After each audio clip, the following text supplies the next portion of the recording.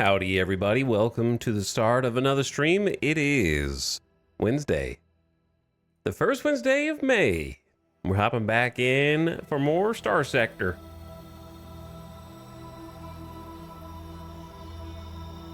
Got some coffee in hand. Ready to jump in, get some more fleet action.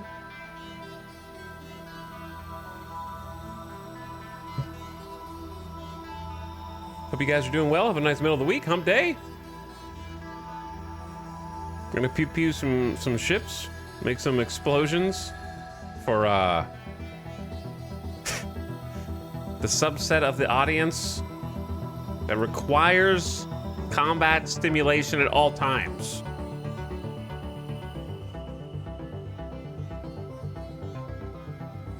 Apparently this is a kid's show now for entertaining all of chat's children while they work or whatever. I don't know.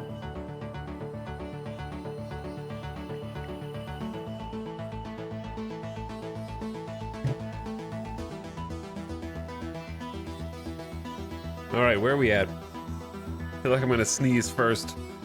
So I'd like to get that out of the way so I can actually be a normal human being. Thank you, Sveninator, for 38 months. Appreciate the sub. Spinning in chat, thank you for first sub of the day. And sharing the prime. Now I'm gonna blow my nose and I just wanna hop in.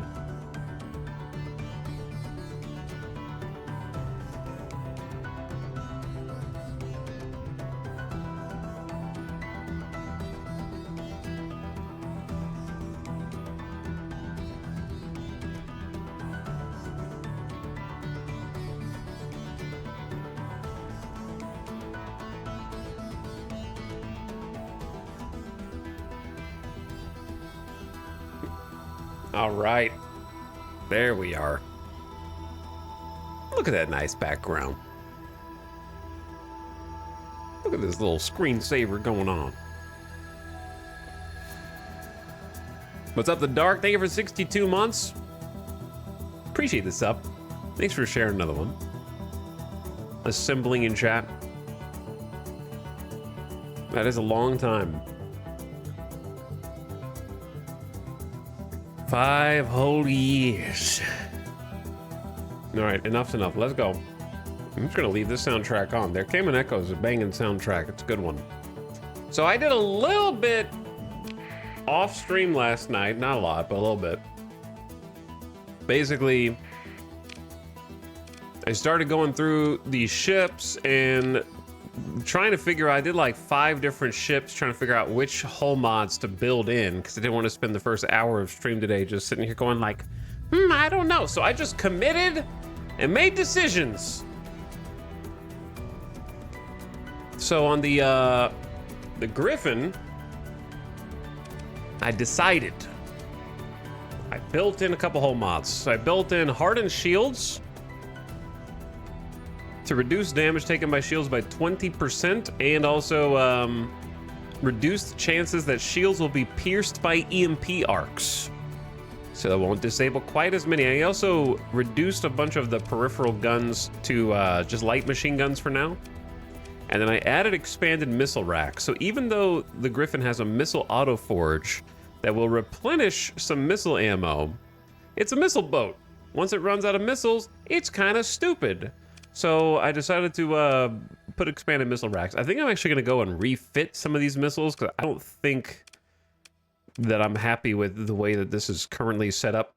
But now it can span more missiles, and ECCM package is really cool. Basically what this is a missile guidance package that makes all missiles that the ship fires be less impacted by flares and countermeasures. And on top of that, the missile's top speed goes up by 25%. And their missile maneuverability goes up by 50%. And the guidance algorithm is significantly improved. So it basically makes missiles awesome. And then if you build it in as an S-mod bonus, makes ships' missiles always ignore flares. So they do not care if there are fighter flares or any other kind of flares. They will just keep on flying. Hit their target more consistently.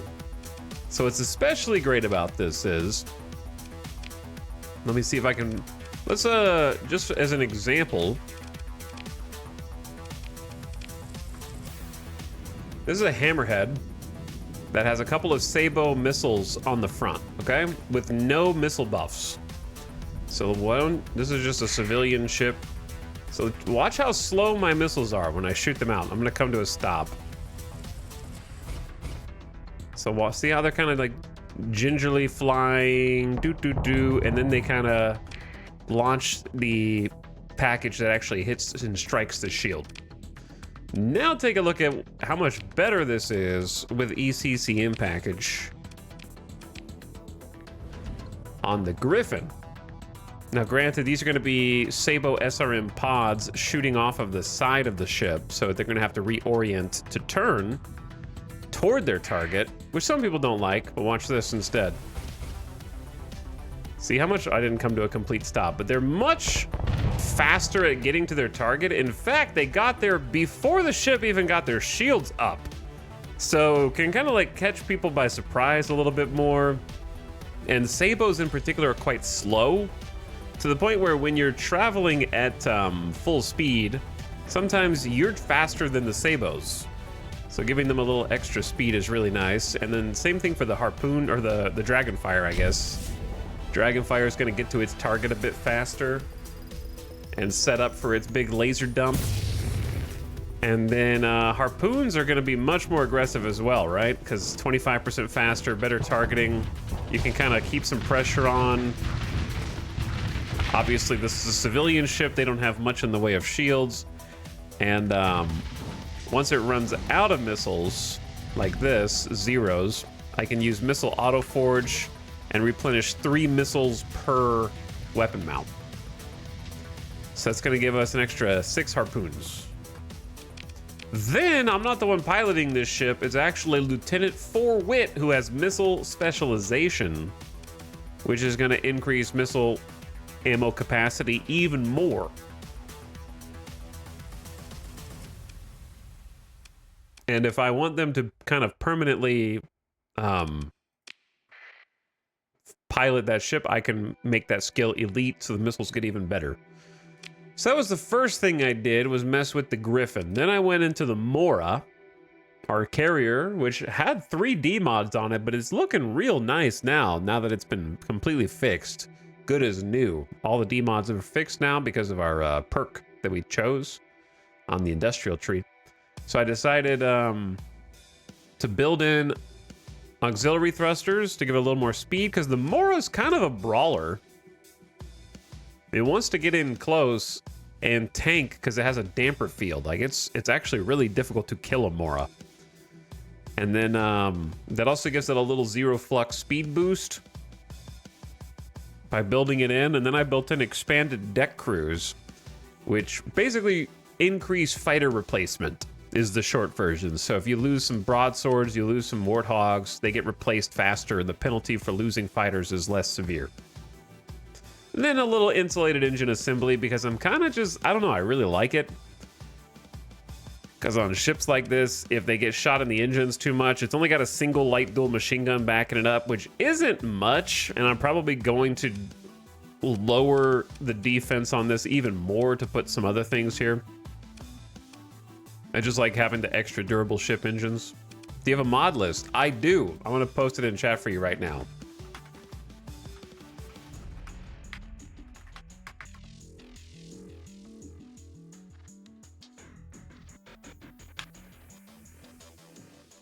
There you go.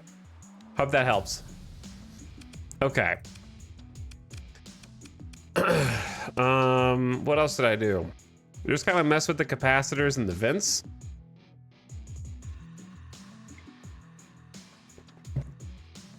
Tinkered with them a bit. We're not back at our like hideout, so I can't change the fighters or the other weapons at this moment. I'm just changing like the whole mods. Then I went into the Hammerhead.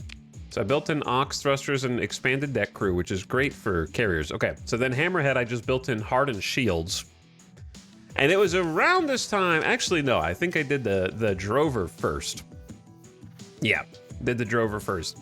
The Drover is another carrier, but it's got some swarmers and some salamanders, so I'm giving it ECCM package because it makes salamanders really fun. So like if you are, you know, if a couple of hounds, for example, are messing with the Drover, which would be a bad idea because of their fighters that we've got, watch those are the salamander missiles. Watch how dastardly they are now. Gotcha.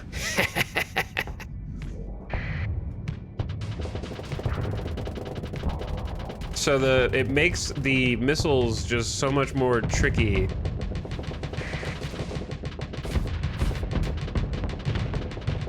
And then I've got my my little fighters here going and reloading, getting some missiles. See, like, look how much tighter the spin is on the salamanders. Getting in, disabling their thrusters, making them sitting ducks a little bit more. These little missiles are anti-fighter missiles, so these are not really meant to do big damage to frigates, but if you're in a fight like this against a frigate, especially like a hound or something, and their shields are down, I guess they have shields. In this, normally they don't. You know, they'll do some damage. Oh, I'm overloaded. That's when you send your fighters to go intercept. That's right, now you're overloaded.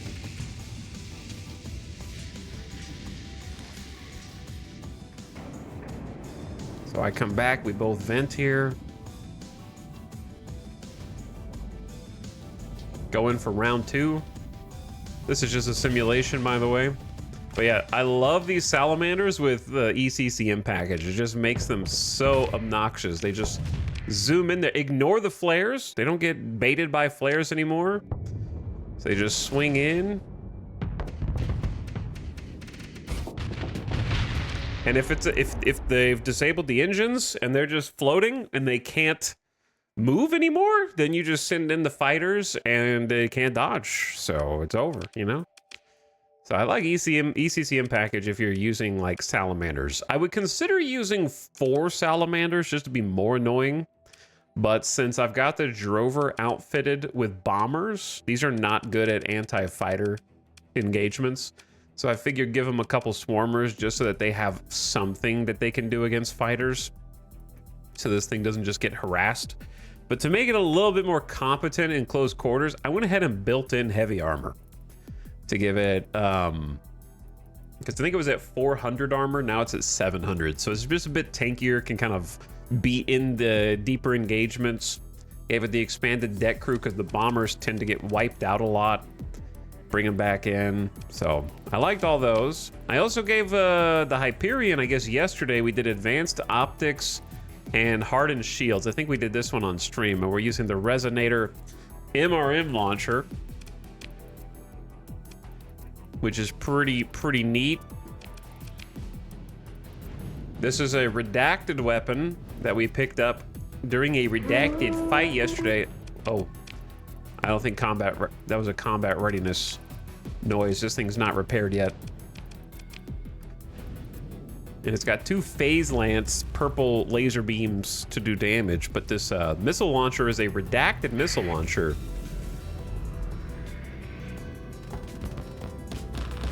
Oh wait, this thing doesn't have a shield, does it? I'm testing the anti-shield missiles on a ship that it uses a damper.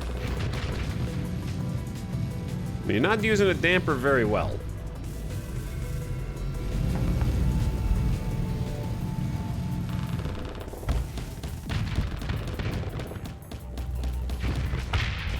The Hyperion is real strong.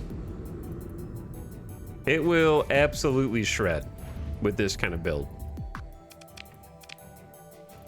And what's crazy about these missiles is they're anti-shield missiles, and because they are redacted, they replenish themselves. They reload. Nanites. So this thing's kind of tricked out with the advanced optics give the beams more range. And then on top of that, we have integrated targeting unit because they kind of stack. Because normally these phase lances are pretty short range. Then I threw in hardened shields so it can kind of stay engaged a little bit longer. And then Unstable Injector, which is reducing its weapon range back a little bit, but giving it 25 top speed, which is, you know, we want it to be kind of be able to get in, get out. And then Hardened Subsystems basically lengthens the time it can stay in combat because these high-tech ships have a low peak performance. So if their peak performance time runs out, they start getting lower and lower and lower combat readiness until they essentially explode, or you retreat them from battle. So Hardened Subsystems lengthens the amount of time they can stay in the battle without having to retreat, basically. So built both of those in. Then I went down to the Scarab. This is all stuff I did off stream last night in between. I'm just kind of giving you a recap. I just really like hardened shields. I think I like it too much. It just makes them a little more able to tank up front for the high-tech ships that rely on shields. And then on top of that, reduces EMP damage so that their weapons and systems keep functioning against annoying EMPs. So we built both of those in. I gave them hardened subsystems built in as well, because the Scarab has a terrible peak performance. So we were getting bad combat readiness from both of these yesterday, and the Tempest as well. So Tempest, all of my high-tech ships, I'm just building in hardened subsystems because their peak performance time without it is like 180 seconds. It's like 3 minutes. It's not enough. So now they're up to like 270 seconds. And then when they do start degrading, it'll degrade more slowly. So for me, that's an auto include for these type of high-tech frigates. But then advanced turret gyros, which just seems like a weird pick for this ship. But the reason is because without it, if we take this off for the Scarab and then we do a little simulation, the Scarab's system on its ship is called Temporal Shell, which is basically we have the ability to slow down time for everyone and kind of be a little bit faster. So when I hit F, I start to glow, and then you'll start to see their shots slow down. Do, do, do, do, do. When I get closer, and I'm moving so fast, look at how many of my red shots are missing. Well, right now they're hitting because I'm close, but I'm getting like more misses off to this side because my other IR blaster is not able to keep up with my speed. So if I put on advanced turret gyros to allow it to acquire a target more quickly, it's able to better compensate for the slow-mo, basically, and still keep hitting its target. So now I can get in there and kind of do slow-mo. And if I like change direction, you'll still see one or two whiff every so often, but like, look how many more of the shots are just right down the pipe, right in the center. Even when I'm moving around it at full speed. So I like that a lot better. Get a little suppression on there for fun. Slow him down again. Whoops, I guess that cancels Temporal Shell.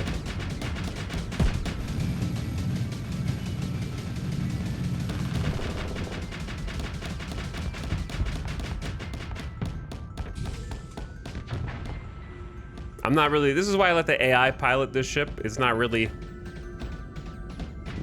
the one that I want to be piloting at all times, because I just miss.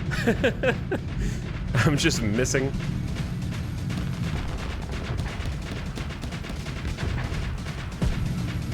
All right, anyway, let the AI do it. Lieutenant Rosemary Shaw, you can handle it. You got field modulation, energy weapon mastery, and polarized armor. And then I kind of did the same thing for the Tempest, hardened subsystems, but I gave it unstable injector and hardened shields. You're like, why didn't you build in a second thing? That's a good question. I'll answer that in a second. I don't remember if I did the Brawler on stream yesterday. Brawler ended up with a bunch of stuff. Expanded missile racks built in so it could have some more Sabo volleys. Flux distributor, so I could increase the flux dissipation rate because I was having some issues with that in the double pulse lasers. Give it unstable injector for speed so it can get in and out. Hardened shields for more tank. And then stabilized shields, so it's got like Shield City up in here.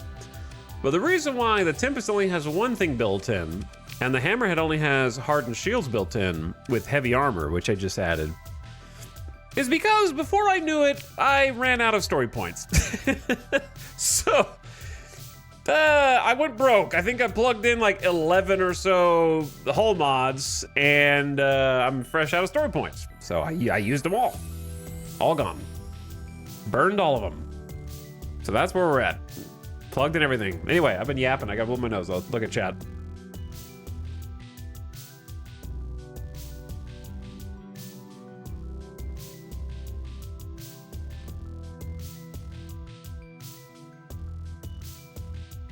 How's it going? What's up, Avic? How's it going, man? Do you have that mod list in Welsh? I'm afraid I wouldn't be able to pronounce it if I did. Brutal Offender, thank you for 30 months. Big 3? Oh, yes it is. Thanks a ton, Brutal Offender. What's up? Panic's Furred also. Gamba? No Gamba. Not this time. Appreciate the Gamba sub, though. War of the Worlds, thank you for another gifted. An insane number of gift subs. Exoterra, if you're out there, enjoy your gifted sub.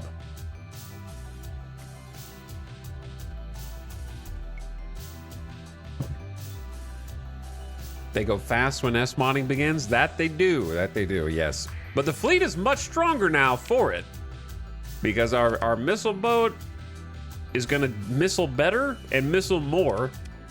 Our carriers are gonna carrier more. Our hammerhead is gonna hammer more. Our Hyperion is gonna hype more. Our Scarab is gonna scare more. And our Tempest, I've run out of, the Brawler is gonna brawl more. That's what I was gonna say. Everything's just gonna do what they were doing, but better. So now, we need to go get some XP. We need to do some stuff. I got 2.7 million credits. And the fleet is looking pretty balanced now. I want some more destroyers.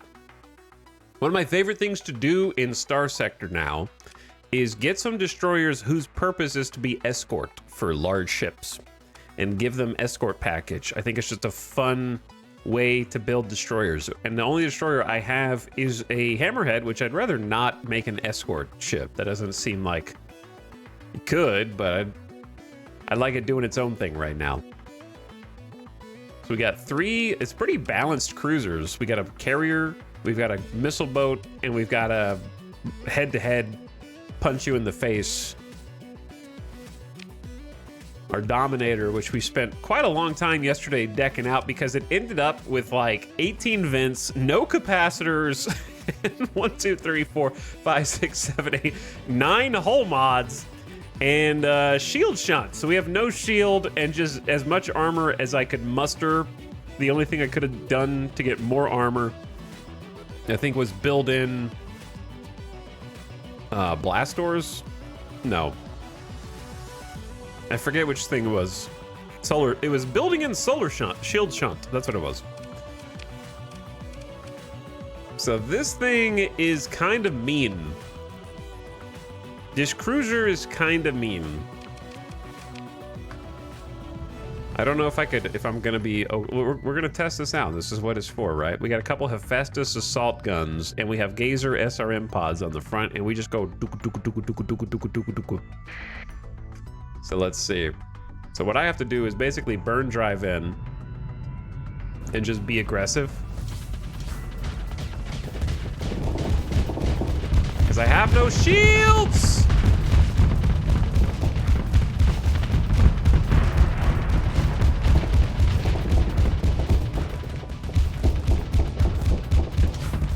I kind of need to set the lasers to auto fire.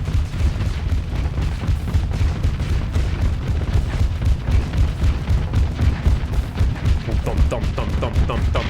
There's one down. You're next, buddy! I need point defense to do the rest. So that's why I just set the gazers to auto fire for this and just trust.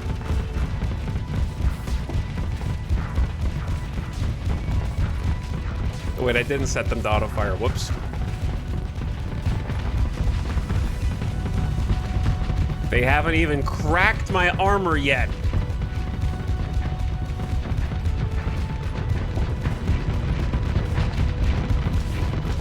Hello. Hello. So that's kind of what we worked on. Now, if we had taken a lot more, you can see that we're kind of flickering in a few spots, so I'm sure that they were working their way through the armor at this juncture. But we could take more, you know? That was a 1v2 against 2 Ventures. The reason why the Ventures aren't really able to do much is because we have 2 dual flak cannons on the front in lieu of small ballistic point defense. I do have 1 light machine gun on the front. It's there more for show. The ship will struggle versus ships with good shields. That's why we have 3 Gazer SRM medium pods for constant suppression with kinetic flux damage. And on top of that, if you get close enough, dual flak cannons only do 25% versus shields, but you'd be surprised at how fast they can help you get shields down just because their damage per second is so high. So Hephaestus is 480 damage per second, and dual flaks are 450. So dual flak is doing crazy amounts of damage when you get close. So everything helps. You go this Daka, this Daka, this Daka, and you can punch through some damn shields. And then once you do, your Hephaestus gets you through the armor, and then your dual flak is actually getting you through the hole a little bit.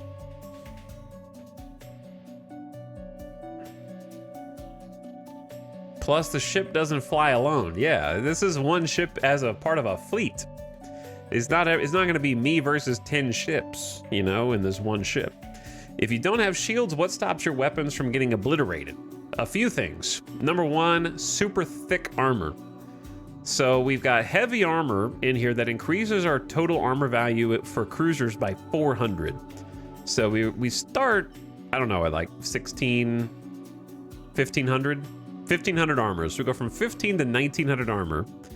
Then we have armored weapon mounts. All weapon durability goes up by 100% and reduces recoil by 25, which is really great for the Hephaestus guns, like that recoil reduction. And then increases the ship's armor by another 10%. So that's more armor. Then we've got, this is not really helping the weapons, but I've got blast doors in order to sustain fewer casualties from any hull damage that we get, since we don't have any shields. So it's 60% fewer combat casualties with some hull integrity boosts. Then we have automated repair units, so if any of the weapons do go offline, then we bring them back online 50% faster. But actually, if you reduce the time, we reduce the repair time by 50%. So that would be twice as fast, right? They get repaired twice as fast mathematically. We have resistant flux conduits as well, which decrease the amount of EMP damage that weapons take by 50%. So EMP is not going to take out our weapons as often. And then on top of that, shield shunt is increasing our armor by 15%. And then on top of that, solar shielding is decreasing energy damage that we take by 10%. So we're basically just reducing incoming damage in a bunch of different ways.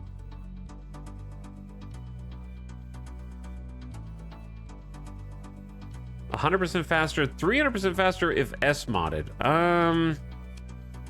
Well, why are we getting technical here?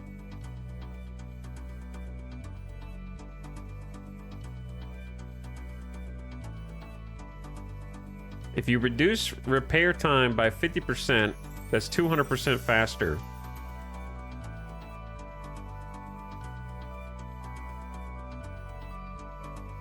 It's 200% faster. Wait, what? Hold on. Listen, forget about percents. It's 2 times faster.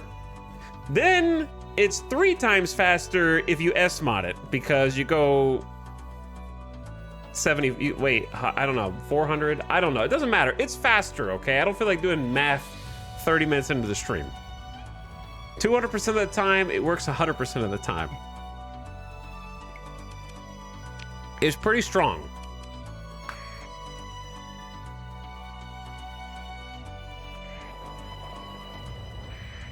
So anyway, that's where we're at right now. We just S-modded the heck out of a bunch of ships. And we're gonna get out of here. What I need now is some cheap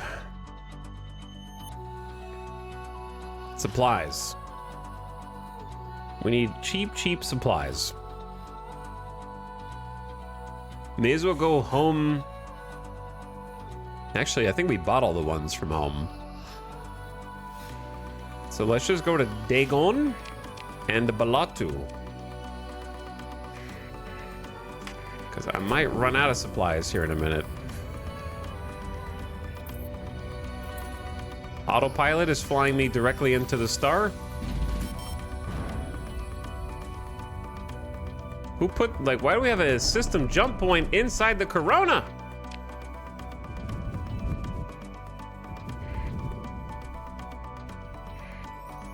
$2.666628 million. It's a lot of sixes.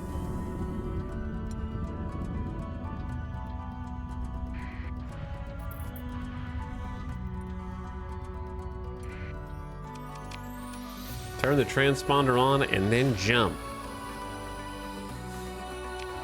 Going in. There's war! There's a pirate armada here fighting the Sindri and Dikta. Not my problem right now. There are definitely still some big fleets that can murder us, so we do need to be a little careful, but we can handle a lot more than we could before.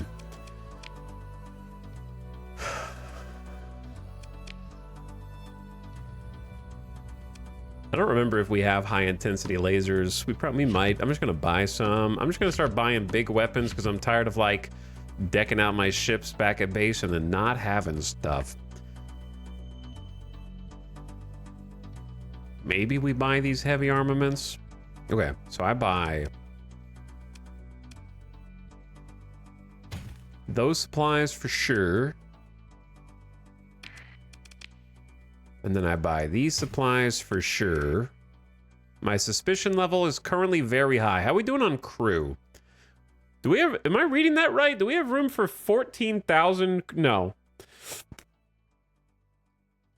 We have room for 4396. Why does that look like an extra one is right there? Oh, that's because that's how full we are. There's like a line right there. Okay, never mind.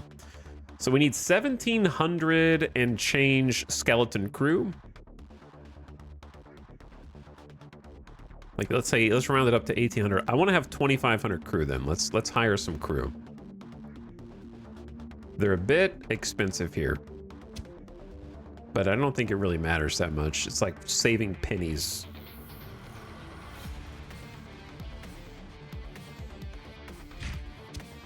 Let's hire up to 2,500 crew so we have more than we need.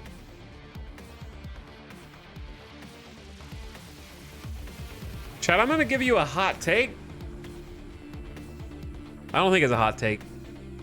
I think combat readiness would be more interesting if combat readiness cared how many crew you had employed.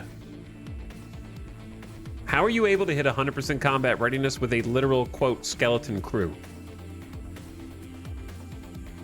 If you're at the minimum amount of crew for your ships, you should not be able to hit your max combat readiness. So the reward is you pay more money monthly to extra crew to reach max combat readiness. So like if you have, let's say a skeleton crew of 1,000 needed just to function, and your normal combat readiness is 70%, then if you're just at skeleton crew, you cannot hit that 70% because you have a skeleton crew. That's what skeleton crew means. It means you're barely functioning. And then if you have like a desired amount mathematically, I don't know what a good percentage would be to hit your norm. And then if you go to full, I guess it would be in between. Whatever is between your skeleton crew and your maximum crew, like the middle number, is what you need to have hired in order to be at your normal. And then you can go like 5 or 10% higher combat readiness by being full. Like if you have too many people, not literally too many people, but if you have like a full crew and you're ready, everyone's got backups, everyone's got seconds and thirds around the clock at their stations. But yeah, like as it stands right now, it's silly that you can even have. The only reason to have more crew is basically just laziness, because I don't want to have to go back and mothball a ship if one ship explodes and crew die, just to go higher back up to my skeleton crew number. So you just have like a little extra.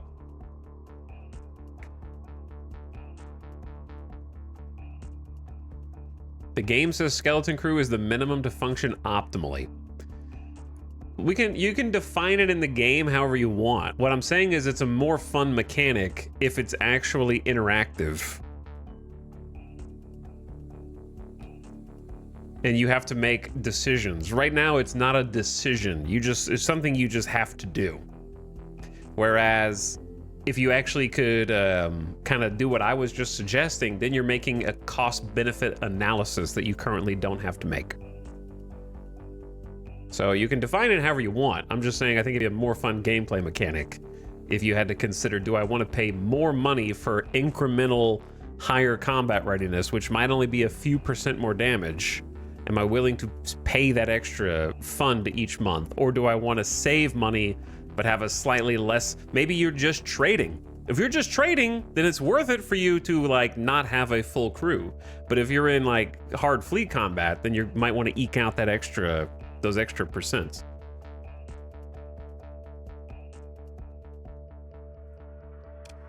So depending on like what kind of content you're engaging with, you'd actually have to decide how many crew do you want at any given time. I'm just getting it so I don't have to come back to station in case one of my ships explode. That's pretty much it. Which doesn't feel good.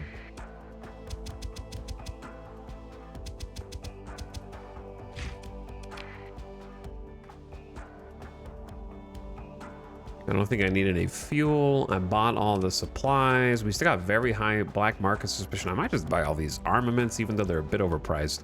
We'll eventually sell them for big money.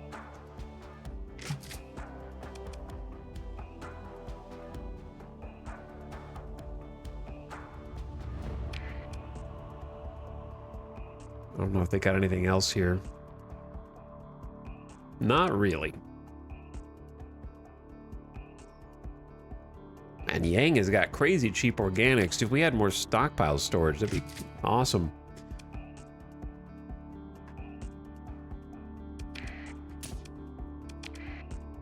Okay, so I still got very high suspicion. I tried to buy a bunch of stuff off the open market. At least I don't have extreme suspicion, which is a little crazy considering I just bought a bunch of heavy arms off the black market. They're like, yeah, he's pretty suspicious, but we've seen worse.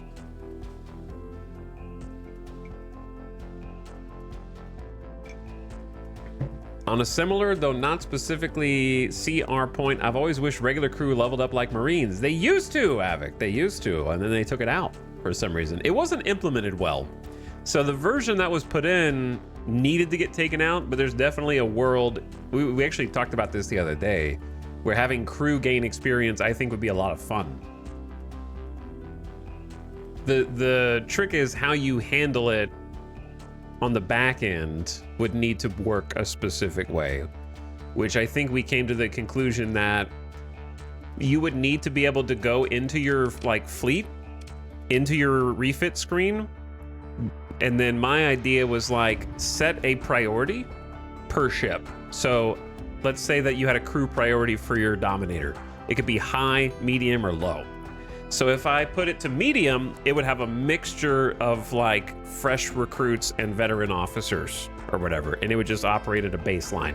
But if I really wanted like my best crew to be in my flagship, I could set that to high, and it would weight the like high skilled crew members into this ship so that it would perform at its best. And then, you know, you might put low inside of like a monitor or some other small ships that you don't really care about. But just like some kind of weighted system, so it's like pushing them into different important ships. And then eventually, obviously, they could all be trained up high enough.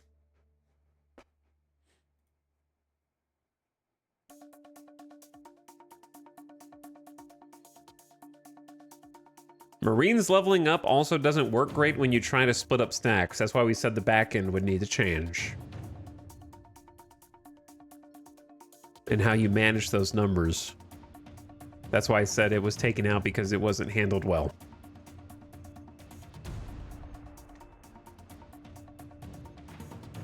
I could also see a spot where higher crew numbers also give a generally minimal boost or detriment to aim and range for non-missiles, i.e. having extra crew means you have a Garrus there to collaborate with. A Garrus? Mass Effect brained?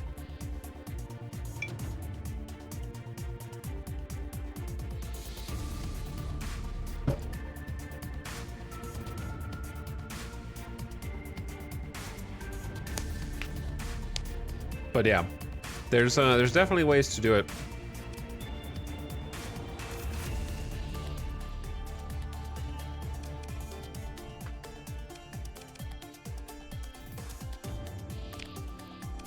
It would literally be like, at worst,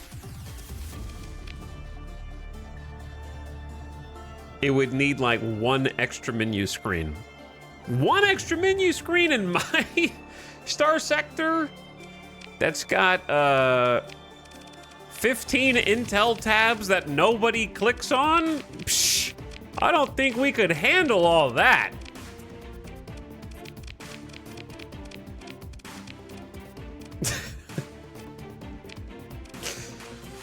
One extra crew screen over here? I don't know if we can handle all that. It would basically, the reason why it would be fun, like I think Avic is thinking, is if you've got a ship that takes a bunch of combat damage and that ship's got all of your high skilled personnel, well, the way it was working before is anytime there was some ship damage and crew died, it kind of took from the average of your crew experience.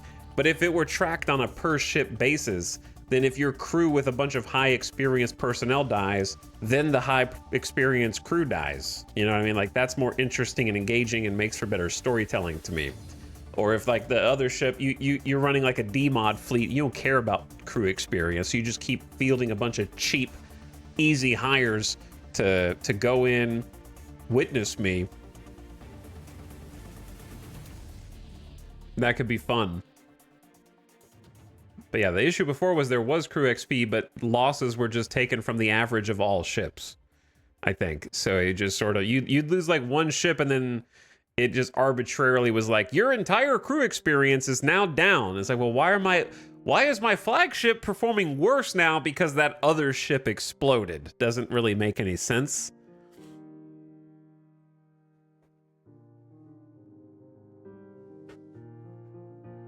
So I just think it'd be fun.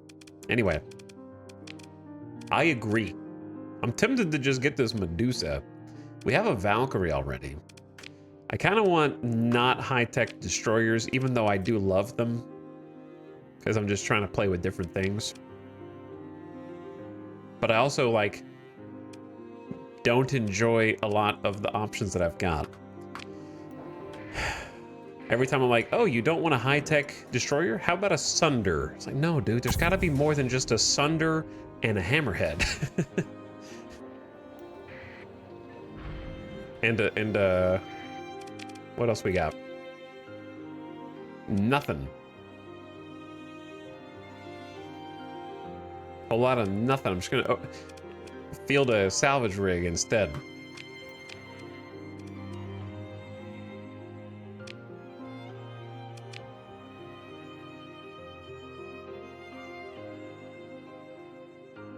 There's not really any good place to sell.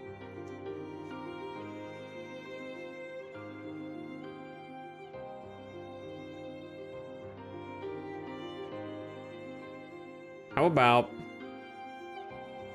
trying to think. Why don't we just go back to Libertas? Didn't Yang have some kind of crazy cheap deal on something? Who's boosting? Yo, who's this pirate armada standing down, running from your fleet? You better run. I'm gonna take all of you.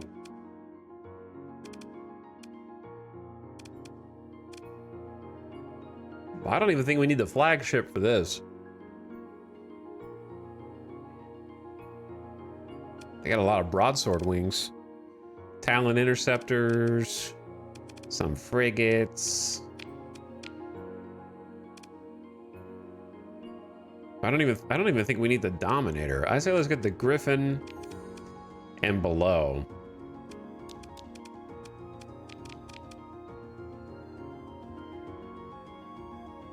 I don't even think we need the Drover. Take like one of the monitors. And then I will fly the Hyperion.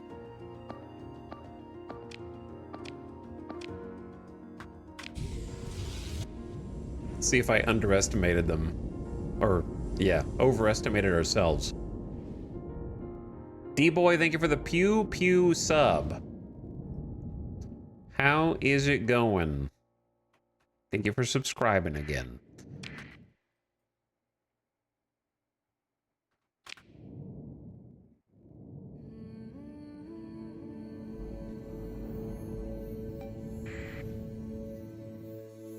It's funny. It's always funny just moving a pilot over and being like, I'm gonna fly this now. Thank you.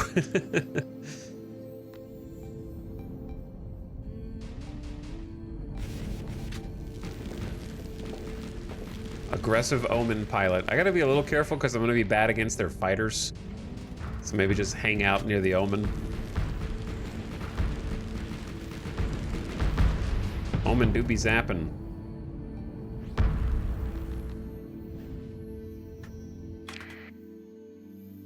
Okay, what are we doing, gang?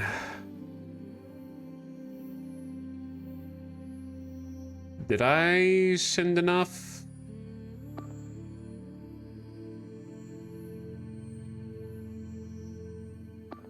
How much do I trust in the ships that I have here?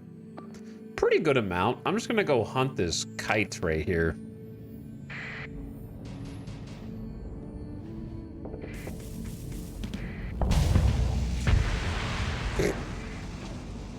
Okay, well, who else is there? I'll go over here to this little friend who's trying to sneak around behind the carrier. What are you doing back here, man? The Omen knows what's up. Disabling all those ship systems.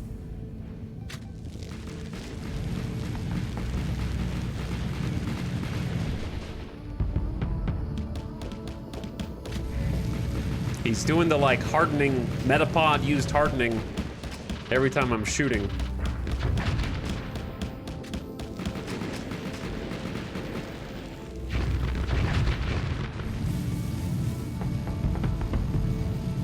Can't quite. There we go. Okay, how we doing in the center of this conflict? Let's eliminate this bro. Tempest, you don't really need to go do that. Like, we can kind of handle it from here.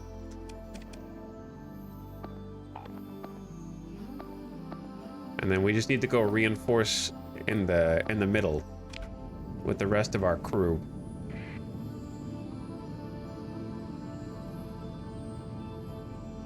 The Hyperion kept hunting my solo frigates, so I kept deploying frigates. My first officer said, "I'm just feeding frigates to the Hyperion," and I started crying.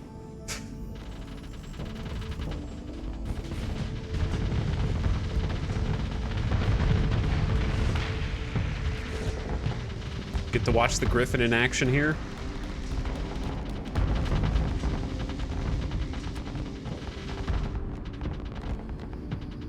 Apparently it's having no problems just venting with nobody even threatening them. There we go. Get a little overload for the... That's what my job... Do you see what my job is as a little frigate? I overload the ships, and then the other ships are like, yes, deploy all of our harpoons at once.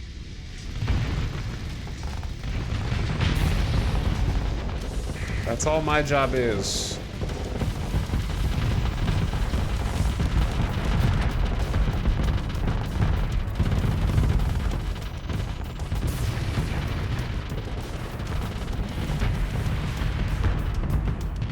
right, did we win? I may have even overcommitted too many forces. I thought I was being a bit conservative there. One crew died in that fight. Freak accident, I guess.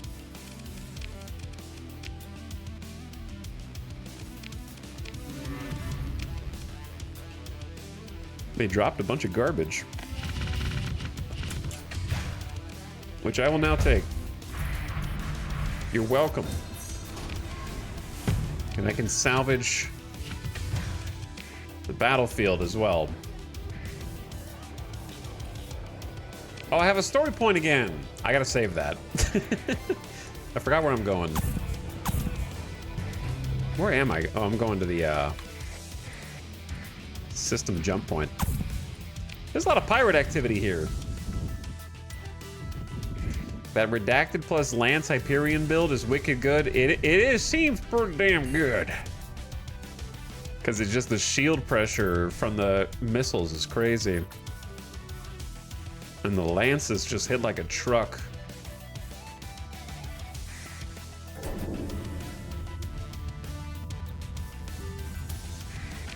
And then the rest of it, you got the speed, so you can put pressure on them with injector.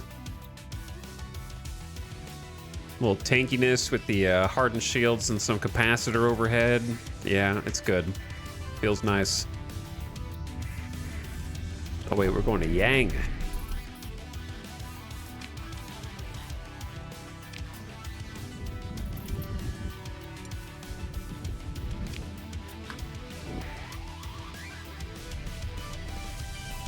How you doing over here, pirates? I'm gonna go dark and find out. Officer available for hire. Polarized armor, aggressive level 1. Can hire you right now, sir.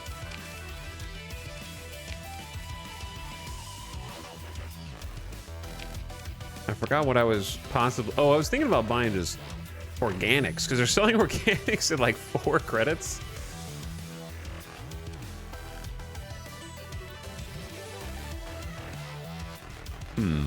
I don't have that much cargo space. I need like even more hauling room.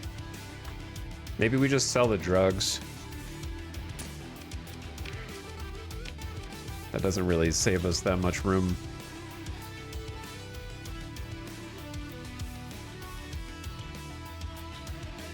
Because yeah, if I wanted to, the problem is you can trade organics pretty well. It's just you got to have a lot of cargo space for these, like ore trading. You can make a killing on ore trading, you know, if you had the cargo room, right? Because you can buy these at 1 credit a unit and go sell right now for 26 credits a unit. That's a 26x.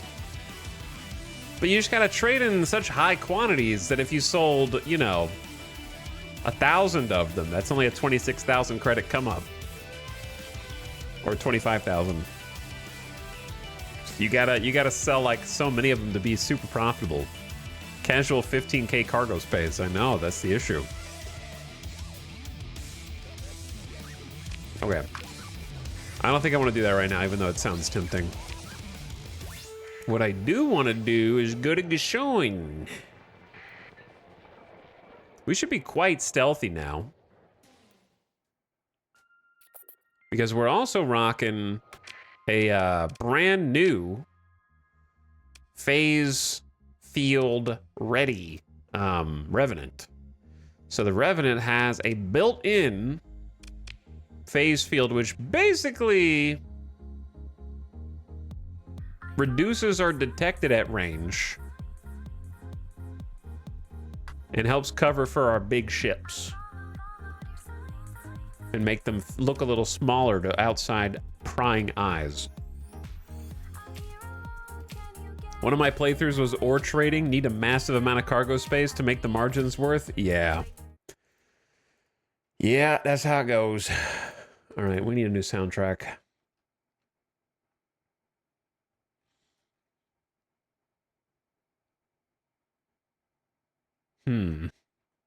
There really like aren't that many soundtracks I feel like similar to their Cayman Echo. It's a good vibe. I feel like I just keep rotating between X4 and Endless Space too, and those are the only 2 space soundtracks that exist because I'm tired of Stellaris.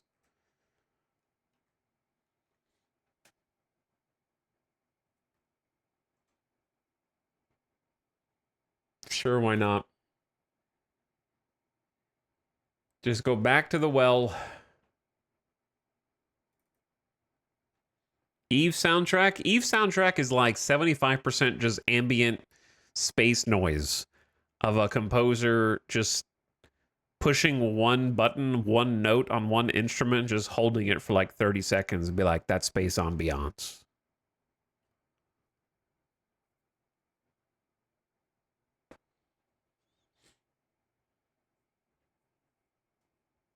Can't go wrong with Hard Space Shipbreaker. You can, because it's got 5 songs in a row that are like dum dum dum dum dum dum dum dum wow. It's just like it's like the same song, but they just kind of do it in like 5 different ways in a row.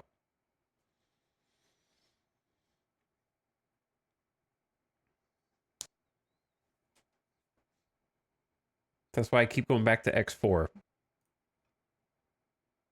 Where is the X4 playlist? Not a 4x4 playlist, not for off-roading.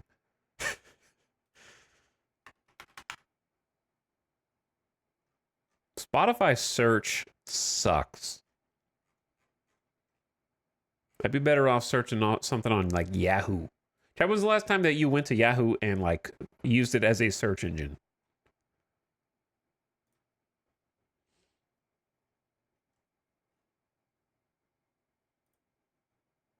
Here we go. Just play some X4.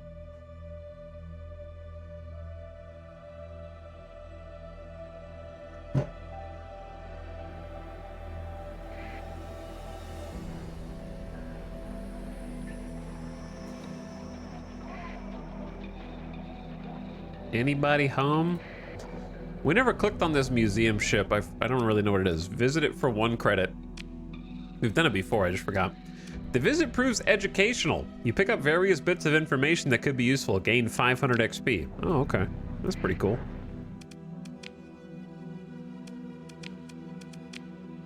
Level 2 steady officer with ballistic mastery. Nexerelin, Legion battle carrier, a dominator, a Mora, an eradicator, and then a Sunder. It's always a Sunder for some reason. It's crazy that you can't even look in the other markets.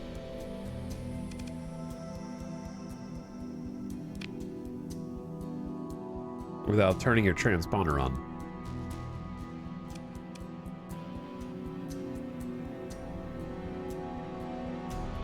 Probably have enough fuel.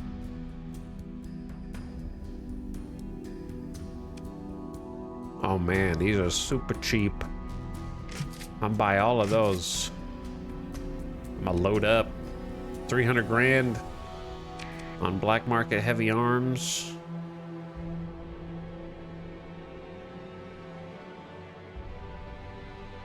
I'm gonna load up on the organs. And then I still got 1.7 milli. Buy a couple hypervelocity drivers.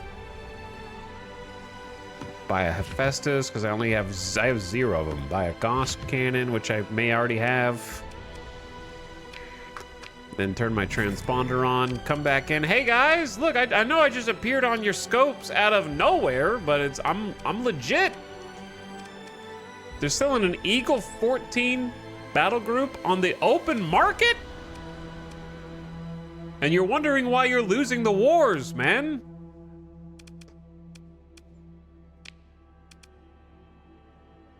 Your military market sucks right now. These ships are garbage. This is why I got the trait that lets me fix demods. Like, honestly, I might want an Eagle 14th battle group. This is a good opportunity to look at the difference between them. Built to the specs of the 14th Domain Battle Group, which founded the hegemony, this vessel is a prime example of the Domain Navy's decisive battle doctrine, particularly exhibited by a series of radical structural modifications. Eagle-class cruisers are often found at the core of military fleets headed for battle. Not hard to see why. A strong profile, a robust engine, and the Eagle's deadly weapons package is a threat to all. can deliver a tactical punch to enemy formations with numerous turrets and hardpoint emplacements to make it very dangerous to small foes. Decent armor and a strong shield emitter let it hold space while outnumbered or even when faced with a rare, larger ship. These strengths are somewhat countered by strike craft. An Eagle captain must always watch their scopes for an approaching strike squadron, since their ship will be easily crippled by multiple hits from modern strike weapons. The embodiment of the sleek and powerful space cruiser from the time of the Domain, the Eagle-class ships are beautiful reminders of the technological and aesthetic achievements of humanity's past. Okay, chat, what's the big difference between the 14th version and the regular one? I don't actually know. Oh, I can just click back and forth between these. Okay, so you get an extra 100 armor. Your flux capacity goes up. Flux dissipation goes up, but it's slow. That's pretty much it. Okay, so it's got 5 extra ordnance points. Nothing to sneeze at. 10% more armor. This is better. It's just better. Also a cool paint job. It does have a cool paint job. I think I'm gonna buy it, right? I don't know if I'm gonna deck it out right now, but I'm gonna buy it and save it for later.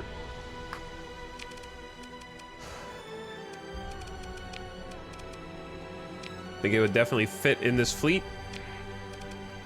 You know what else would fit in this fleet? Quick ad break, 3-minute mid-rolls coming in. Turn your volume down if you're an ad watcher so you don't get surprised.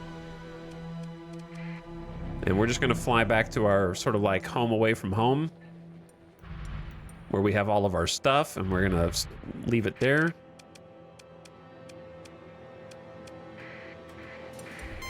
What is going on here? Excuse me, my abandoned station's in here.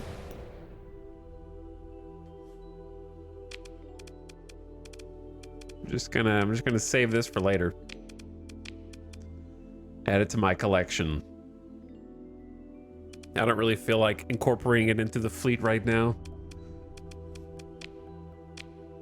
Okay, what I'm gonna do while the ad is running is keep it here, but I wanted to possibly change out the Griffins. Actually, let's do this too. Dump all these weapons. I'm also I don't feel like trading anything. The prices aren't good, so we're just gonna leave all of that stuff.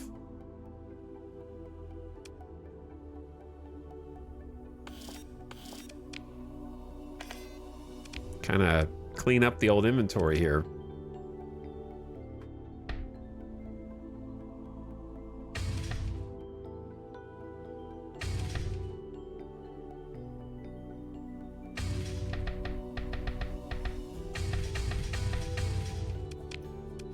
Okay, so we got more room for goodies.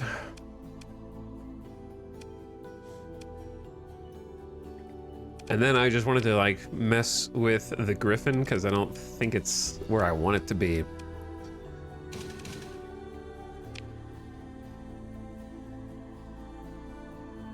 I think I know what you're thinking, Chad. You know what I'm thinking? I know what you're thinking.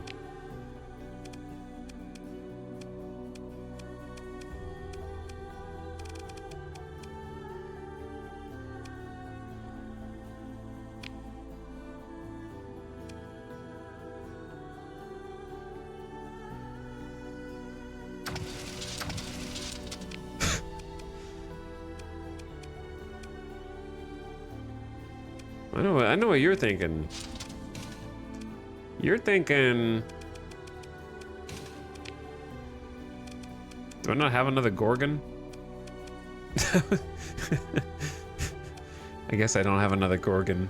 My plan is ruined. I was gonna just like sync up all the torpedoes to one button click and just do a laser light show, but I don't have another... I don't have another Gorgon.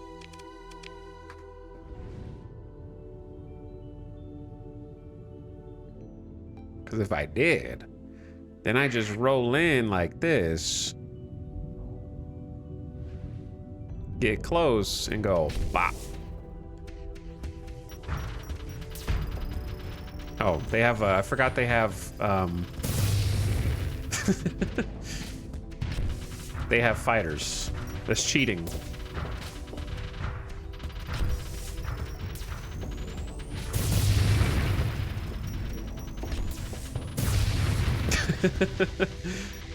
Just keep zapping, man. Until the lasers do the job, right? It's that easy. Okay, no, but seriously, I think... Oh, damn, we got the Cyclone Reaper launcher now. I want to see what this even looks like.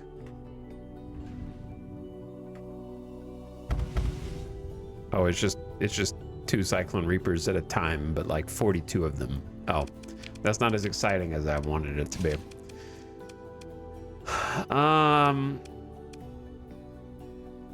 I think you know what it's kind of got to be, right?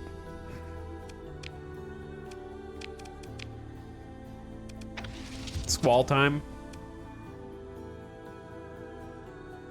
Isn't it always squall time?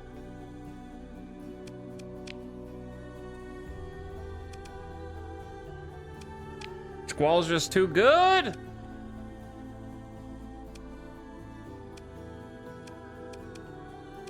Feels boring, but Squall plus Harpoon Barrage is kind of just like a classic for a reason, right?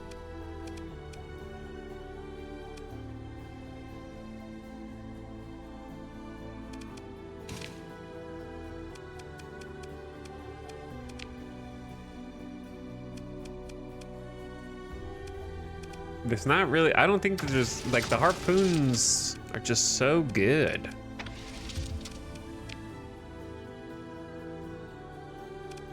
Antimatter, SRM, anti-smallcraft, redacted launcher.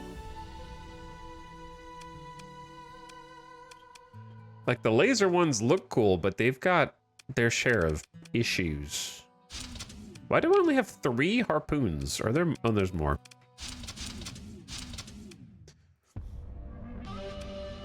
If you do this, I think what you would do then is upgrade the flak cannon to a dual flak cannon.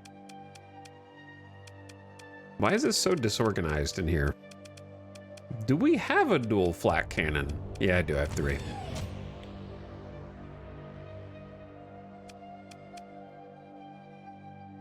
Because you're actually saving ordnance points. If you upgrade this to a dual flak cannon, realistically, do you even need light machine guns on this?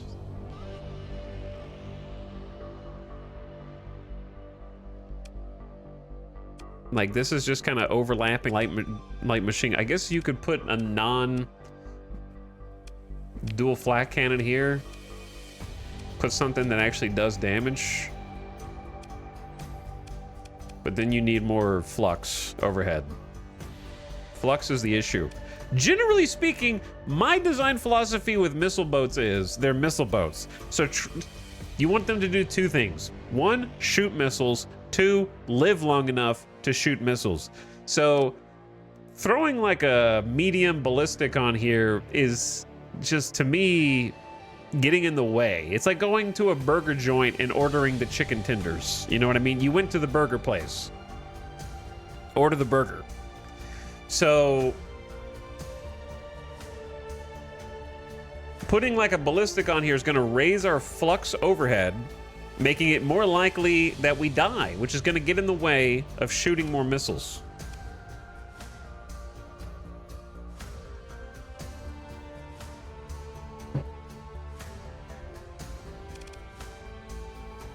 That's kind of how I feel about it.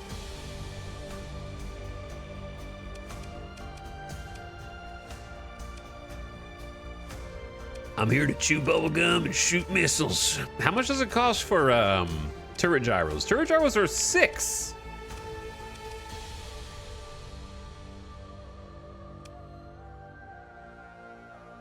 Is it worth like just deleting 2 light machine guns off of the new dual flak cannon and then just adding advanced turret gyros so that this dual flak cannon is just like pew, pew, pew, Terminator style, just like swapping around?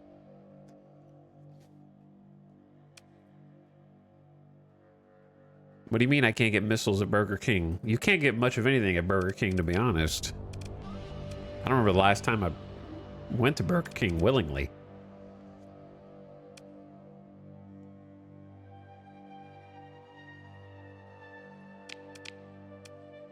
I'm thinking just tie all the harpoons to one button and just hold the button down.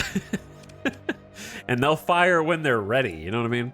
Squall on 2, flat cannon on 3. Have those auto fire.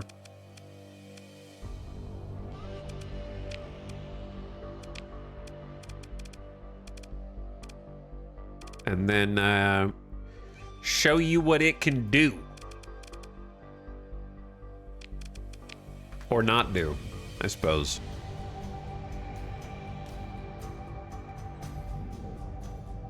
I don't know if taking those front 2... I'm starting to lean into the don't use light point defense. It's just not worth it. All right, so here's the Squall. So their point defense can take out a few of them, but it's not much. Like, a lot of them get through. But then it goes on cooldown, which is annoying. So we can't... Oh, see. Look at that. That's cheating, man.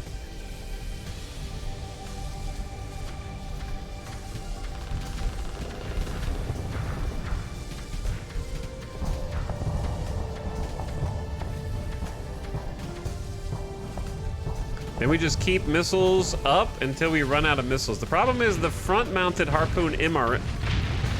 All right, I had to, like, missile dump all the front harpoons is the issue. So I think I am going to unlink these, because it just feels weird. Squall on 1, pods on 2, harpoons on 3, flak on 4, machine guns on 5.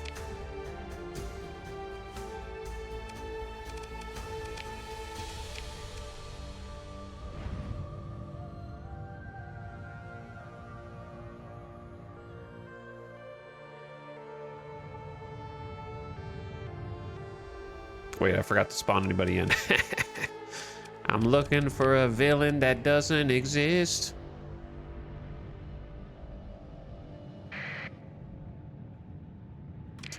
Game looks so ugly, wrong chat.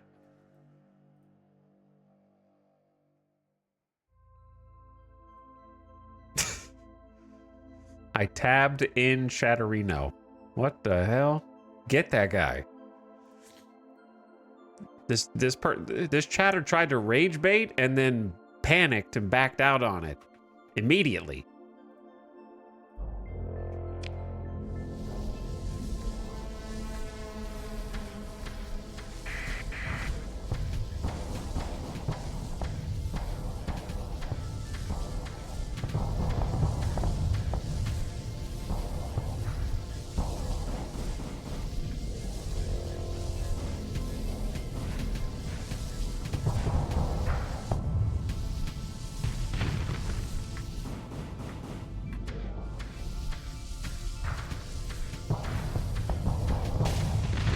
Missiles kind of just win, huh?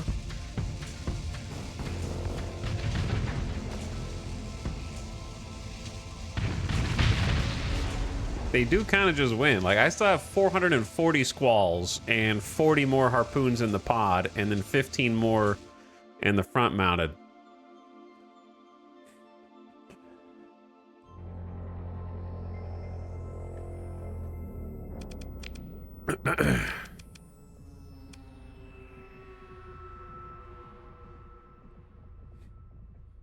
Keep in mind that the other ship doesn't have an officer. That makes a big difference. Well, neither does mine. I'm the one piloting it.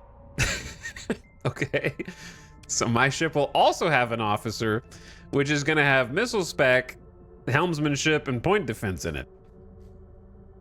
Plus whatever else I can cram in there.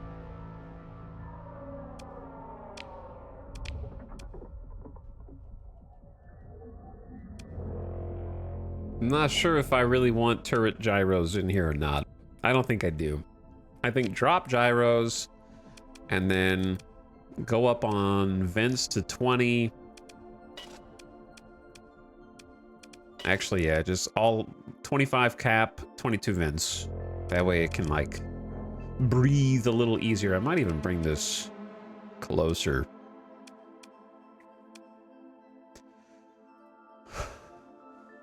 Because really the capacitors are just there to shield tank. And that's pretty much it. So maybe we drop even more. Focus on vents so we can like purge a little faster.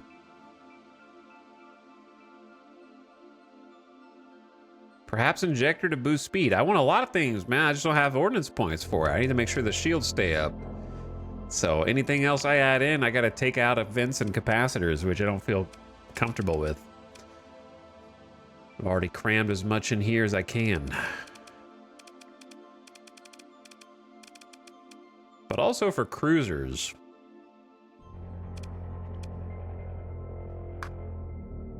Now, once I get a third, like, build-in, I was too cowardly to build in missile racks because slowing down missile rate of fire by 20% in a Griffin just feels bad because you want it to keep putting pressure on. So I didn't build that in at all.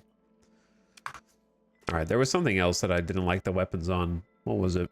Oh, I wanted to fix the hammerhead. I'm kind of tired of the thumpers plus Sabo.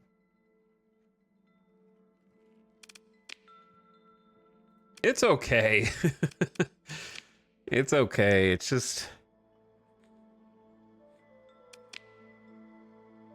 Who's piloting this? Someone with missile specialization, at least. So we got a few more Sabos in there.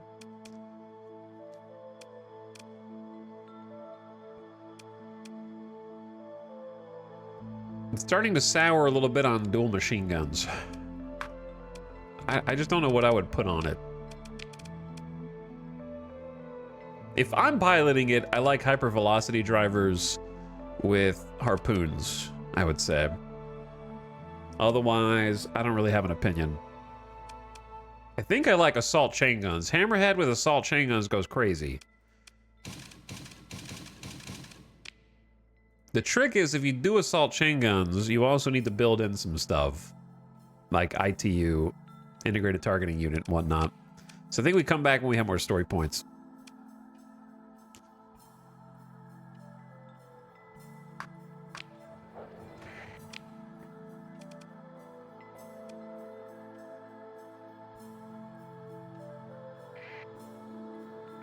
Let me check Sun Wukong Station. They got nothing. Why do they have so many pirate ships here? All right, are we ready to go? I think I'm ready to go. Gonna repair my ships. I'm ready to go. We got 2,772 supplies. A good amount, decent amount of fuel, bunch of crew. Oh wait, there was one more thing. I wasn't sure if I wanted to change. Actually, why is the Omen still got one? I haven't built anything into the Omen. I'm out of story points. That was the issue. Never mind. I'll come back when I have XP. But it was a fighter selection on some of our ships. And do we have any cool new fighters? Because we got these like torpedo bombers. We got flash bombers, which I think are pretty cool. Proximity charge launchers. We got another Warthog. Spark interceptors, some of the things that we didn't have before.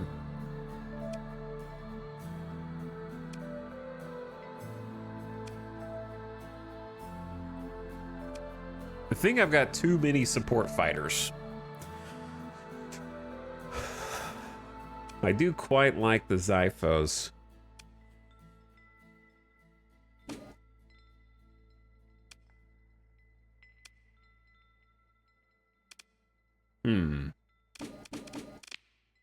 So we throw the Xiphos up top.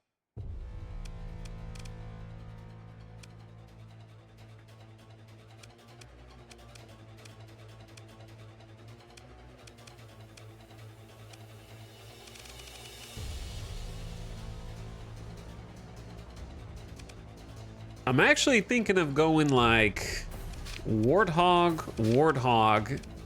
to get a little bit more anti-armor with the light mortars. Sarisa's support fighters do have the light autocannons. Those are anti-shield, right? And then longbows are throwing the Sabo.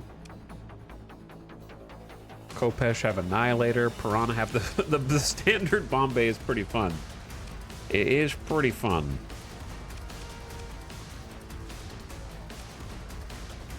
Well, I don't have as many different fighters as I thought I did.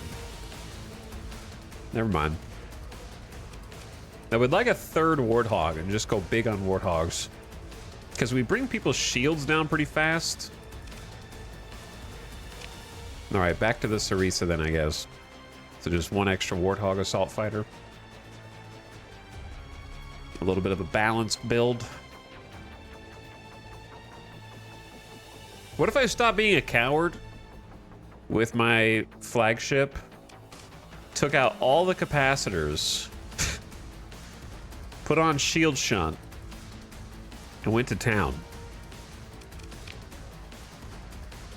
Shield shunt, blast doors.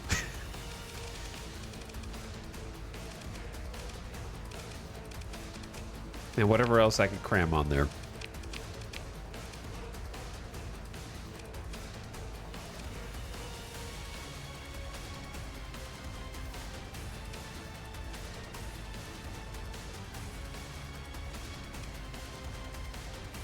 I need extra missiles on this boat, and I don't really know how to get them.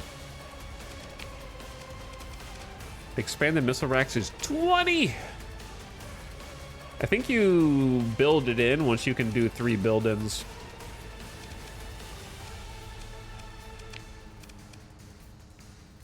I think I'm kind of not feeling the Kopesh.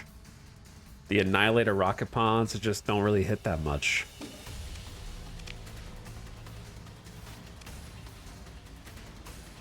How do you feel about flash bomber strike drones, chap?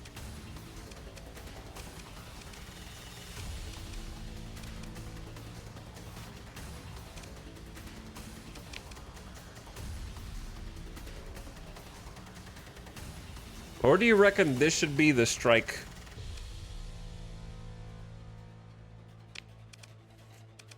Like, what if I took off these?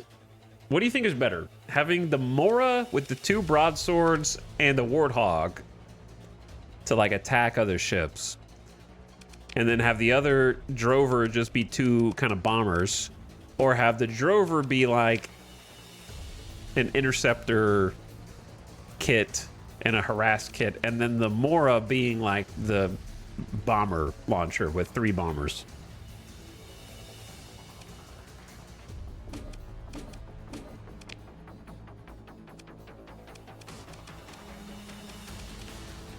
I only have 1. I do think it's hilarious to just drop a bunch of Piranha bombers. I only have 1 though. That's the downside. I just don't have as many fighter LPCs as I want right now for these customizations.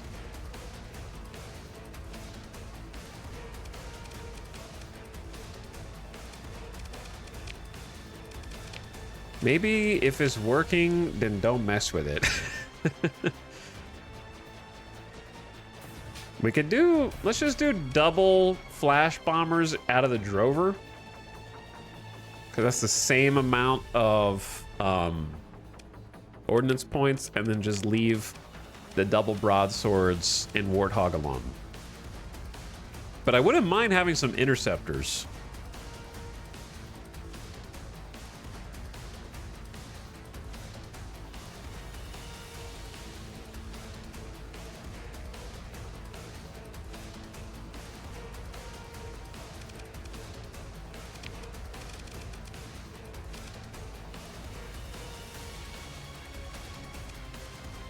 Like, maybe just 1 broadsword squad.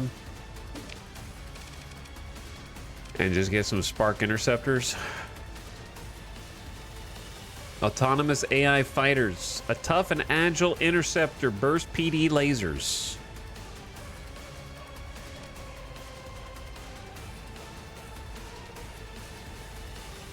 Claw fighter can do EMPs. That's true.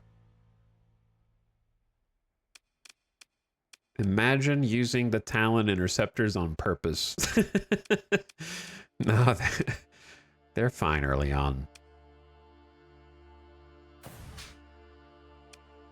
All right, we're gonna mix it up with some different fighter wings. I like having the same fighter wings for the most part. I digress. Let's go. Where are we going? Where the heck are we going? How about this? Let's take a look at the planet filters and then look at only unclaimed planets that are surveyed with a hazard rating of 100. See what's out there.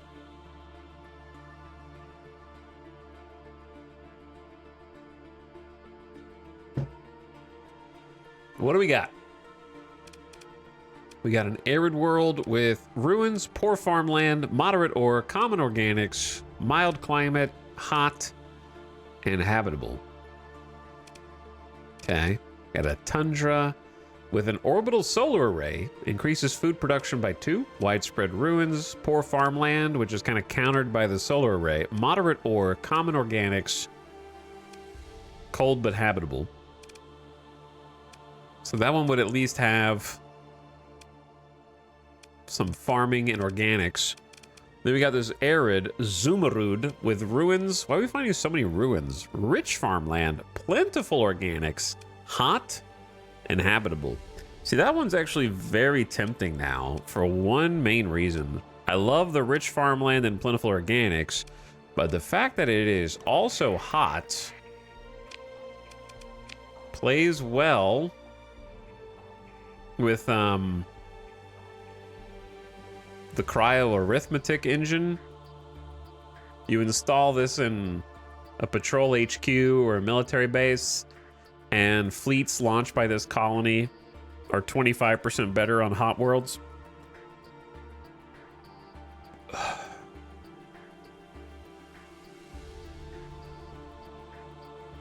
No transplutonic ore or volatiles. We could also do soil nanites plugged in there for farming.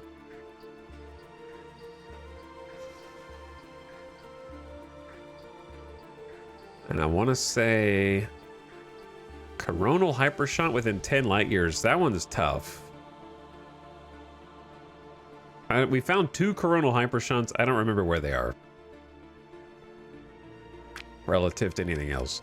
So that's kind of a tempting colony world to at least like look around. And then the tundra over here is ruins, adequate farmland, sparse ore, moderate ore, plentiful organic. So I think that middle one is the best. Now, if we look at like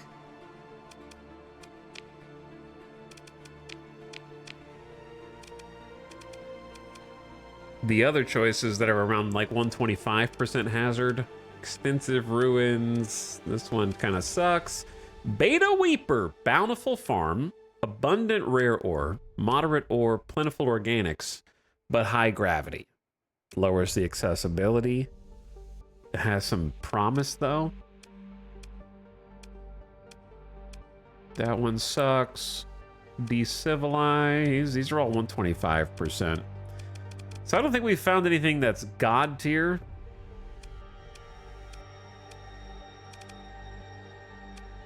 Yeah, we haven't found anything that is like God tier.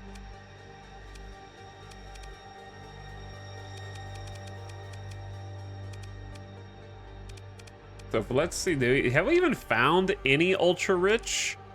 We found one ultra rich regular ore. And we have not found any ultra rich rare ores, which is just kind of unlucky, I guess.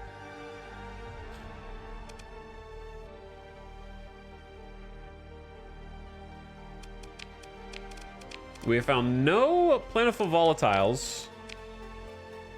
So we need to do some more exploring, basically. So I want to go toward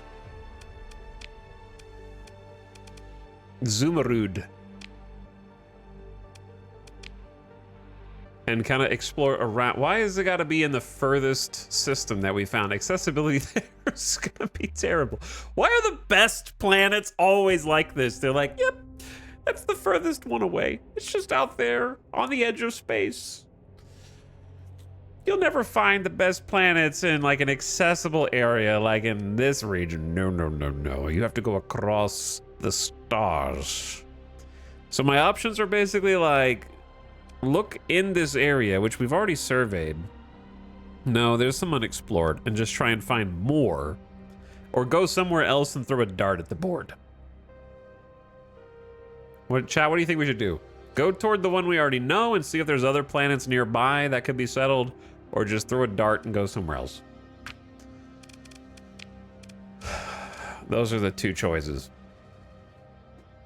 Hey, what's up, Dr. Dynastic? How's it going? Gotta find a better galaxy realtor. I'm becoming one. Darts. Okay. Chat, look at the screen. Hold on. Which direction do you want to go? I need the dowsing rod of chat to pick a direction. North, south, east, or west, relative to our map heading. Southeast, northeast, southeast, southeast. Okay, there's a few people that say southeast, so we're just gonna go southeast.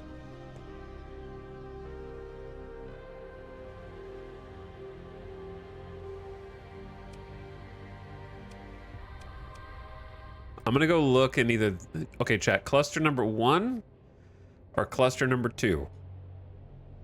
Cluster number 1 or cluster number 2. I'm letting chat dowsing rod find the best planets in the galaxy. Always 2. Okay. We're gonna start like here and work our way kind of in. That's a cool nebula. I don't really get to see nebulas. Let's start in Akron. That is where we will begin our search today.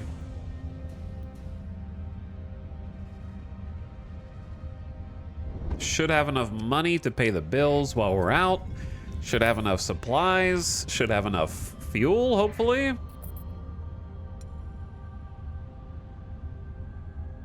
I probably should have maxed out on fuel, but I'm hoping that we'll find things there that will sustain us. 70K a month is harsh.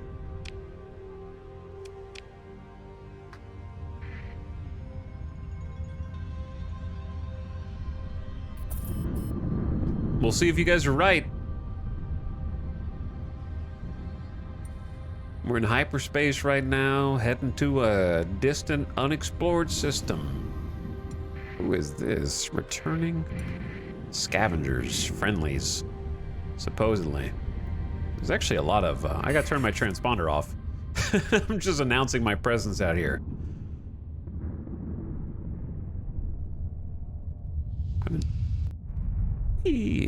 Going a little, bonk. Ooh. Hold up. Maybe we take a little pit stop, because there's a warning beacon here. And warning beacons are interesting. So how about a little investigation as to what they might possibly be warning about in here? There's an equipment cache already. There's a cargo manifest that says there's a quantity of ore. 22 ore is not really a quantity of ore by my count, but we found a Valkyrie troop transport blueprint.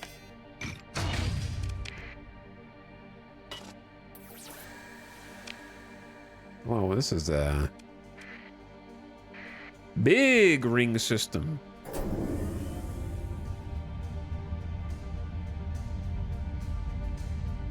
So we're gonna head into the interior of said ring, do a couple pulses, looking for things on the scope at the bottom right to pop up. Saw something by this exit point here.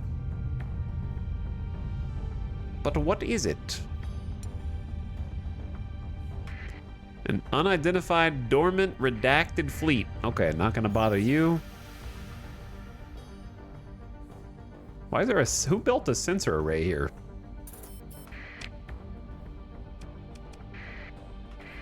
Well, I'll survey some planets while we're here, I suppose.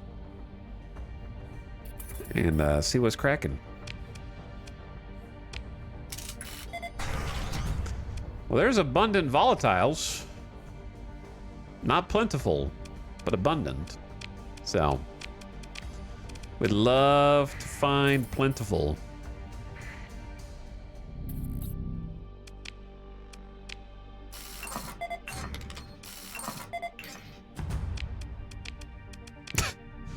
Still thinking about chatter who's like, yo, this game is ugly. Sorry, wrong chat. My bad, my bad. I didn't mean it. Widespread ruins. Okay, let's explore the ruins. Quantity of heavy machinery is likely found here. Were they wrong, though? Yeah, they're wrong. This game looks beautiful, man. I love the art in this game.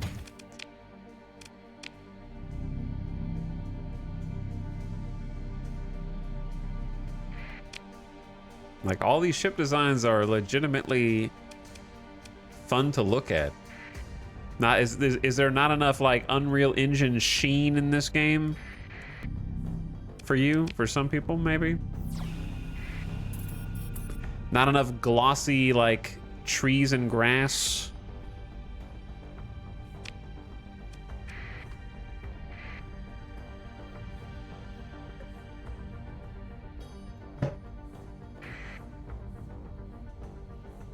Needs more lens flare?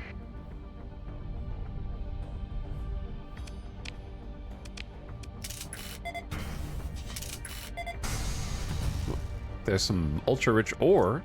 If we could find a spot that was not like 300% hazard rating, that also had some ultra-rich deposits. Ooh, lots of pings. Lots of pings on the map. Is this a fleet? No. Maybe? No. A debris field. One crewman died to bring us this 3 heavy machinery. Tragic. Oh, wait, there's even more out here. Inside the asteroid belt. Bonk.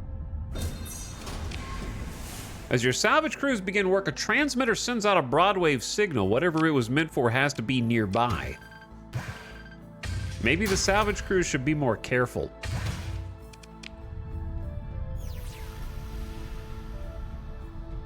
I don't know. I don't see anything nearby. That's the funny thing.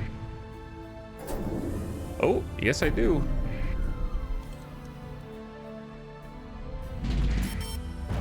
Well, well, well. Ambushed the pirate corsair. I ambushed the ambusher. So they've got 3 cruisers. We definitely do not need the Legion for this.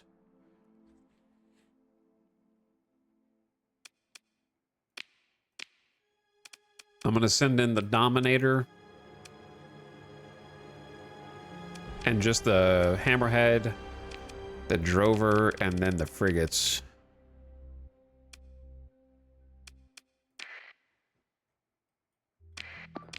Okay, I'm gonna pilot the Dominator and then have the Monitor escort the Drover.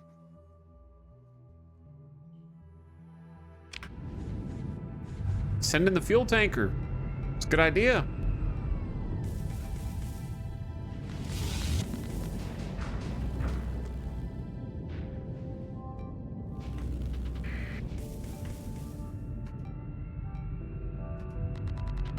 Okay, I'm gonna burn drive in and get down to business. Look how aggressive my frigates are being. I approve. Why is the Hephaestus set to auto fire?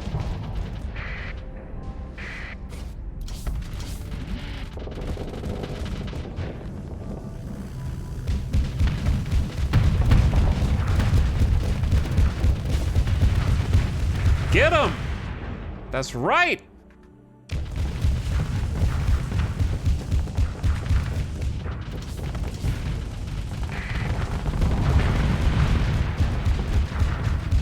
All right, boys, I'm going in.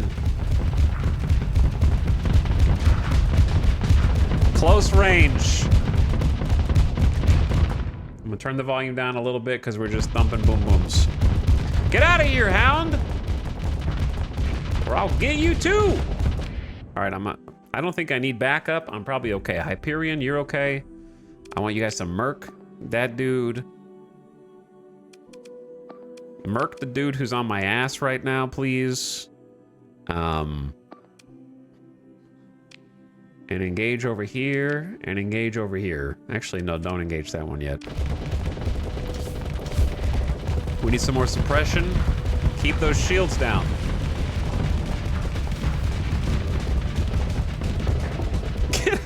What are you doing, man? Get out of here.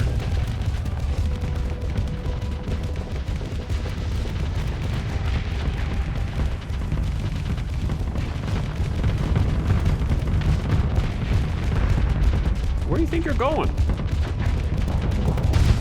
Get those bombers. All right, I need to lose some flux. My flux is actually kind of a little issue right now. Look at the point defense. Like only a handful of these missiles are even getting in. The dual flak cannon's going crazy. Oh, I also am having a little bit of help, I suppose, from the my friends, but still.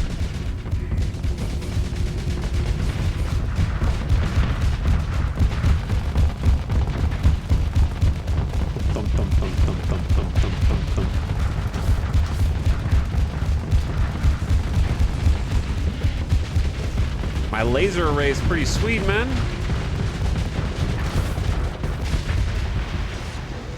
Yeah, I'm having some flux problems with the Dominator. Like, I want it to be able to keep pushing the button down at all times. So I might make some adjustments there. Where are these purple explodies? Where are these mines coming from?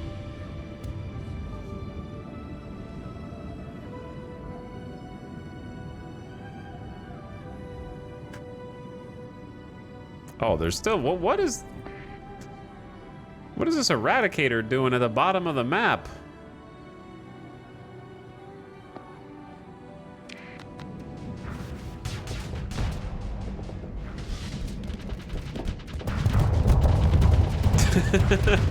Donk, donk, donk, donk.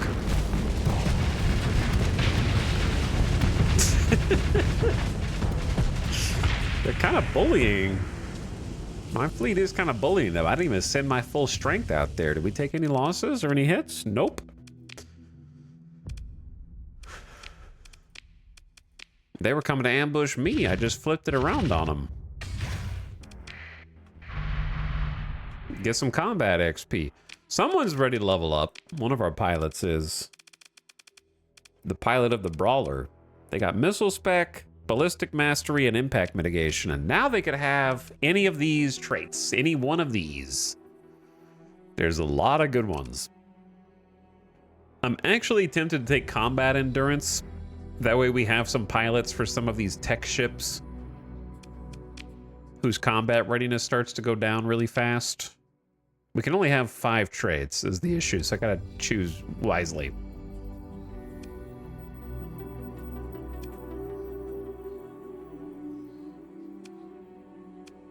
If not that, target analysis is a classic, just bump more damage or lower damage taken by shields.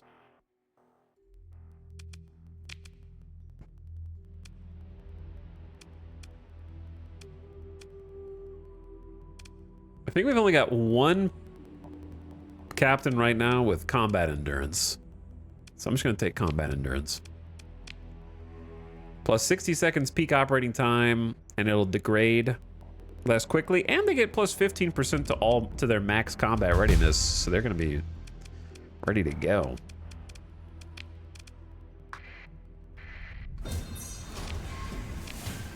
Salvage off to that battle. Get some more goodies. I don't think they're too happy after that. So I've got 18 vents on this. We could go higher. If I can, like... I just need to level up, which I'm actually about to do, and then I'm going to put a skill point. Oh, this is tough. I wanted to put a skill point in the plus to the number of officers you can command, but it probably makes more sense to go into, No, yeah, I do need to do that, because I want to get best of the best. I can't get the permanent hull mod until I put 4 lower tier skills. Yeah, so we need to just focus leadership.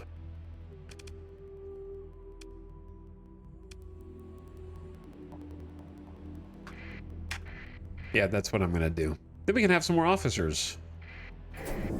And more of our ships can have some gamers steering them.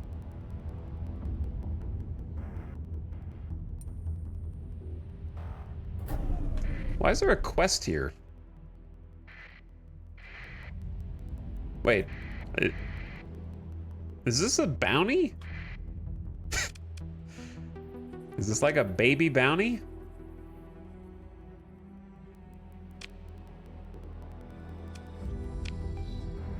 I'm just gonna send my fast movers in.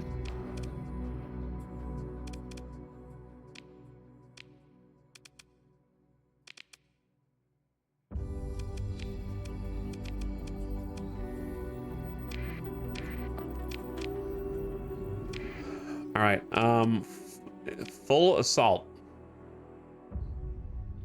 Make your ships engage the enemy forces aggressively, potentially exposing them to great danger.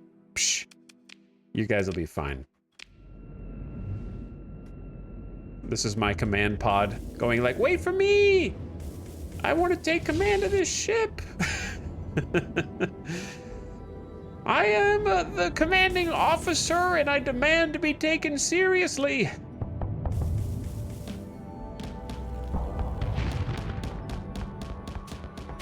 Oops, I thought I had my shield up.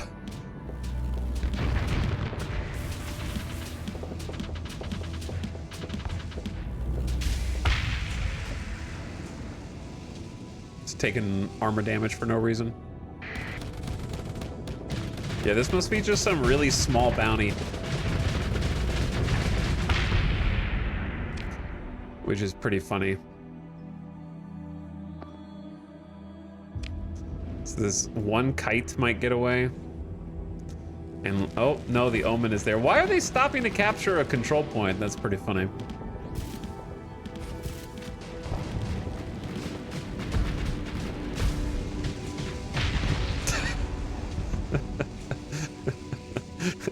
This is more bullying. Yeah, but isn't it fun?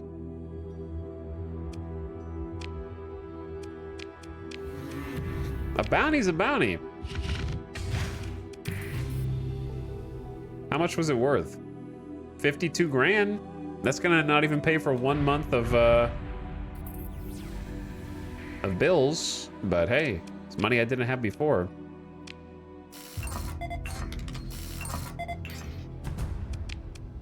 Some ruins.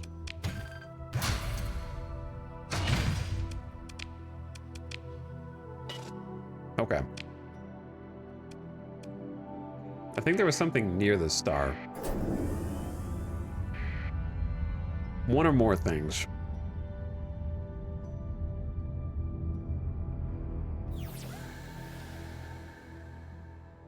Which can sometimes be good, sometimes be less impressive.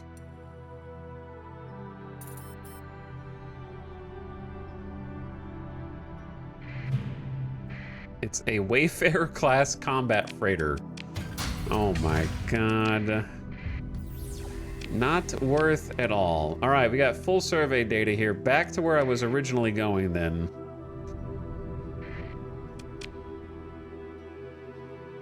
What's up, Crescent Wolf? 132 months? That's a crazy amount of months. That's actually, is that 11 years? 10 years is 120. So that's an 11-year sub. Ay, ay, ay. How have I been a partner on Twitch since 2015 was not 11 years ago, right? I'm pretty sure. Olge. Very, very olge. Incredibly olge. Marduk, thank you for 22 months as well. Who wants to go east? How about southeast? Thanks again, Marduk. We're doing some system scouting today. Trying to find a place that might be worth calling home. And we're just, Chad wanted to throw a dart at the dartboard, so that's exactly what I'm doing. There might be some fleets here. There's a debris field with some hyperspace topography. Hyperspace topography is kind of like a little perk you get over time.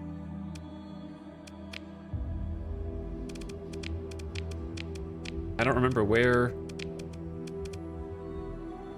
you see it,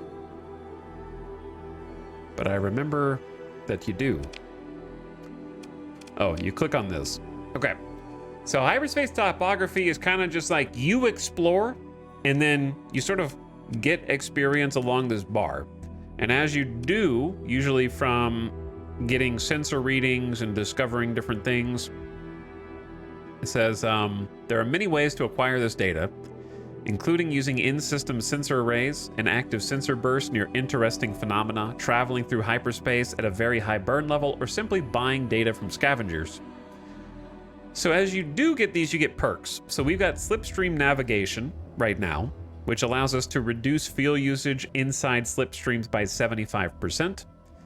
Then here we're gonna get a new ability that allows us to travel against the current of slipstreams. Then here we get the ability to detect nearby slipstreams at spaceports, and then sensor arrays can detect further. Here we get max burn level increased by 3 while in hyperspace. This one's awesome.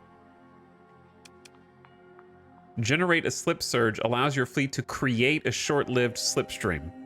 It's pretty sweet as well. And then finally, you get to sell credit for credits. That's kind of just like the repeatable, you're selling the data you find at that point. That means you've done all there is to do.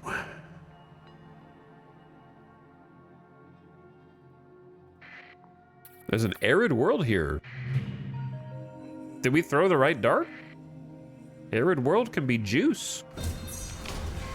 We're gonna salvage first.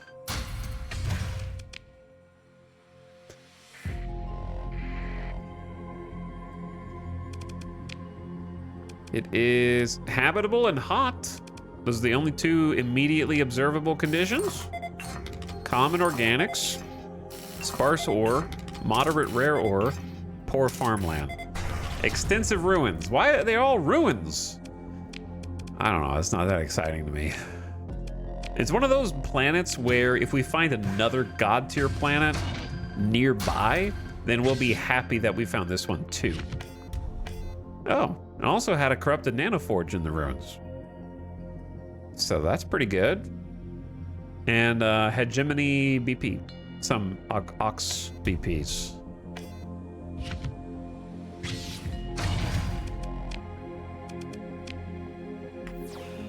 Ooh, and there's remnant here. Looking for your fleet. Oh, this is a spicy fleet. This is a spicy fleet. They got a capital with a bunch of D mods.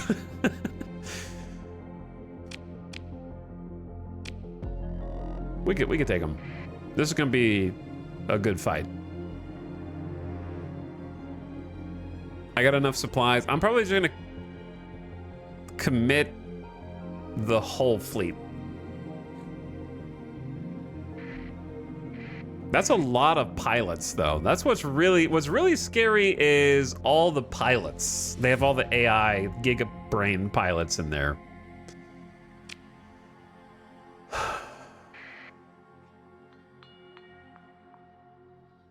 Well, time to crash all of our toys together, you know?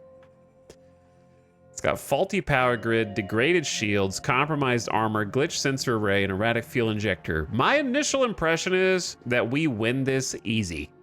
However, I've been wrong before. It's the level 8 fearless AI pilot that is terrifying, not the ship itself.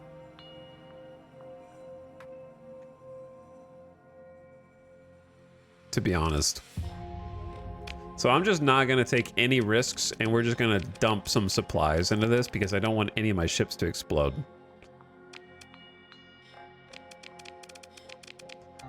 So we're going like really high on deployment points for the first time ever. We want to try and cap the nav buoy, but I'm not gonna try and hold it. Okay. Drover, you hang out with the Mora. This is where we need to be a bit careful. I would say a monitor goes with the Griffin. Actually, one monitor goes with the Dominator because it doesn't have any shields. And then the other monitor goes with the Griffin.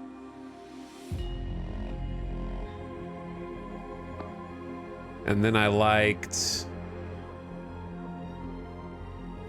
Tempest is kind of fast enough to do its own thing. I would say Omen hang out with the Hammerhead and let the other guys kind of chill.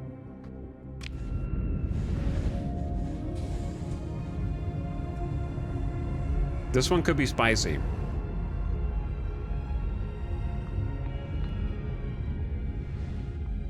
Because they're going to be aggressive.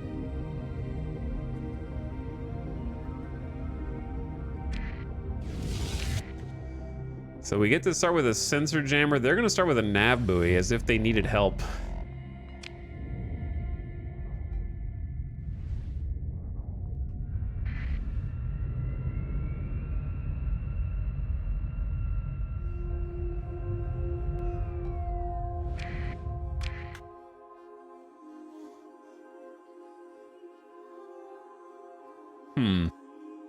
There's the Brilliant.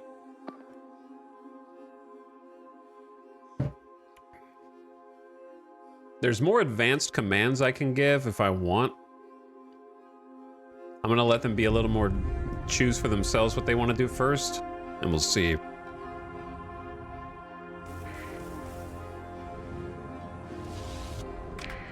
I just need to keep evaluating the battlefield, because I think our frigates outmatch them a bit. We definitely capped the points first. I just need to hold the line in the middle, and I've got the Griffin next to me.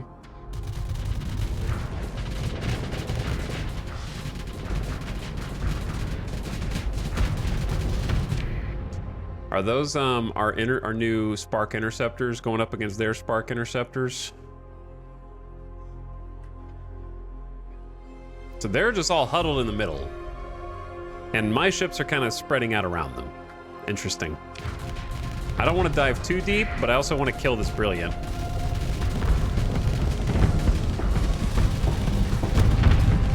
All right, if he wants to go for it, we go for it.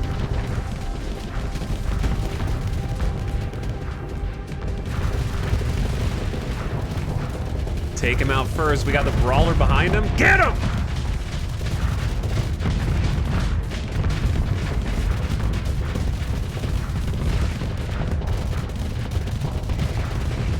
Chase him down.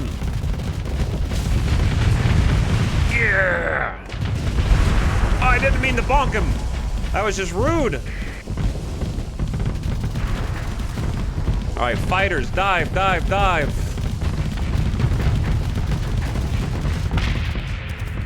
Regroup, regroup. Hell yeah. All right. Rip Griffin? Oh, is the Griffin dead? Oh, did he get charged by the Radiant? Damn. I think I have an aggressive pilot in the Griffin. I probably should have a steady pilot in the Griffin.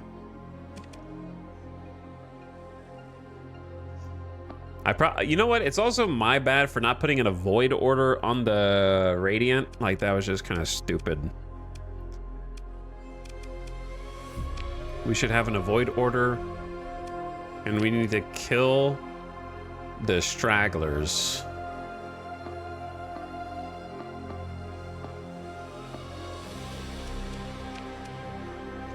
Where possible. Because I'm about to charge in and help. Burn thrusters getting close.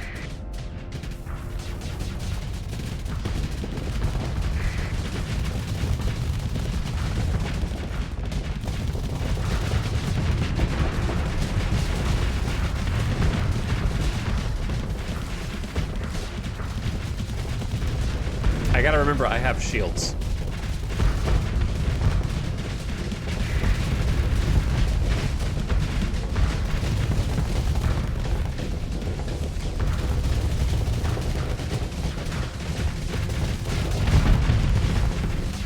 I gotta aim my missiles!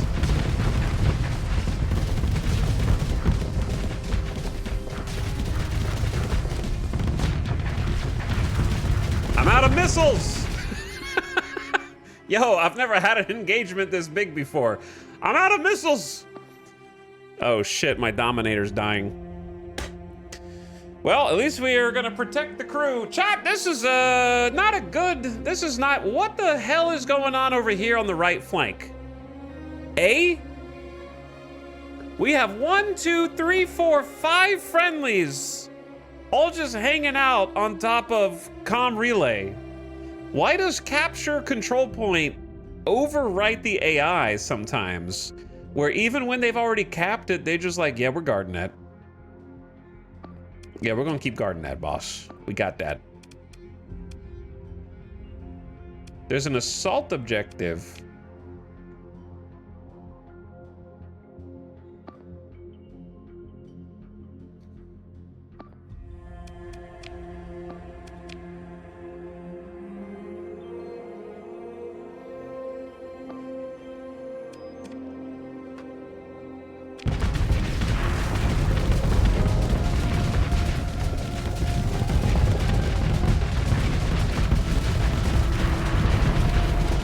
Finish him off. We need to finish him off right now.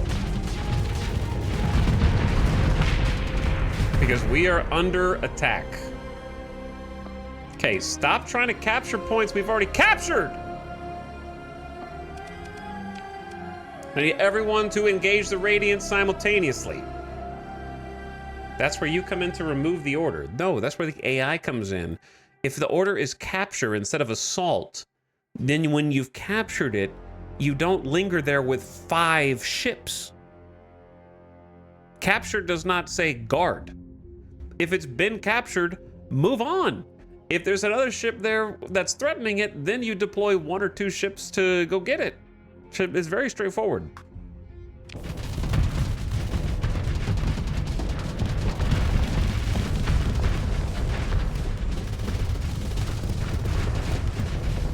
Okay, I'm backing up. I'm backing up. I'm trying not to overload.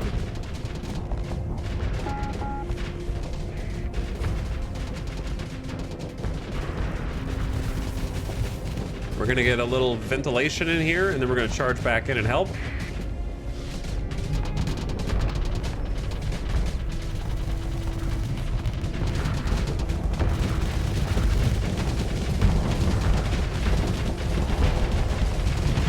Get revenge on the fallen!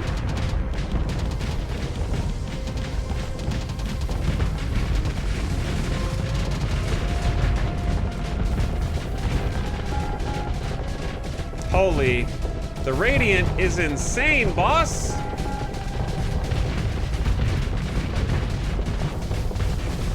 The Radiant goes crazy.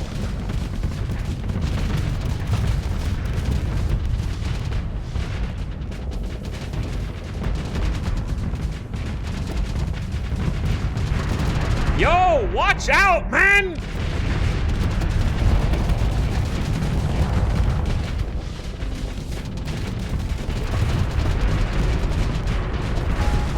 Shit.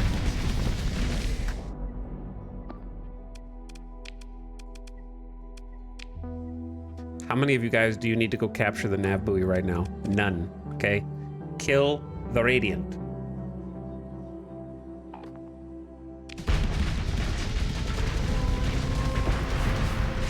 Thank you. See, wasn't that hard?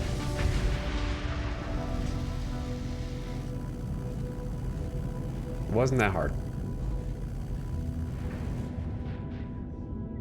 Now, we took some losses. Could it have been done better? Sure. I take partial responsibility for not setting an avoid order on the Radiant and then being there to, I shouldn't have gone after the Brilliant. I should have just been there to exchange blows with the Radiant alongside the Griffin. and we would have had a much easier time. But also, AI doing some dingus things over here, deploying like 5 or 6 ships to hold a point.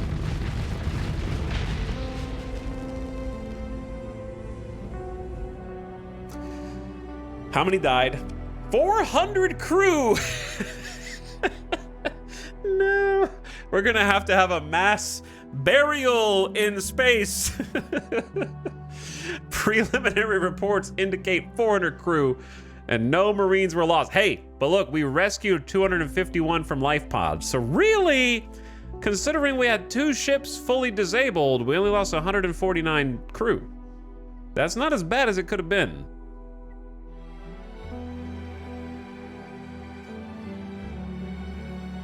The salvage chief reports that several ships disabled or destroyed can be restored. Damn right, bring them back. We've got expert tier salvage crews now. They're a little haunted at this point, but I just gotta we gotta stick together with the Dominator and the Griffin in those types of engagements. I can't just leave them high and dry against a Radiant with an Alpha Core inside. But hey, we won. So that's what matters. And the meatloaf stayed intact. It needs some repairs, but it did stay intact. We got a beta core out of it, 230. So we're gonna need more than 237 supplies after that.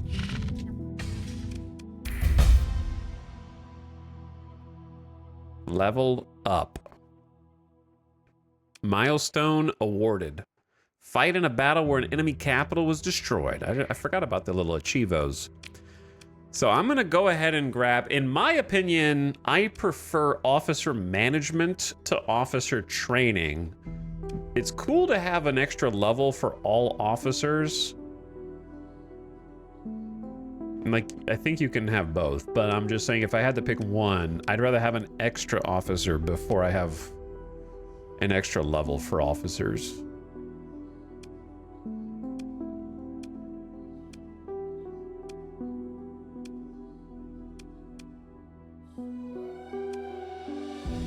Yep. Oh, I can't have this yet. I need 3 lower tier skills. Ah! Leadership, why are you so expensive, man?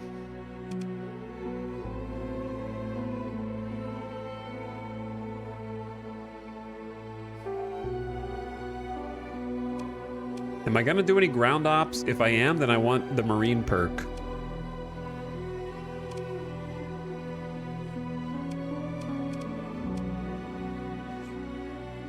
I think our top choices are either tactical drills, and then we can start doing some ground operations like raids if we want. Crew training is just a straight up 15% to combat readiness, which is fantastic. And then, yeah, it's those. I love coordinated maneuvers as well. Just getting a plus 6% to nav rating for frigates. Like, getting a higher nav rating means all your ships are faster. Command point recovery is good.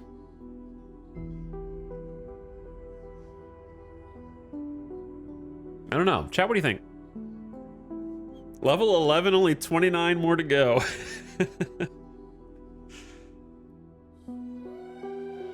Out of these 3, just a flat 15% combat readiness. Make all of the ships in the fleet faster. Or prepare for ground ops. I just don't think I'm gonna do ground ops right now. Like, I don't know who I would want to raid at the moment. Command point recovery for big battles. Yeah. Yeah. That is coordinated maneuvers. Yeah, I think it's between coordinated maneuvers and crew training.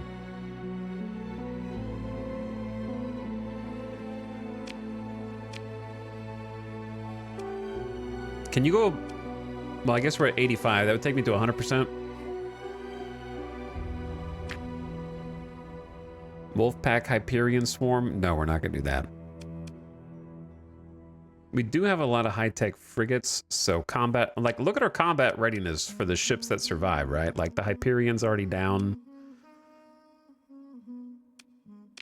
And that's with hardened subsystems.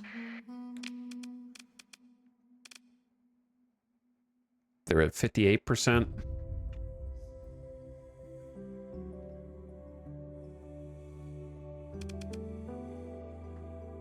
I guess combat readiness? I don't know. It's really a tough call.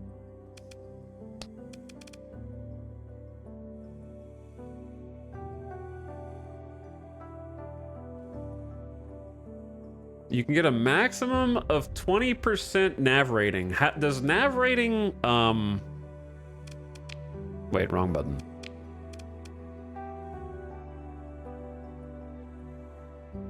Chat, does nav rating translate? What's the ratio of nav rating to max speed? Is it 1-to-1? It can't be, right? That'd be crazy. 20% max speed on everything? I forget.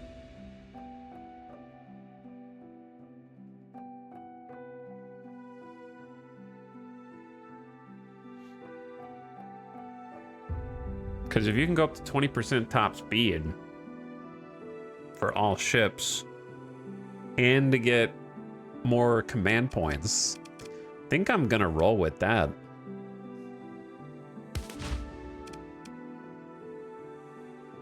Also, add starting cinema, take a BRB, go get a drink, get a snack.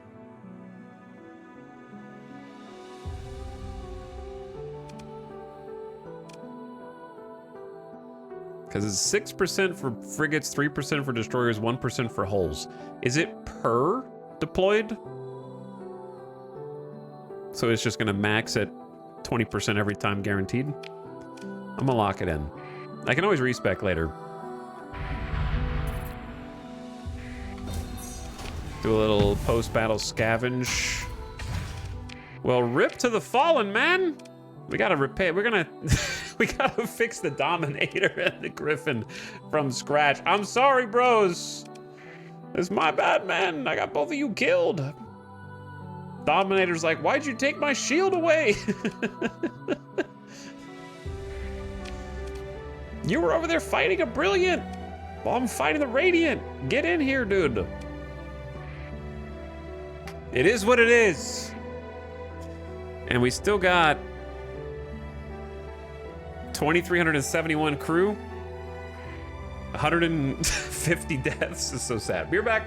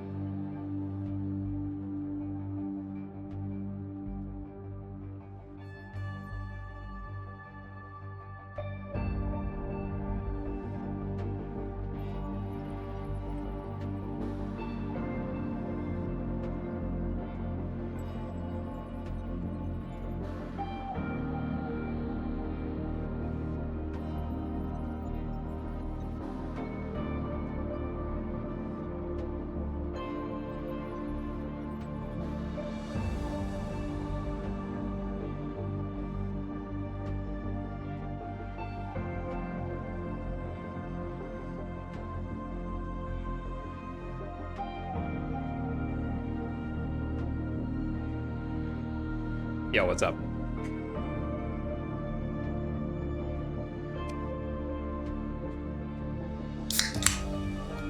And we're back.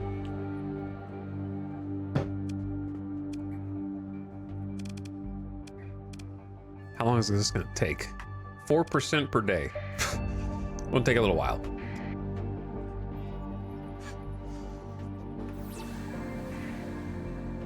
At least we won.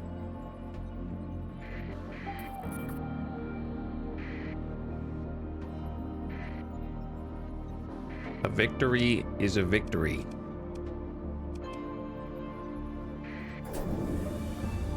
But yeah, we got giga repairs to do. 74 grand a month. Whew. All right, I don't think there's anything else here. Keep finding these like arid worlds where there's only one planet in the whole system.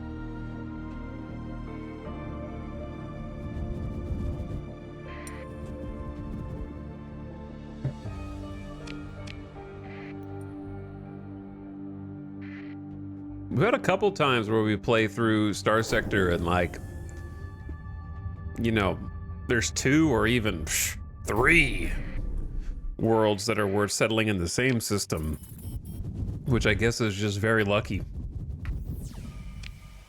Because that's my ideal. It gets tough when you're like initially making colonies. You never just want one colony, right? One colony can't do everything. So before you settle a colony, you need to find a couple places that are near each other. Ideal. Ooh, there's another legion with a pod in it, level 5 pilot. Dude, I don't want another legion. It's a 14th battle group legion? Okay, never mind.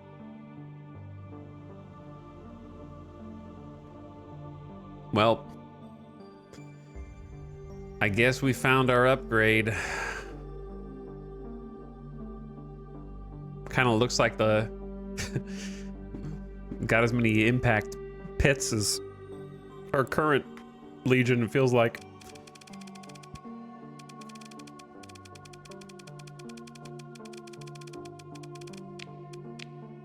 It's the same as ours, but with a shinier paint job, an extra 100 armor, 600 flux capacity, 25 dissipation, slightly slower.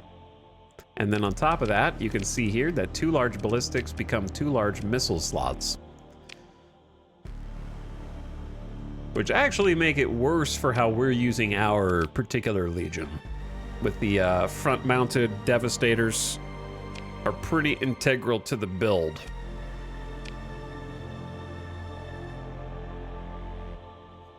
I actually prefer the ballistics.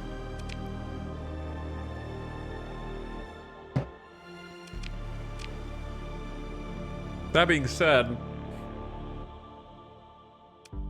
I'm still taking it for a story point. And then mothballing it. Now we gotta pay for fuel, but it's here for later. There's a tundra world here with a whole bunch of space debris. There was a civilization here before at some point.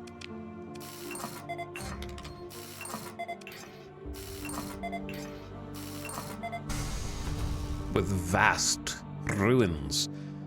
The biosphere of Lilac is deadly to unprotected human beings. While the conditions are fascinating to biological scientists, surface techs are hampered by strict quarantine protocols, carrying out routine tasks, and it's cold. Let's see what's in the ruins.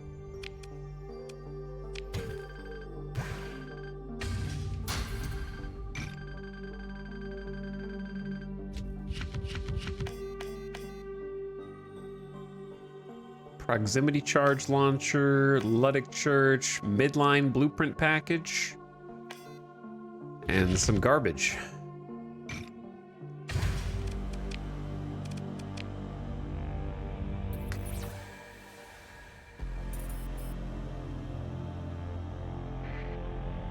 Interesting.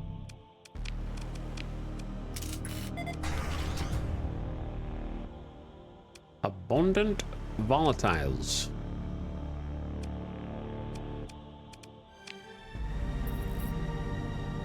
In my head, I always think abundant is more than plentiful, but it's not.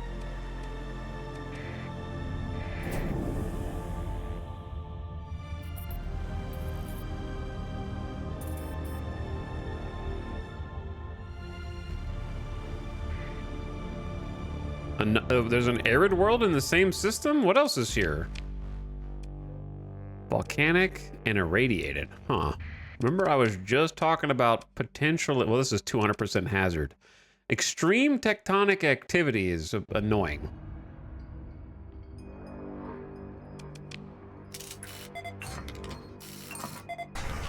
And yet...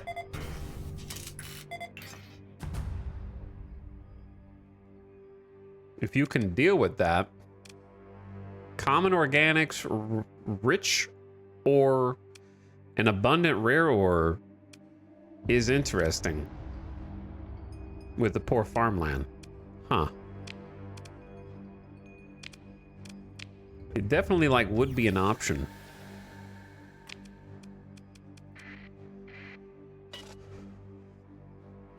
Now let's see this volcanic world. It's not going to be good, but I got to check it out anyway.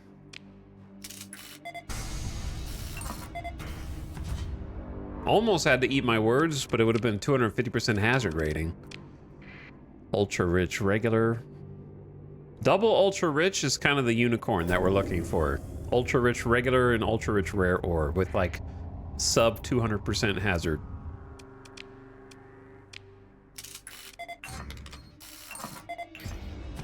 The surface of Dayfon is ravaged by radiation. Any living being must be confined to a shielded habitat to live here for long.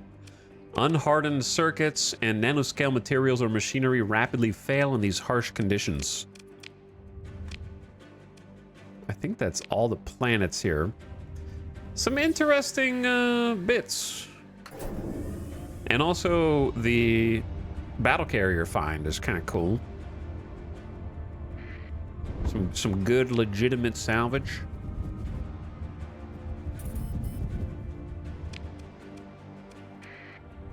All right, next one on the list. How we doing on repairs? Okay, the Griffin combat readiness is still working its way up, but hull integrity is back. They've patched all the systems and subsystems. I'm glad I brought some extra supplies for this one and some extra crew. Those poor greenhorns didn't know what they were signing up for. Gamma Bulgogi. Balrogi.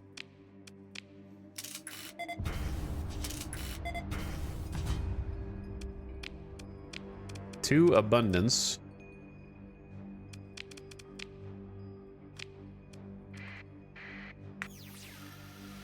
Not much here, but there's another arid world. There's actually like a string of potentially settleable, habitable worlds. 175. Ooh, high gravity. Ugh. Unfortunate.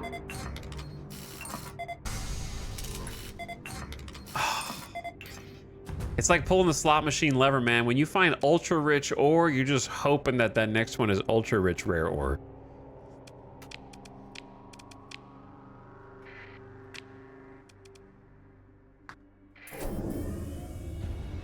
And high gravity sucks. It's really bad for accessibility, which is important. I'll take it if I have to, you know, but like if I can avoid it, then I avoid it.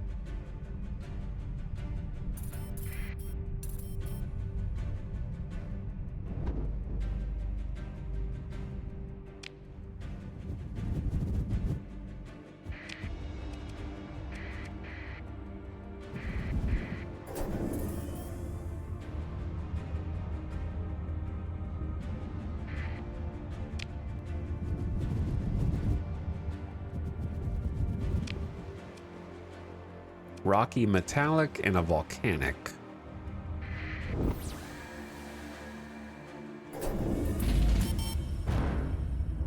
Doo-doo. Broke.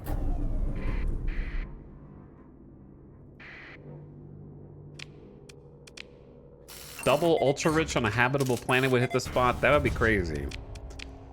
That is the actual unicorn.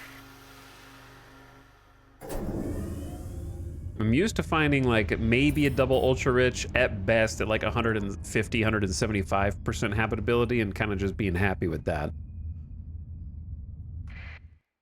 Is this a bounty out here?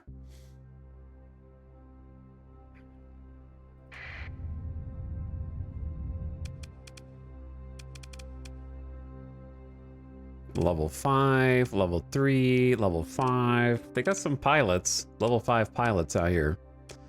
So I don't want to go too easy, but I also don't need the flagship for this.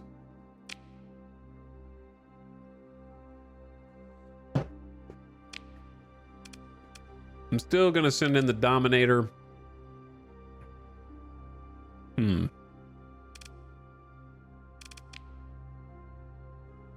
Mora.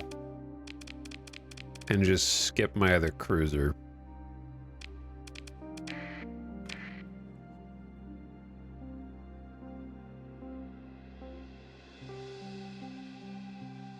All right, let's... They have a lot of fighters, it seems like.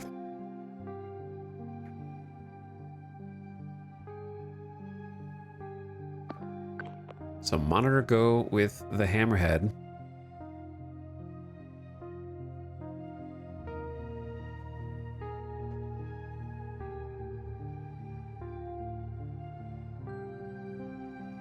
Trying to decide, let's say Hyperion and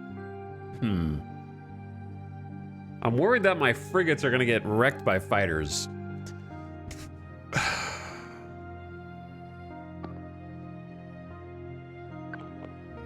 Guess we'll find out.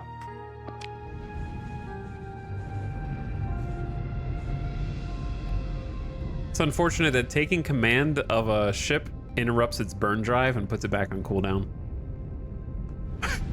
So now I just have to wait slowly back here. So we should be faster now, right? I've got the... Did I have the nav speed for that last fight? Or do I just... Is this the first fight where we have the bonus top speed? Coordinated maneuvers is plus 20% top speed for everybody. I feel a little faster right now.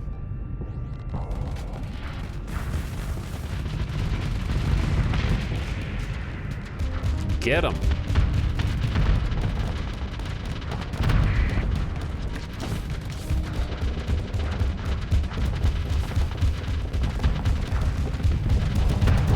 Bombers incoming.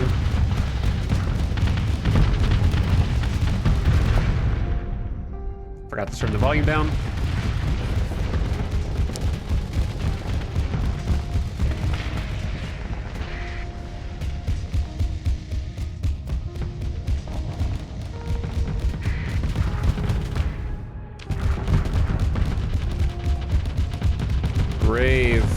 Brave lad. Level 4 pilot, what are you doing, man?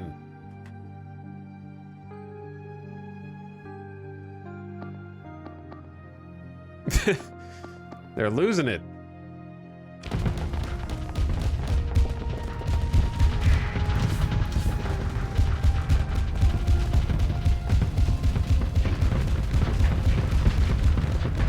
I'm gonna need to lose some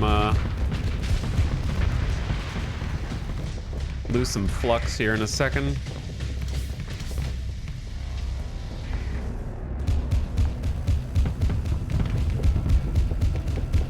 Uh-oh.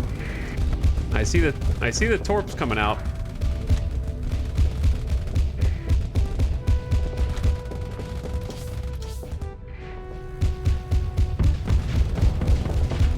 Maybe?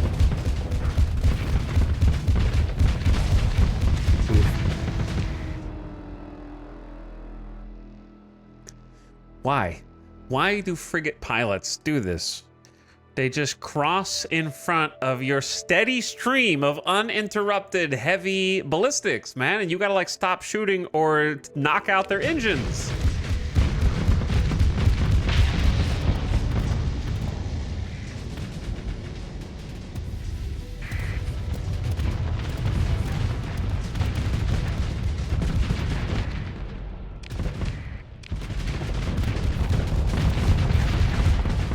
My guns are better than your guns, frigate, okay? Not checking the rearview mirror.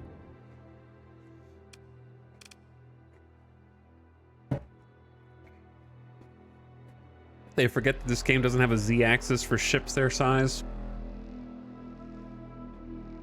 Do you think it would be broken if there was just like a little bit of code that made it so that friendly frigates cannot be friendly fired by friendly capitals?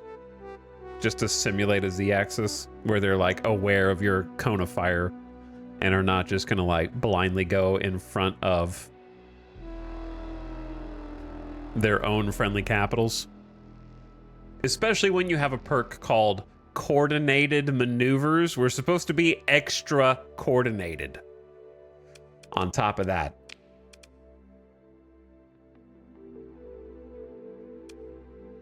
Maybe tie it to a perk.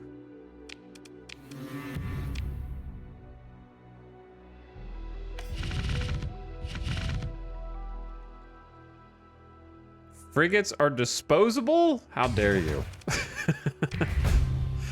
How dare you say such things? Was that, did I get paid for that?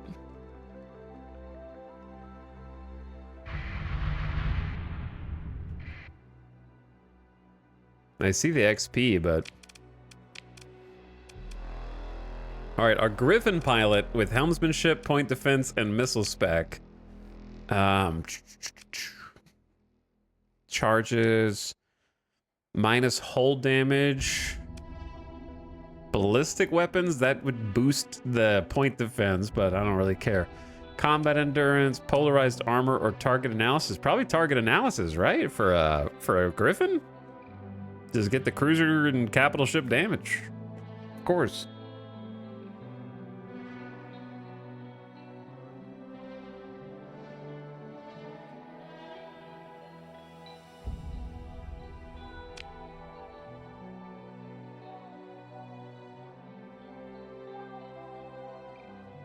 Unfortunately, ships do that all the time. That's why it's important to use formations. What formations? You rolling out the Mighty Ducks Flying V? This is not Total War Warhammer. I don't know if you've played much with assigning ships to escorts, but here's what happens when you assign combat ships to escort other combat ships. The main combat ship is in front, and then whatever ship it's escorting is right behind it. I'm escorting just fine from back here, sir. You don't need my concentrated firepower. Once you've used escorts enough, you stop using escorts as much. Because we want escorts to be better than they are. But unfortunately, they're not there yet. The logic for ships escorting other ships isn't quite there in the like coding. It's doing its best, and it's better than 99% of any other game I could think of. So I'm not insulting the coding. I'm just saying that once you've used enough formations, you will stop using as many formations because they start working against what you want them to do. And sometimes it's just better to let the pilots pilot once you understand like whether you want a steady pilot, an aggressive pilot, or whatever in a given ship, and how they're going to respond to that. But the number of times I've been flying a capital, and I got 3 ships, 3 destroyers on escort, and they're behind my ass while I'm up here actually fighting, it starts to get fed up a little bit.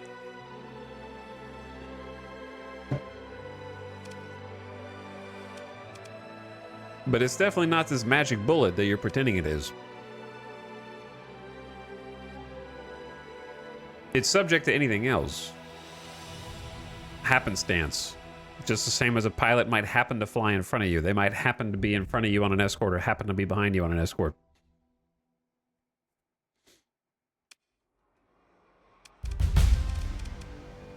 I'm gonna take target analysis.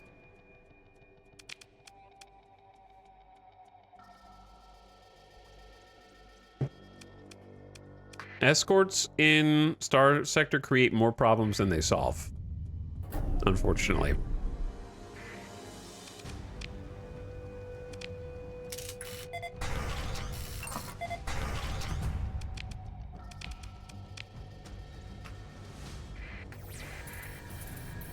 And it has long been the aspect of the game that I've wanted to see redone the most.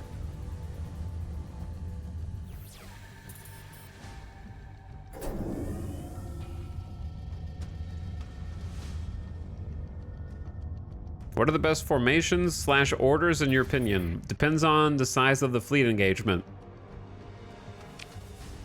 If you're in a big team battle with max deployment, then usually what I do when I'm expecting to fight like multiple capitals versus multiple capitals is a area order. I'll take most of my fleet and put a defend area pinpoint order in the, like, not the middle of the map, but like 20% lower than the middle of the map, and all my ships will attempt to hold that point. And then what I'll do is behind that, set a gathering order for all of my carriers so that my carriers stay back, and then support from range.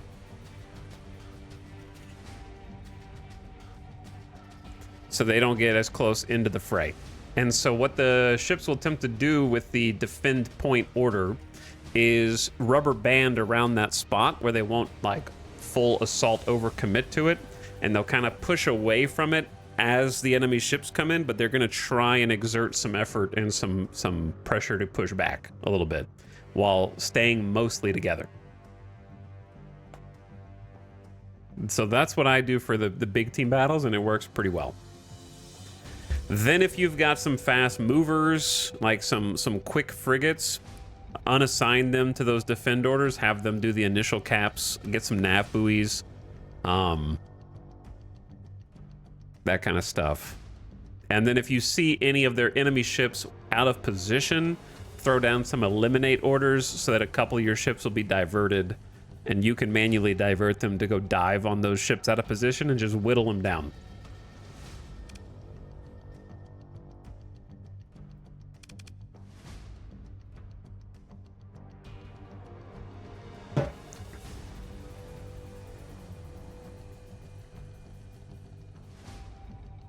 I like the defend order line too. It's a good one. Does the fleet composition and doctrine do anything in the command tab? It does if you're building ships. That's for when you're building ships. Determines what your shipbuilding factories build.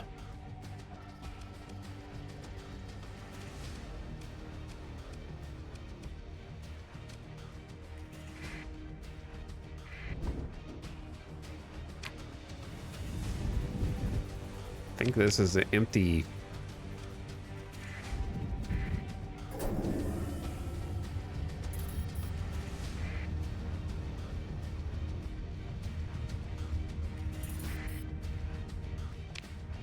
The Wendigo system. I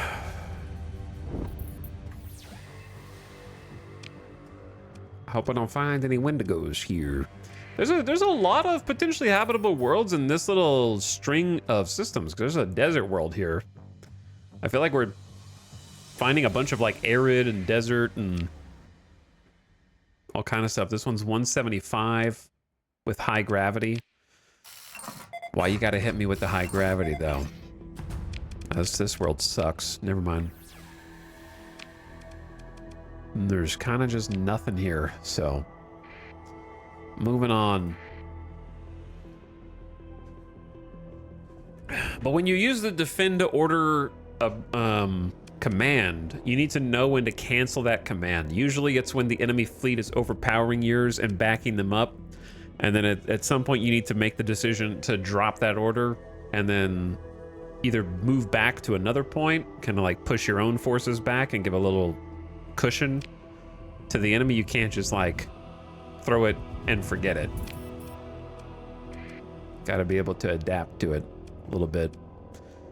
Let's, I guess, go to Zafabak.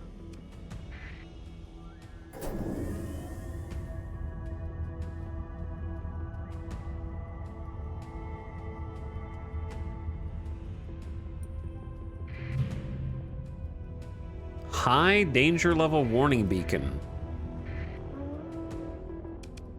Interesting.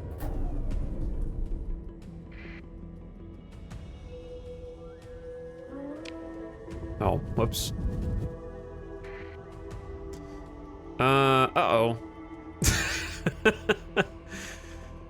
2 alpha cores. Uh-oh.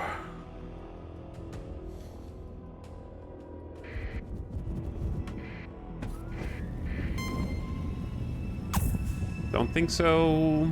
All right, get out of here. And then go dark.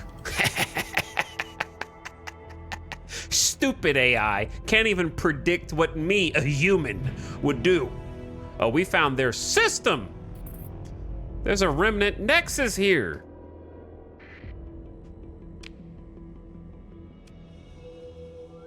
They own this place, man. There's a jungle world here.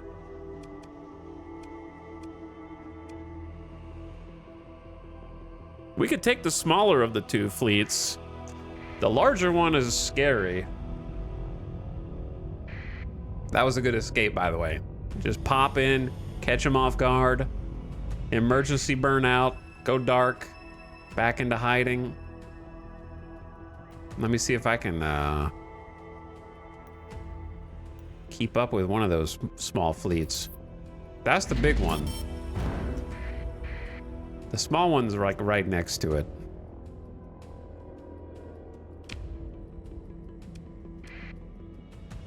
Well, I'm here, aren't I? So I guess I'm gonna stay here.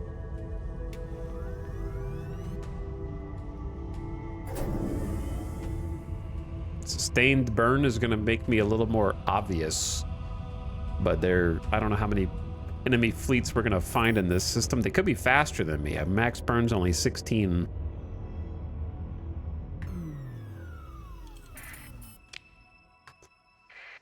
But I would like to hang out here and at least survey some stuff under their nose.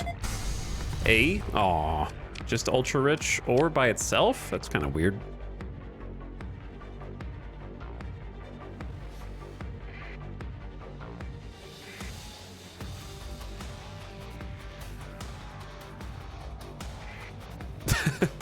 I love how their only job was to guard the jump points and they like failed.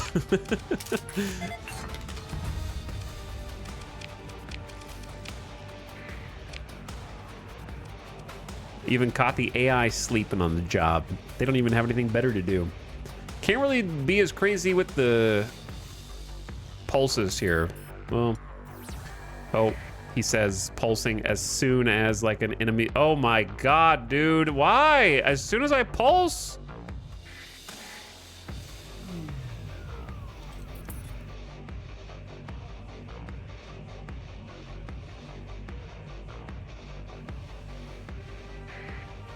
Got him. You guys are looking in the wrong place.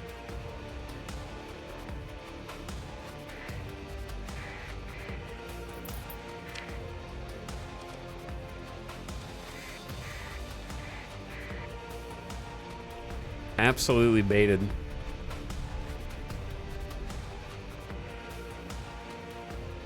Let's go see this jungle world.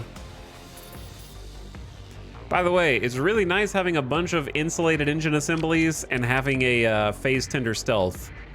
My profile stays low with such big ships in our fleet, man. We can just sneak around.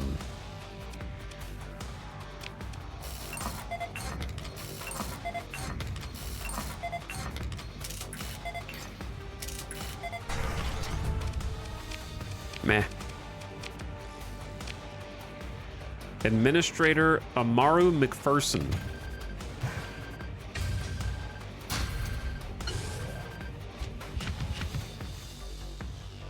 This loot sucks.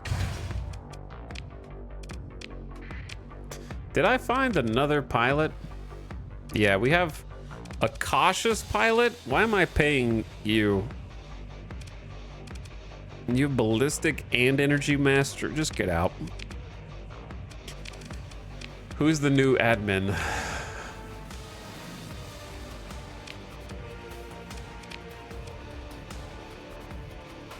Wait, where's the administrator? Wait, didn't they say we had a new administrator?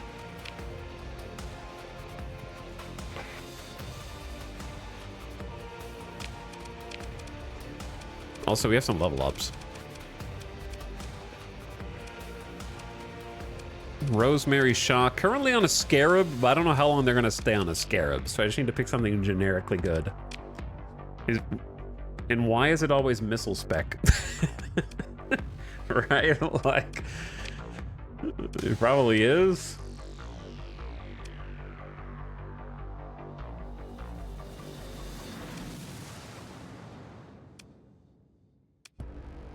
It's always missile spec. Kind of never have too many missile spec pilots.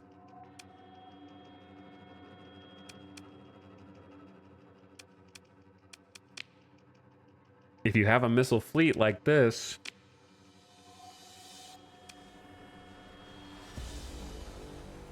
though I suppose Victoria's unnecessary in this because those missiles respawn, so I could move it. I could flip both of these actually.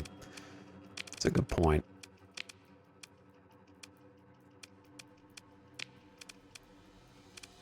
And give her something else.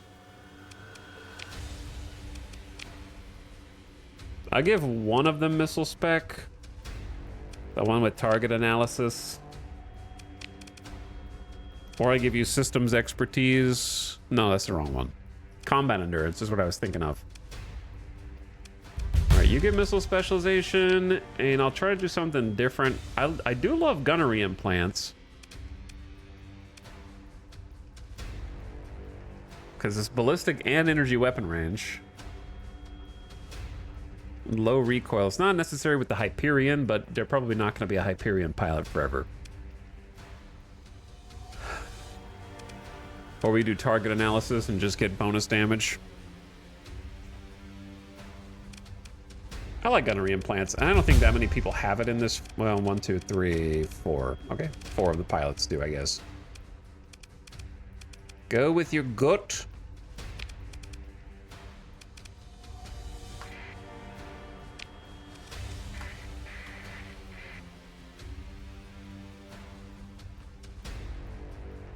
A frozen world.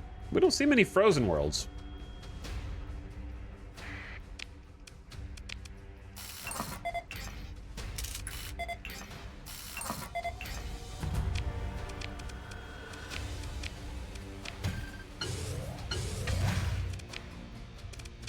Okay, nothing.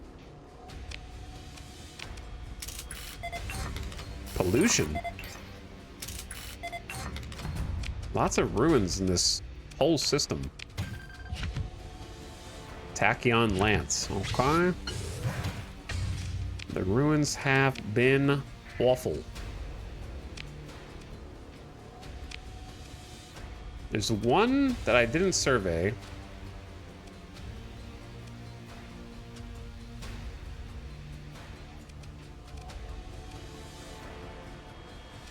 Oh, it's it's like right there. Whoops.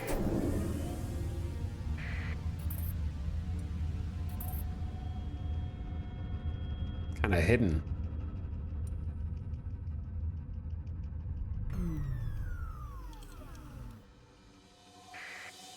Patrolling.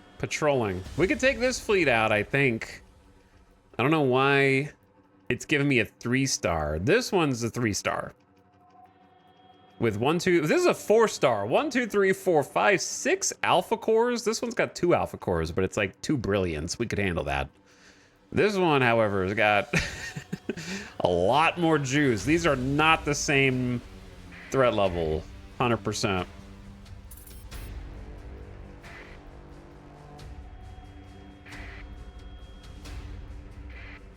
All right, if they're gonna split up,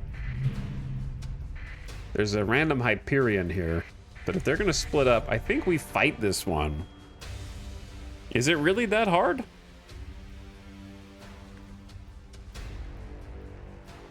Doesn't look that crazy. Can you get AI cores from scavenging ruin? You can get AI cores from scavenging. You can get them from loot. You can get them from like research stations. It's just in the loot tables, but you can also get it from fighting. You can do both. So what you're saying is recover the other Hyperion. Boop. All right, I'm deploying all forces, though. We're not gonna take any risks. I'm gonna be a little more aggressive with a couple things. We are gonna have...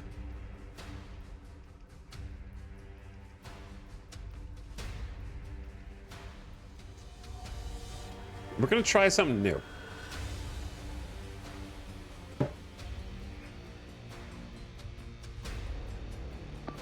Okay, the drover's gonna continue to escort the Moro.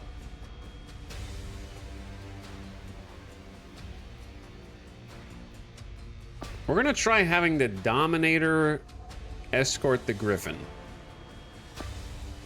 And see what that looks like.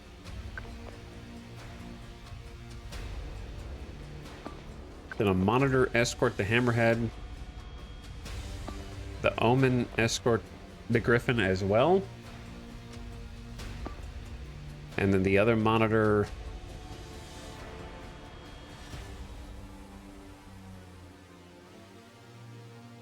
also escorting the Griffin.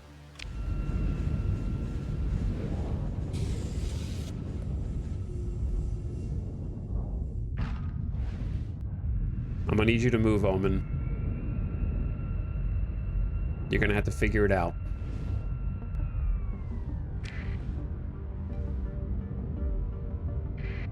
I just want more of my forces to kind of stick together.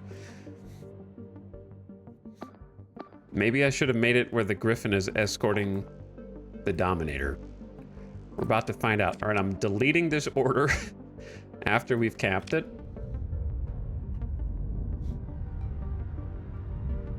Hello, Gamer Deathbot. I'm not ready, bro.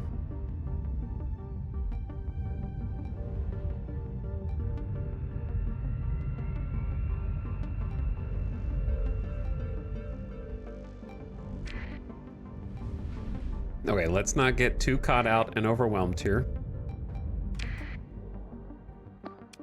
Good job capping that. Good job capping that. Now, I want you to kill the out of position ships quickly.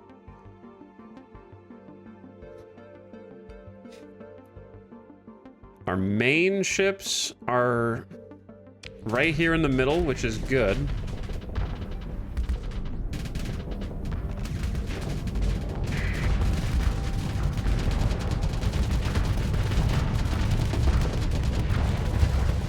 And let's try and just kill this Brilliant if we can.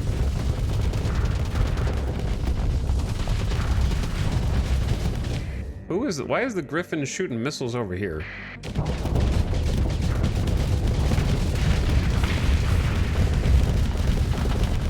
You want to go toe to toe?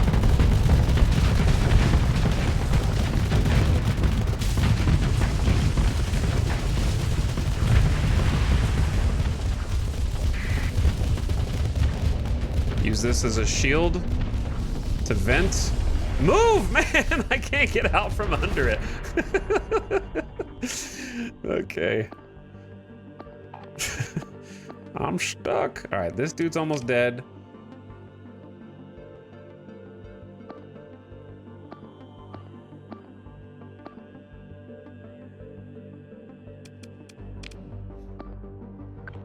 I think those three should be able to kill this assault drone ship. But maybe I'm wrong, because why is the Hammerhead, like, hull damaged? There's a Tempest, a Hyperion, a Hammerhead versus one assault drone ship. They should have that for sure, because, like, a Scarab and a Brawler are 2v1ing it.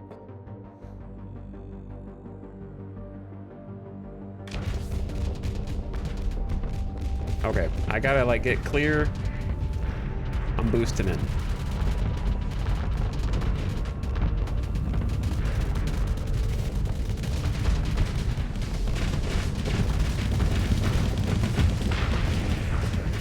Trying to target lead these missiles is tough.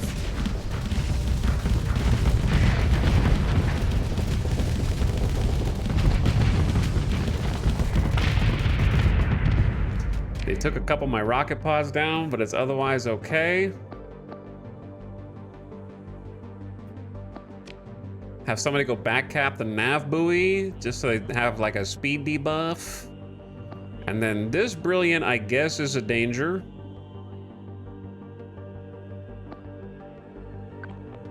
So I'm gonna divert the Griffin to go deal with that.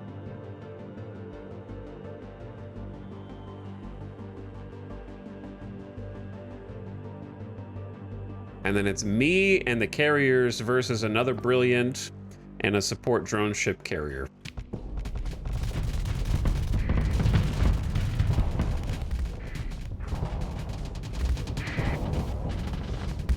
Which, if he wants to get in close, we can do that.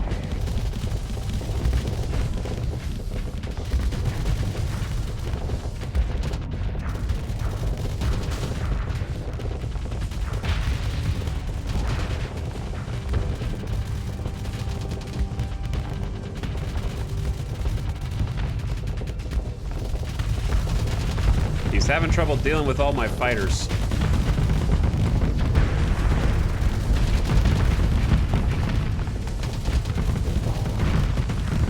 Rocket pods coming online. Look at these bombers coming in too. Yo! We're gonna chat. Remind me to take these bombers out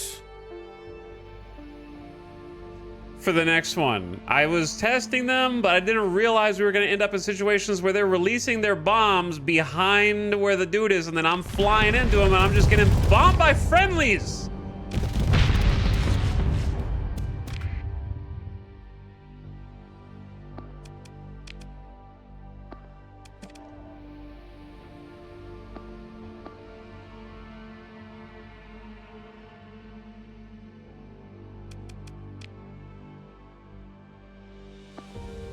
I'm kind of scared to engage this drone ship right now. I just want the brawler to, like, I'm gonna say retreat. We're having some trouble turning. Oh, because I'm still set to engage.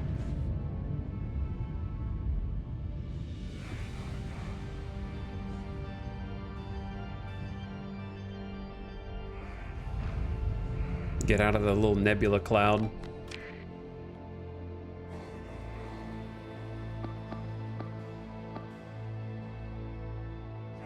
Okay, I think it's just the one dude.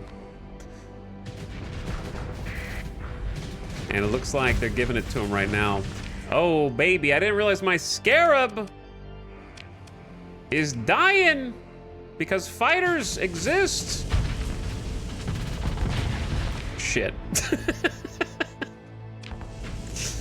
Why are you so aggressive, man? There was no pressure.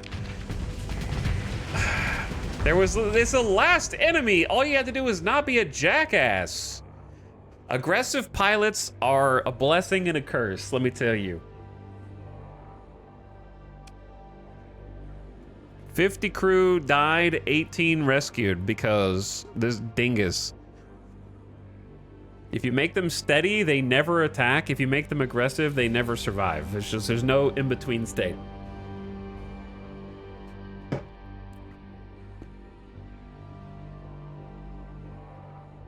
There needs to be like a button you can click that's like, if enemy is carrier, not aggressive.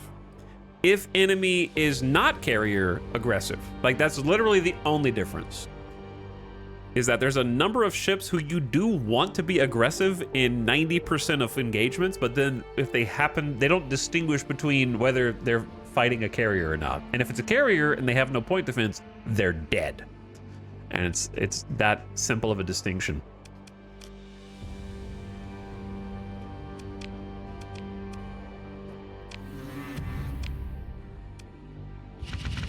I got 2 alpha cores, boys.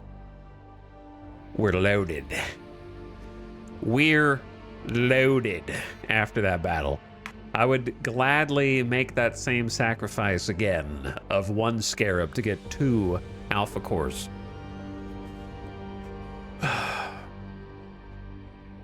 Alpha level AI cores are capable of excelling at any task. Assigning one to run a colony-wide industry will bring benefits well beyond the capacity of human leadership.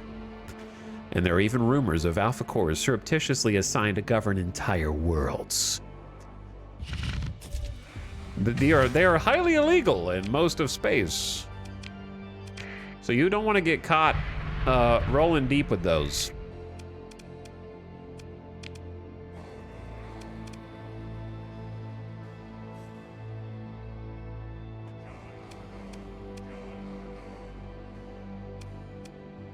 I wonder if losing field modulation was genuinely like difference maker there.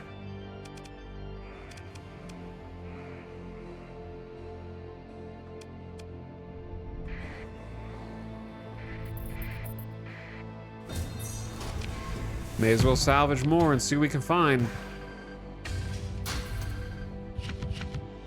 Not much.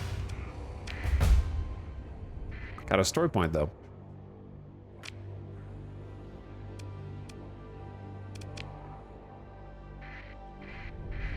Now the other fleet, I do not want to mess with. That one is too scary.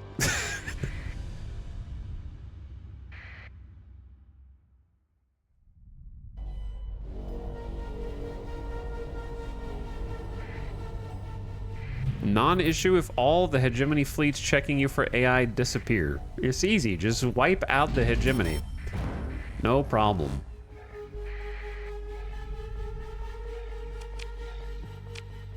$15 harvested organs in some cryopods. What are they doing there?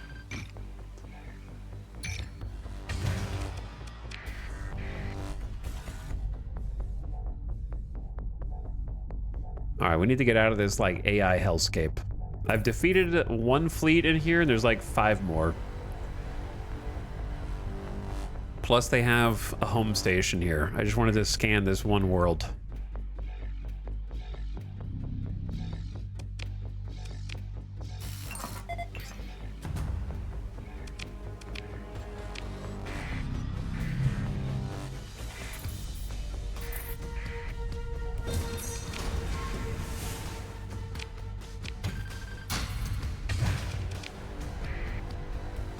All right, is that the bad fleet? And that is a fleet we could definitely kill without too much trouble.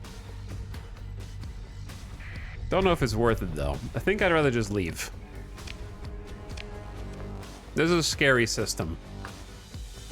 All right, surely they won't notice me jumping out.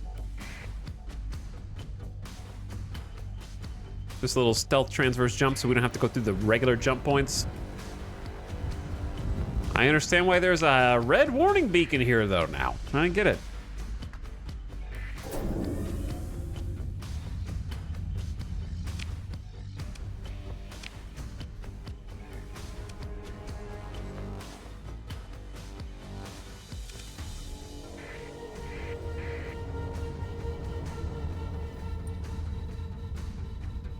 All right, let's go check Gamma Grindusa. Seems a little less scary.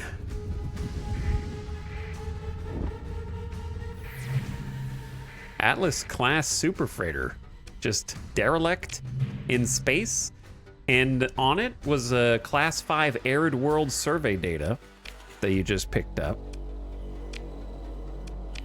I can spend a story point and have ourselves a second Atlas class standard super freighter. We could probably use it, to be honest. I'm taking it. And then there was a bunch of like ore and organics and stuff. All right, what do we need for skeleton crew? 1,853 skeleton crew.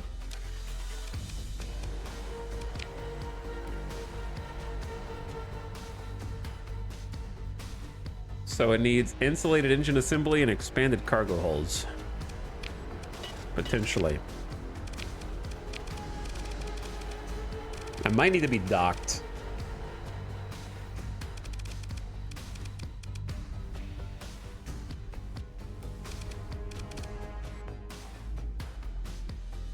Yeah.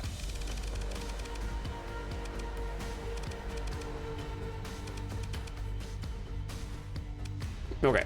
Well, for now, we're just going to It's got. We're just gonna repair it because we got a bunch of D mods, increased maintenance, fuel injector, dry fields. So we're gonna try and fix it up because we've got hull restoration, so we can kind of fix it over time. Is this like FTL? Well, it is in space, so that basically makes it the same thing, I'm pretty sure.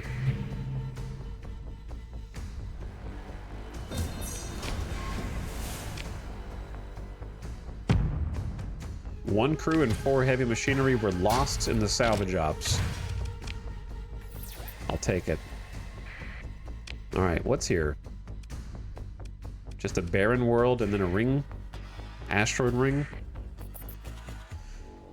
Okay, we're still looking for a place to maybe call home.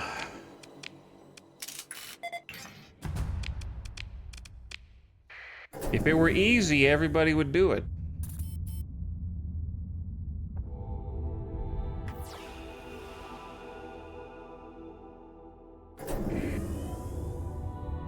Something over here.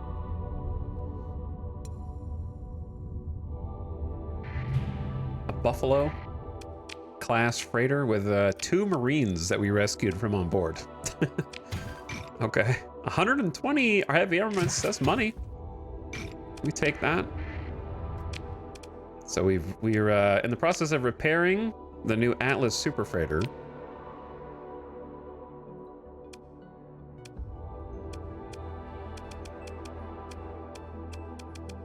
We're gonna need to give it some mods eventually. Emergency light machine guns that it should hopefully never have to use.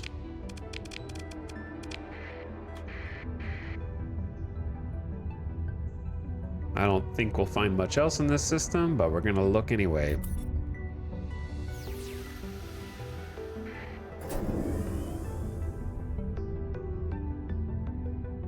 Give it a look.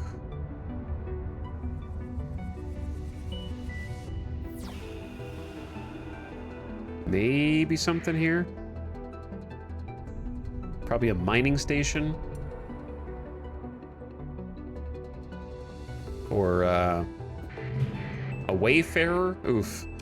Just a small derelict ship that we don't care about. Scrap it for parts and move on. All right, let's go.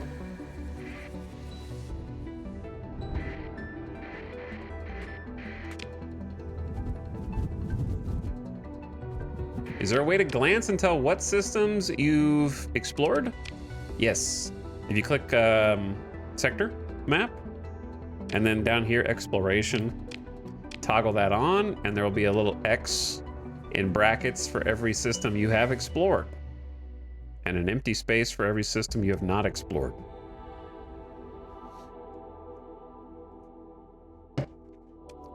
So we just worked our way through these.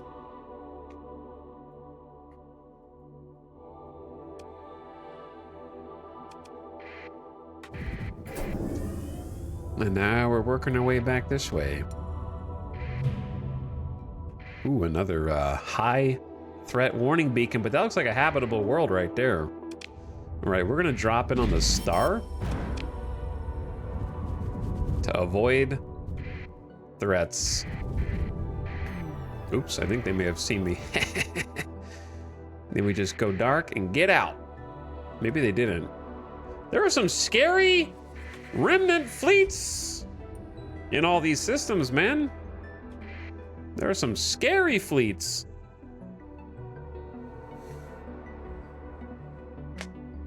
The thing is, like, we could take them. It would just maybe sacrifice an ad. Oh, there's an ad break right now. 3-minute mid-roll ad. I'm gonna take a quick bathroom break while the ad is running.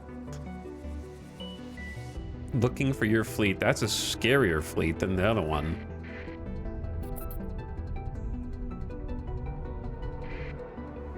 But yeah, we could take this one. It would just be, it could get ugly.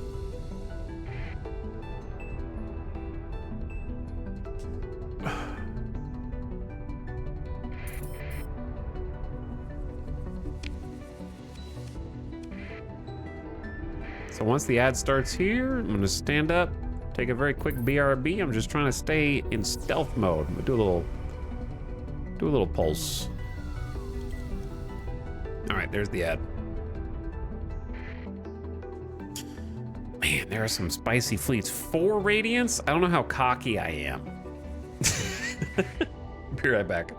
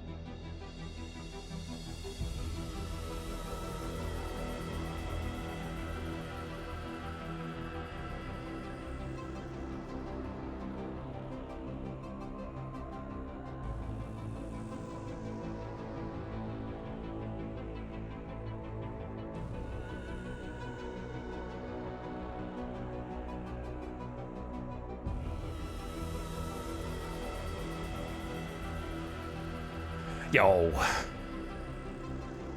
And we're back.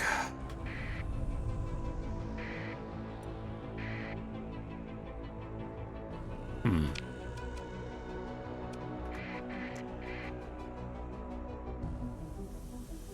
gonna need these fleets to move away so I can survey the planets, please. Wow, there is this heavy. Remnant Nexus discovered.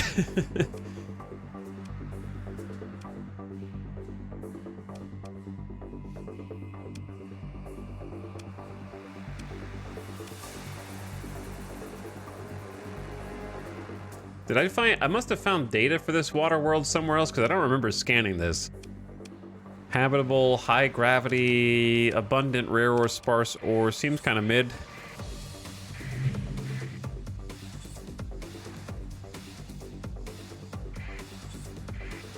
Hello. Let's get a little battle in here. 2 brilliance and a heavy drone ship. Tachyon Lance, Paladin, point defense, anti-fighter.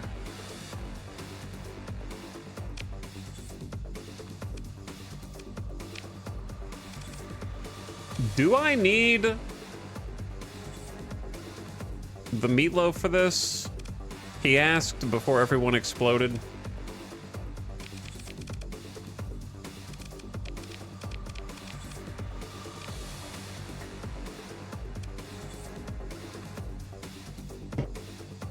What was that the data you got? Maybe. That's what I was just asking. I don't know.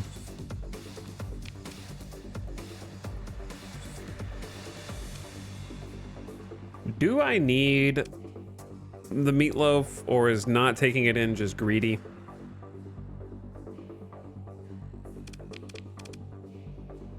I feel like we win with just this.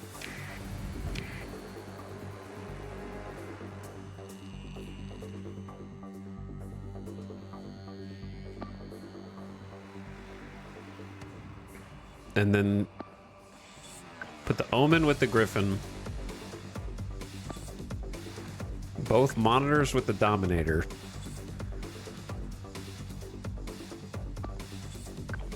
Carrier with Carrier.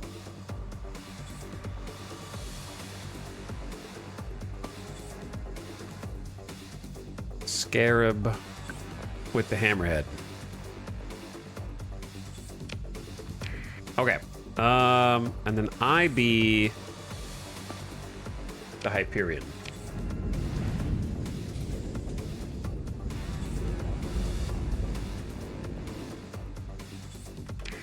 Oh yeah, we should probably capture some stuff, huh?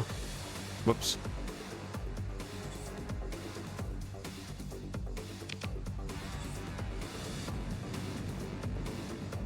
Kind of forgot about that.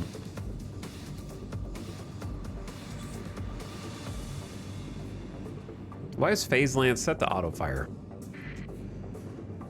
I need to check my auto fire stuff at the end of this little battle. Got a little phase teleport here to try and cap faster.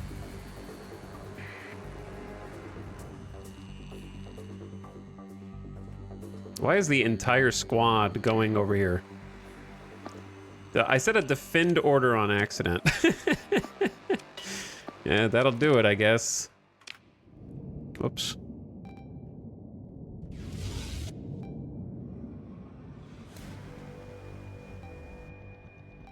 Flank maneuvers. Yeah, we're all going right, except for the Tempest.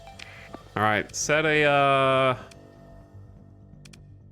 void and a void on both of the Brilliance.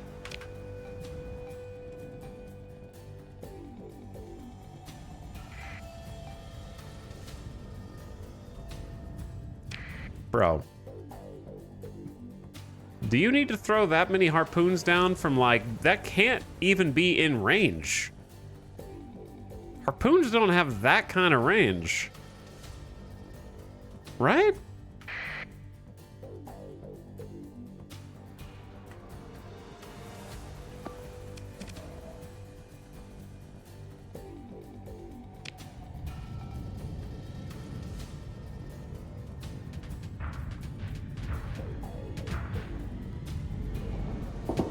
Literally so lucky that any of those dead warheads even struck.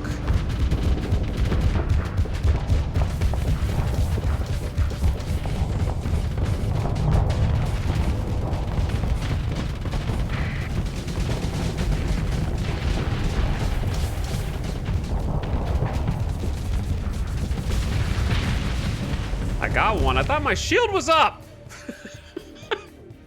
Dude, don't let me pilot frigates. It's not safe.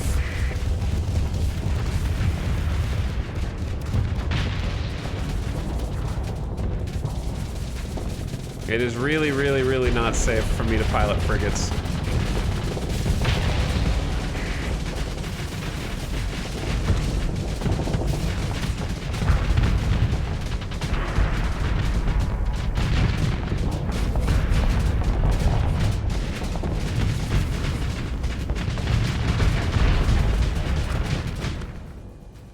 Volume.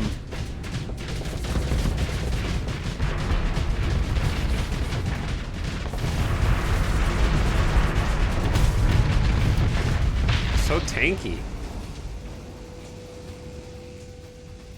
I almost died, but I'm alive.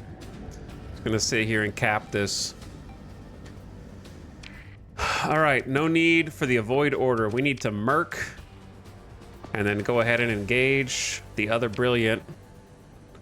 I will help you guys with the sensors here.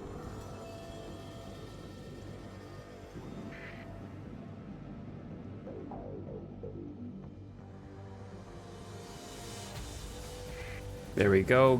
I'm a team player. Chat, I forgot to switch the bombers. We gotta swap the bombers.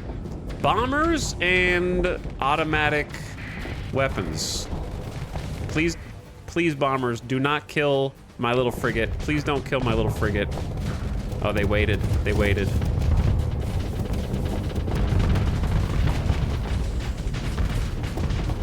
I'm so proud. I'm trying to take out the engines.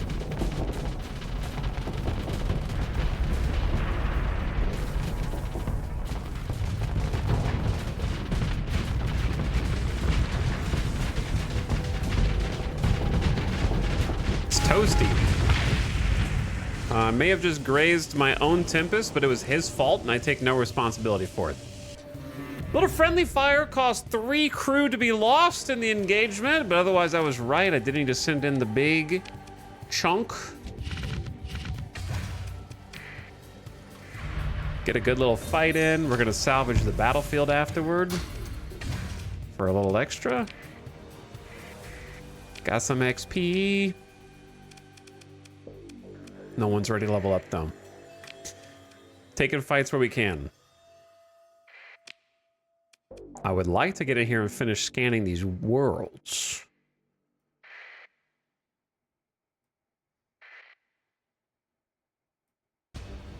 But they have got some determined patrols right now, let me tell you.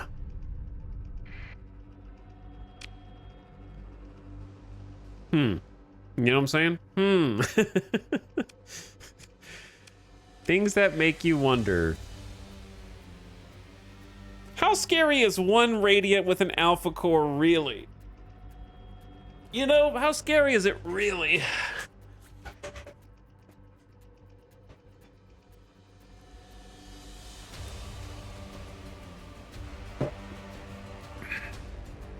Yeah, I'm gonna make the swap. I'm making a swap.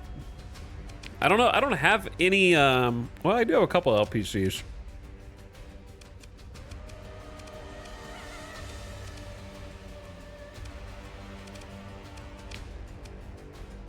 It was these flash bombers.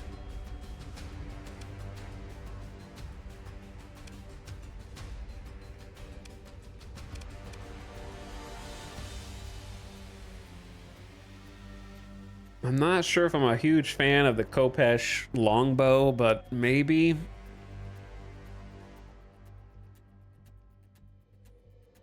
I guess that's what I had before. It's fine. One for shield, one for unshield.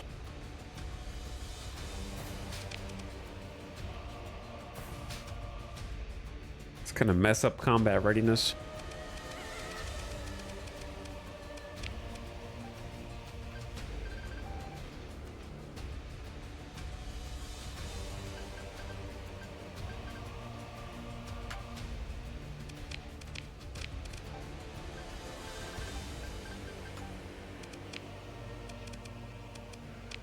Trying to take the... There's no need for these to be like ISS marked.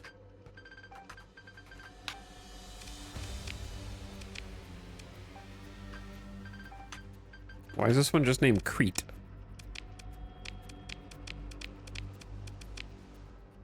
Why is this the Britannia?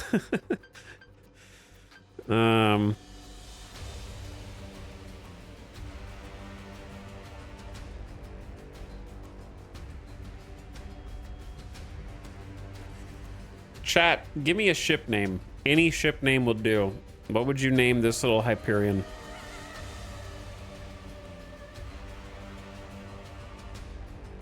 Irelandia. Also Crete. Crete 2.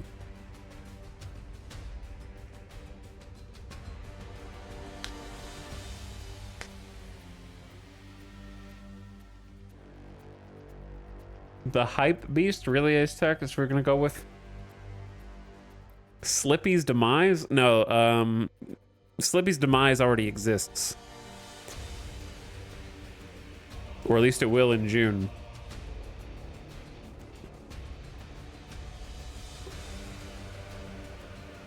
I did not watch the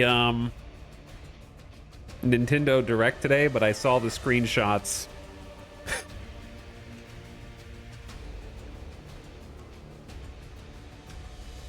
And I did not like what I saw.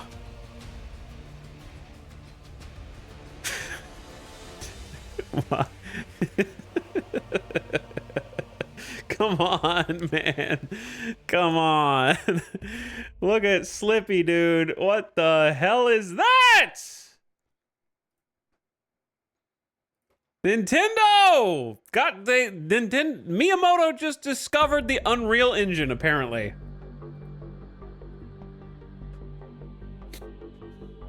Like a tech CEO discovers AI image filter for the first time. Miyamoto just figured out how to use the Unreal Engine. More like Nintendo don't, I think is what you meant to go with that, Kina Kunai.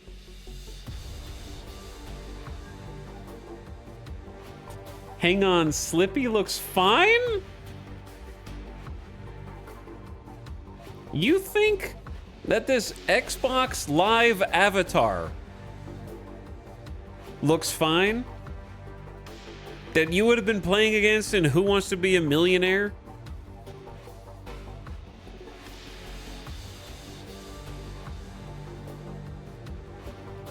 Watching that dude from the crowd?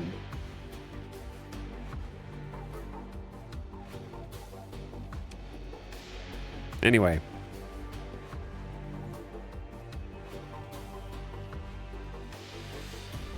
I guess I'm just gonna do Nintendo don't is now the name of the ship.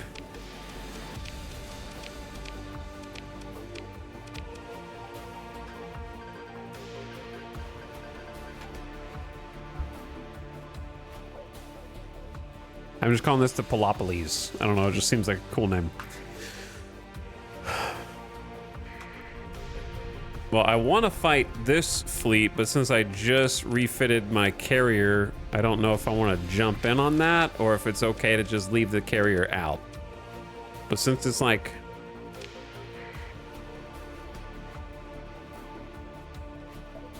Is this the streamer who's scared of a little Radiant? Yeah, kinda.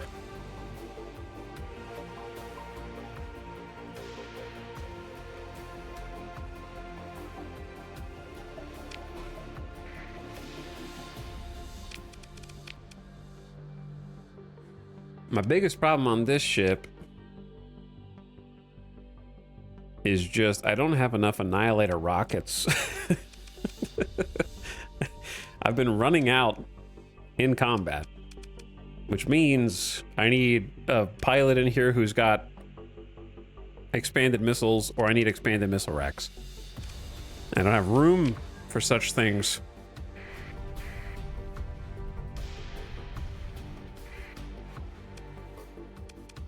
I say we just go in, don't use the drover, and then send everybody else.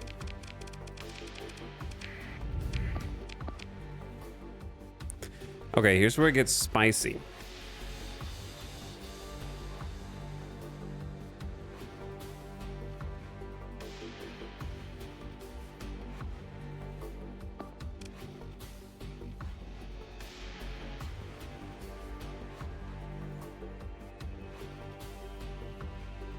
What's the best way to... I'm gonna experiment, and hopefully it doesn't result in our death. There's quite a few enemy fighters.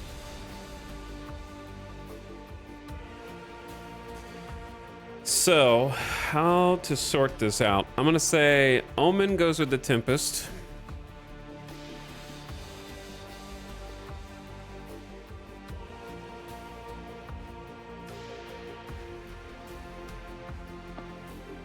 Monitor goes with the Hammerhead. Other Monitor goes with the Griffin. Then I'm gonna have the Dominator escort me. Try that out. And see how it goes.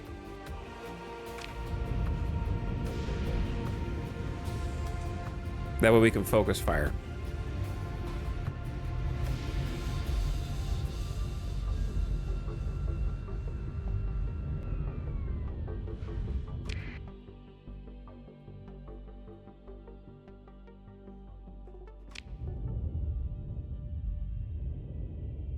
I'm a little worried the Scarab is just gonna run in and die.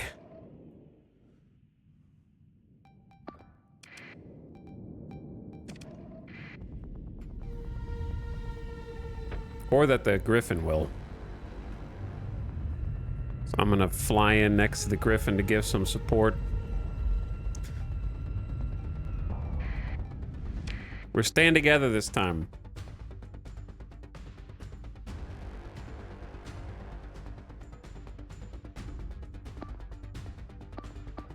Okay. We're gonna set this little ship to get taken out, this little ship to get taken out. Kind of just try and pick off the weenies.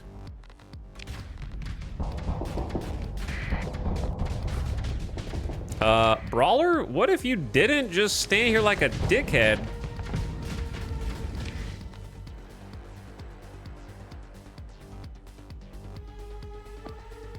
Look, you're escorting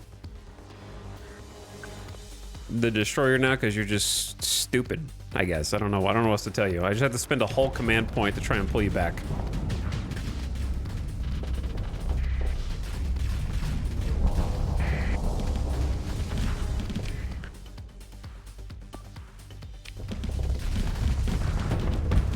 All right, I don't win a 1v1 against this Radiant is the problem.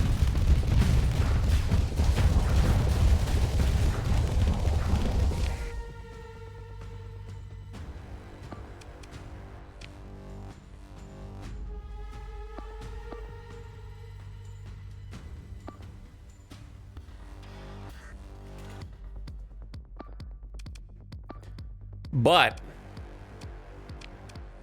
if I set it to be engaged right now, we just go deep.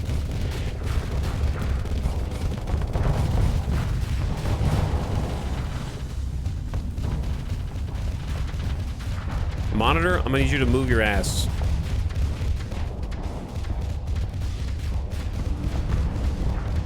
And we got missile support.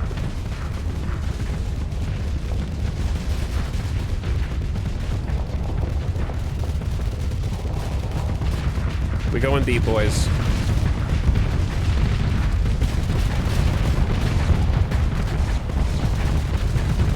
Easy. Easy. They're cracked open. Okay. We need an eliminate order on you, an engage order on you, and everybody else just move. We're also gonna go cap the sensor jammer. We need the vent to get the 0G turn bonus. And then we need to rotate to go help.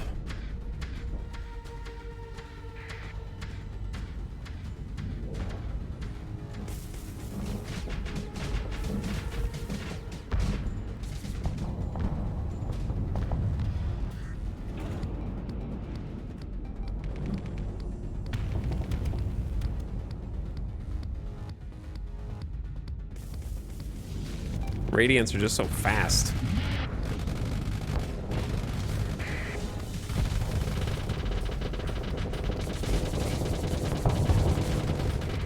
I'm gonna send fighters in.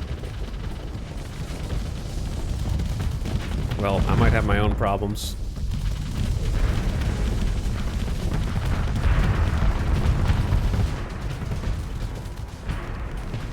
I think they're handling it.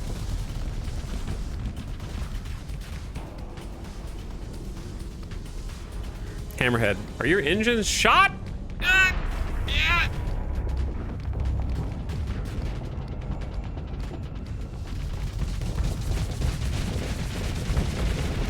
EMPs!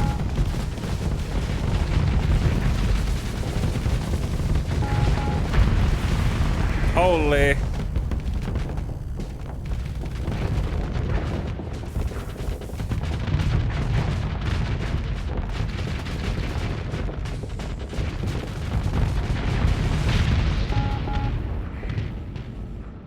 How we doing?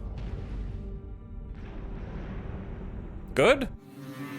Let's go. All you have to do is not be scared and then commit. Throw a little engagement order down when you're there and ready to burst in, everyone's there, you know what I mean? And just, psh, our powers combine.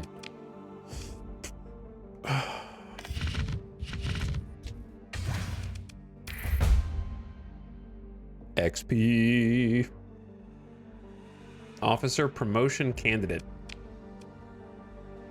A junior officer has distinguished herself recently and is worthy of consideration for command of a ship. I don't have space. Otherwise, I would. That doesn't come up too often for me. So it's cool when it does.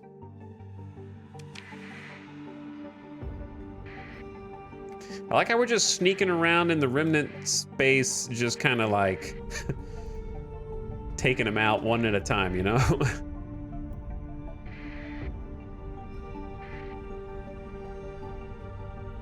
Ooh, they're patrolling the asteroid belt. That's spicy. Another radiant. A supply cache? You shouldn't have. Oh, you didn't. I see.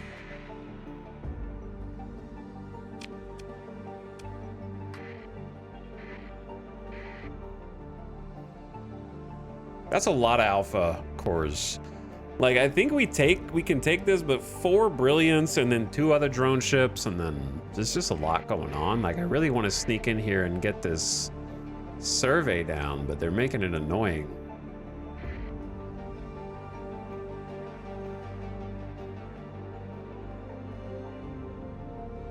That is a lot of alpha cores, man.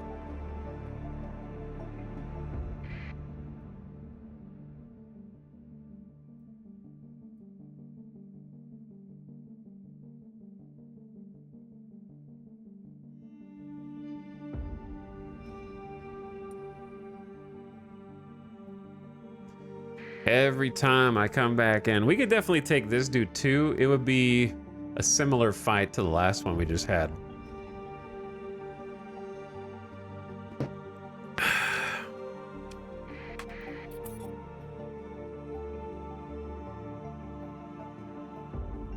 I'm gonna avoid for now and just try and get this scan.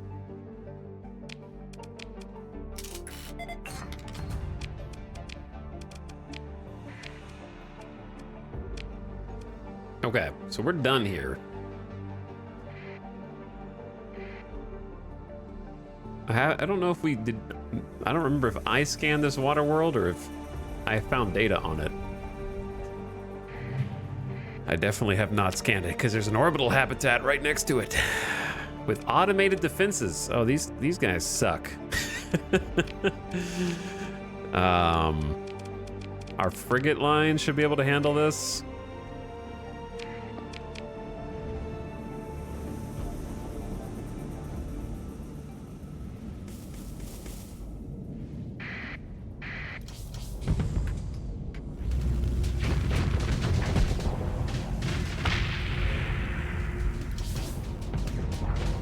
Get a little wolf pack action.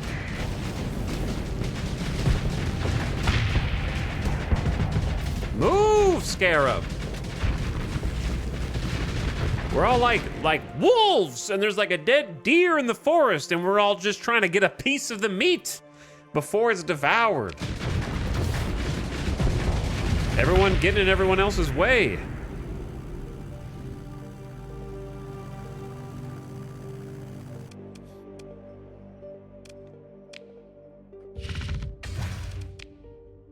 Okay, so what were you guarding? There was a transmitter set to send a signal when tripped by an alarm system, but it doesn't appear functional.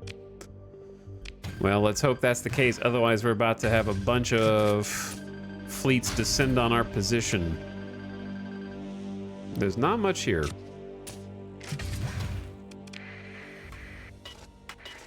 But I'm still gonna try and double salvage it just to see. Nope, okay. I will leave now. Goodbye. We're losing so much money.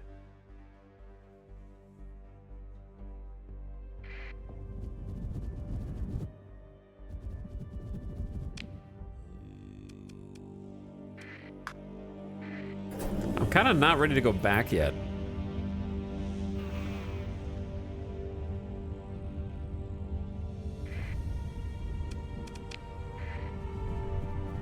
We still got 1,800 supplies. There's an arid world in this system.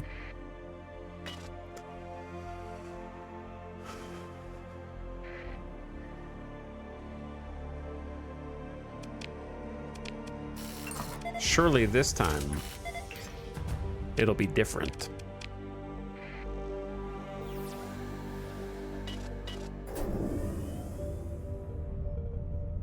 It's pretty big. Seems big. Habitable? Oh, high gravity. Cool.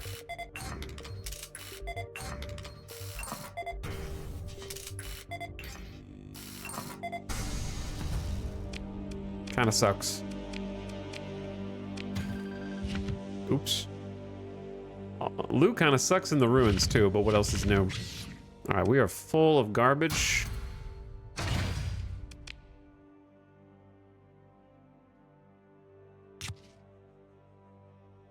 So I'm gonna just drop all this ore.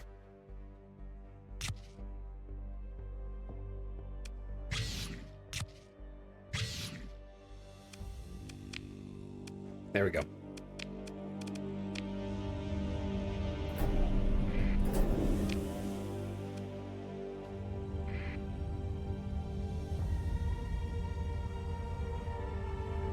One day, if we don't find anything right now, then I'm gonna go get that 14th battle group battle carrier that we found operational when we do go back. Nothing in this system. And then we can actually, like, if we get a second battle carrier ready, we can take a few more of these remnant fleets without backing down. Scratch another system.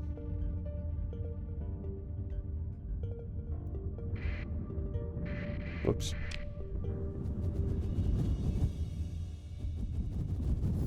Colony time? Not until we find a colony world. That's what I'm trying to do. Why did my reputation go down with the hegemony? Because there was a failed rebellion? Brother, I haven't sold anything to the hegemony to the pirates in months.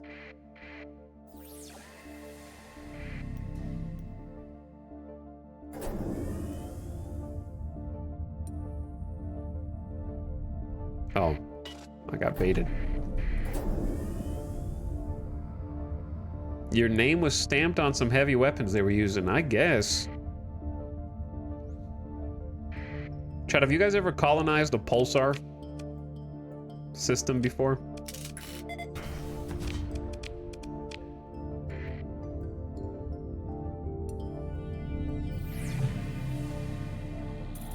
There's a research station here. I don't know if I have the patience to wait. I'm not that masochistic. Aren't you, though?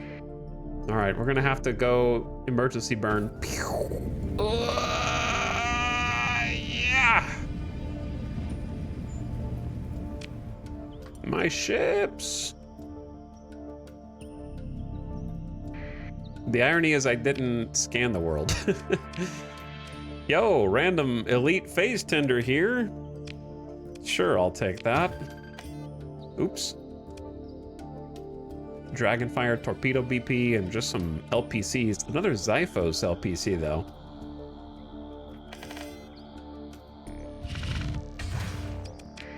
All right, give me something good. Researchers?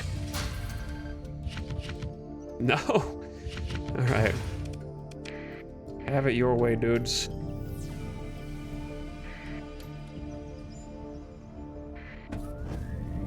Yeah.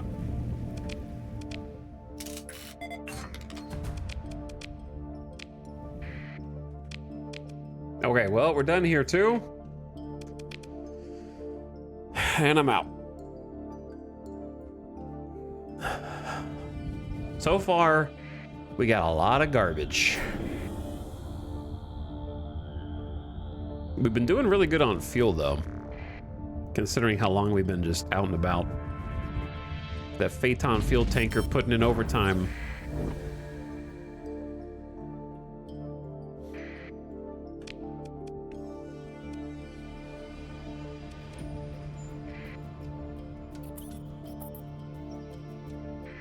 And we got a couple alpha cores while we're out too.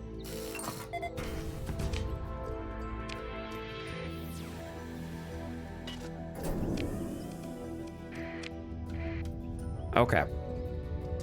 So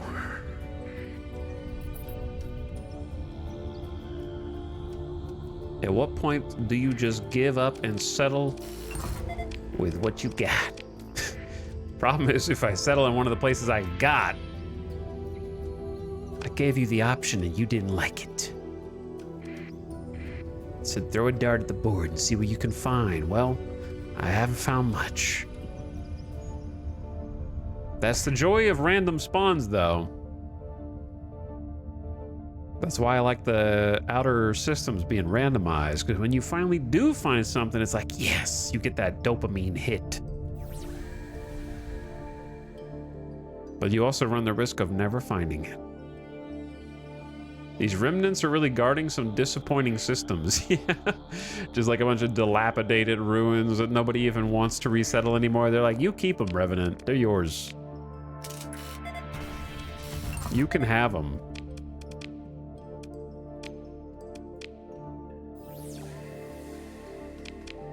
All right, another one down. We're burning through these, men. And then afterward, go to Beta Grandusa. And that's kind of the last one in this little cluster. Unless we're going even further out.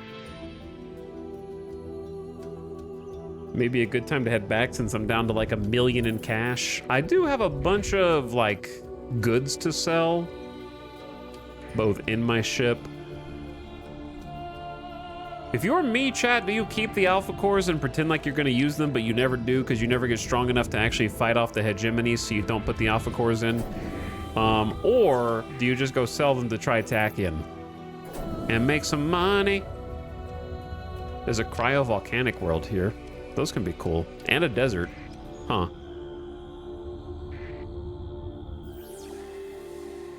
Potential.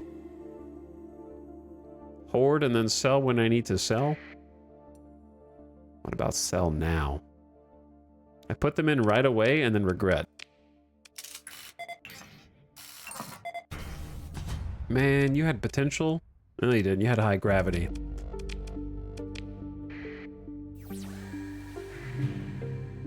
You found a derelict Legion 14th battle carrier. What?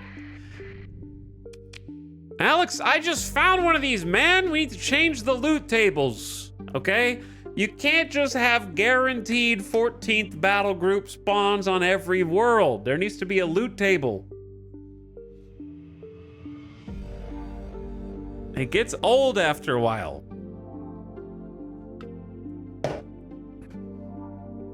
Because then it's, you know what? I already found one of these, chat. We're just gonna pretend like I didn't find this and I'm gonna salvage it before I can talk myself into taking a second one.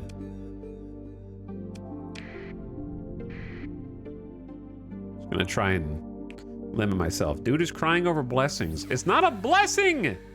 14th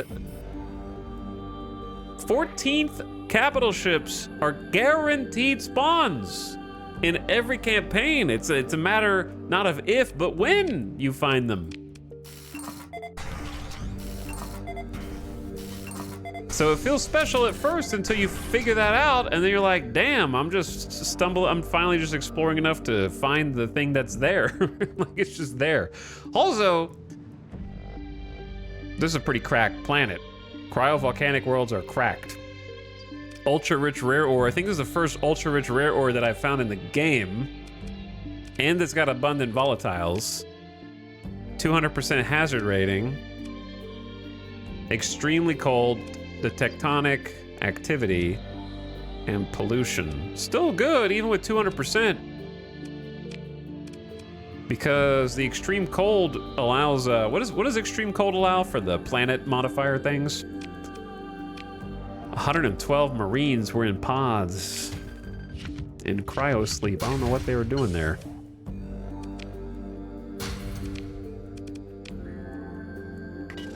That's a pretty like worthwhile planet just to tap into for resources, to be honest. If we could just find a good place to colonize nearby.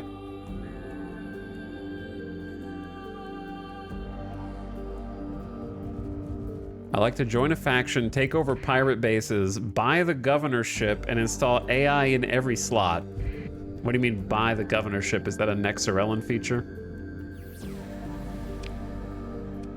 Or is that vanilla? Because I never joined a faction, so I'm just unfamiliar with that entire gameplay loop.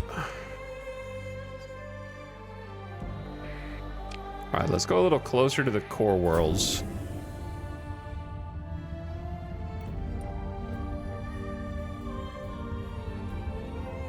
And keep exploring for a bit there. Joining a faction can be really fun if you don't want to micromanage the world. I find micromanaging the world to be the most fun aspect. Okay, well, you spit me out here, so I'm just going to go to this system instead.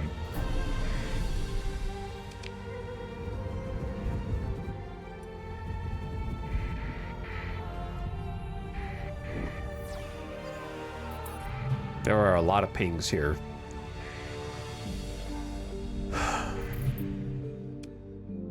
A mining station. I see a Terran world in system. I just saw that through the... Oh, orbital fusion lamp. Counters cold, extreme cold. Holy. Chat, what are the odds that I find a super cold mining world and then immediately go to a mining station and find orbital fusion lamp that counters that weather? Counters poor light and darkness. Installed in population and infrastructure. The miniaturized variable output fusion reactor capable of providing ample light and heat to a planet. Safe operation requires prodigious quantities of volatiles, so you have to have a ton of volatiles. If the demand's not met, the reactor will suffer potentially hazardous instability, which could lead to an uncontrolled surge in output. Litigation over whether the device is inherently unsafe or simply used unsafely is ongoing in domain courts at the time of the collapse. Adds a demand for 10 volatiles. Very cool. Or not cool, I guess, as it were. And then we're gonna double salvage it, of course, just to see. Okay.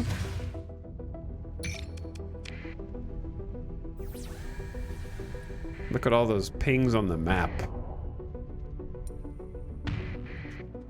Who's that? we could take these dudes.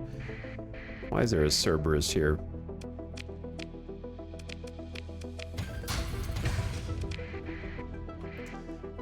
Evil Scavenger.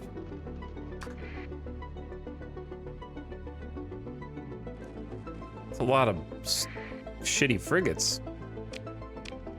It's combat time, boys. To be honest, I don't even think we need the Dominator.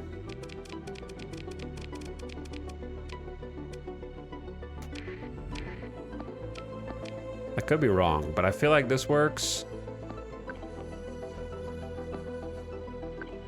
A monitor for you, a monitor for you, and then what do I want to fly? Kind of want to fly the Griffin. Colony system found? Probably, honestly, with a Terran world here.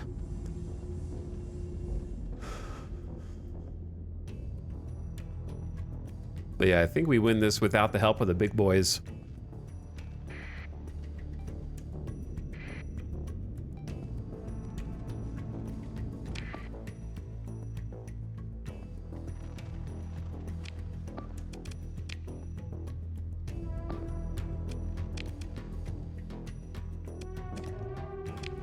Would not mind capping that nav if possible.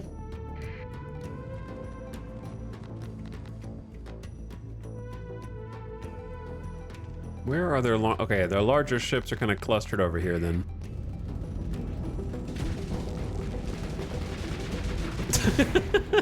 Scarab, relax, man. What are you doing? All right, back it up. They've got a bunch of carriers, so we're actually gonna...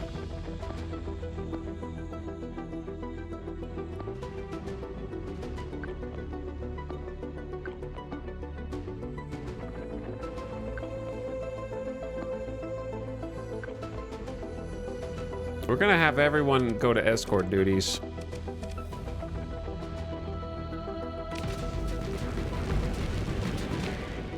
Scarab, back up!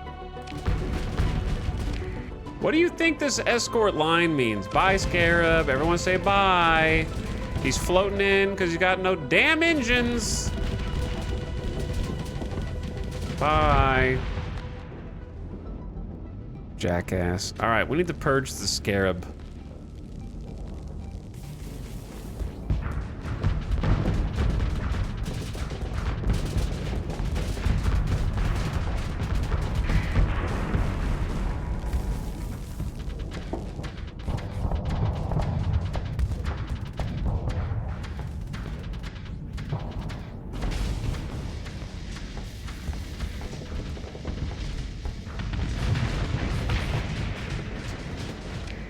That's what you get.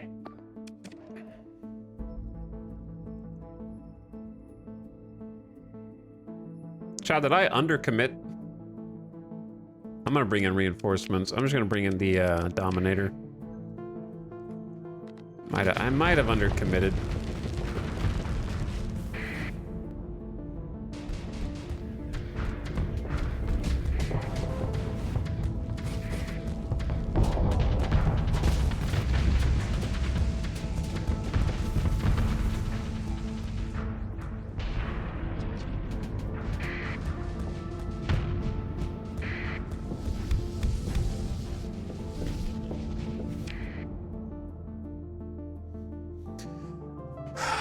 Purge the officer, not the Scarab. No, the truth is Scarabs are good early game, and then they just fall off because of their armaments. Like, the reason why Tempests continue to be good and Hyperions continue to be good throughout the course of the game is because they punch above their weight and they're fast. The Scarab is not as fast, I don't believe, as either of them, and has kind of lower armaments that require it. If you outfit it with like an antimatter blaster, which is the game's suggested loadout, it's really good in your hands if you're piloting it. But the AI needs to get so close to do damage that it just gets engines dead, and then you saw what happened, right? Like, it's just that's how it's gonna go.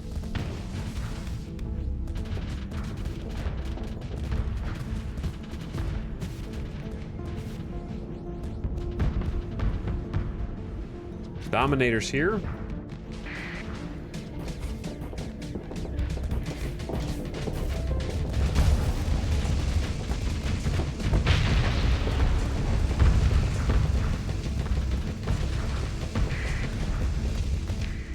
So at this stage, what we're doing is kind of like, and they got both the nav buoys. Kind of just feeling it out. Trying to decide which way to commit to. I'm keeping all of my fighters together because they just have a lot of carriers. If I can take out, they have this carrier, this carrier, this carrier, and both of the Ventures are carriers. So we got strength in numbers right here. I think we just take out the carriers.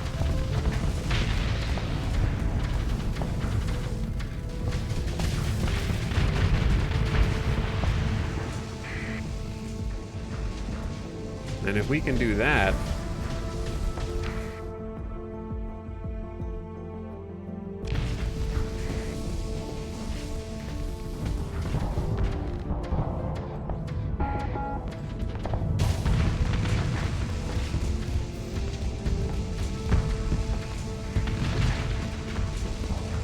it's almost dead!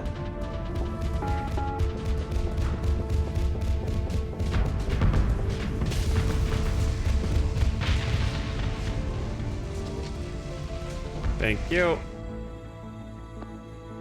Honestly, these two carriers should just win against what they're fighting against over here.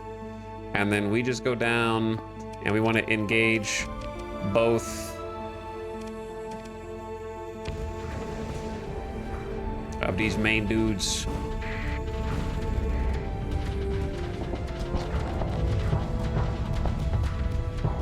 And just mag dump a bunch of missiles.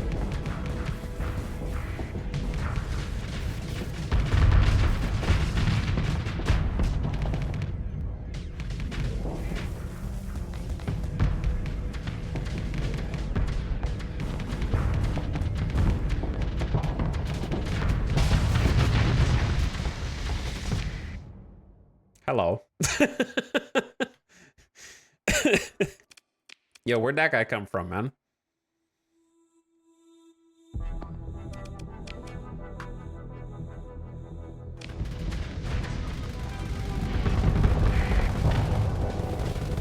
I'll just turn around and get in on this. Get him!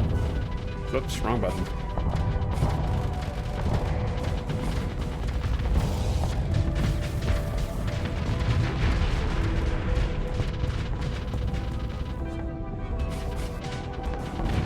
Well, we may have been able to squeak by without the Dominator, but it's better to have it and not need it.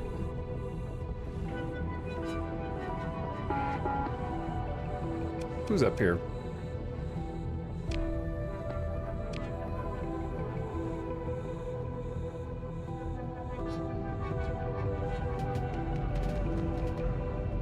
Is that like one brawler that just got fried?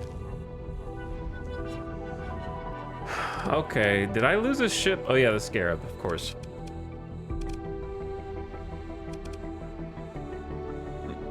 It's probably worth pursuing them just to make them drop loot.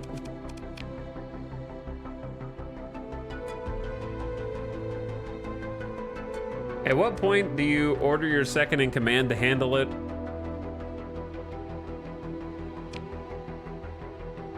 Have you guys ever lost ships to just store? I'm gonna try it and see what happens.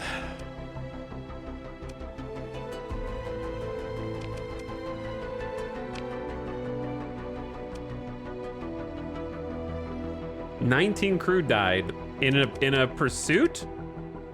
How do you lose 19 crew chasing down a Prometheus? All right, whatever, it's fine. So we destroyed the rest of them. We're gonna recover our poor little Scarab, and that's it. And they dropped us some supplies. Got a skill point! Level 12. All right, it's time to get +2 to max number of officers that I can command. Lock it in, and then from there, it's best of the best time. Which means we're gonna get to do some ship upgrades. Where is that one?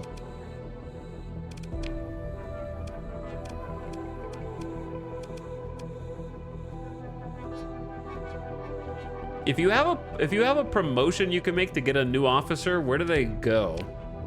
Oh, there they go. All right, officer promotion, Bulan Oberon.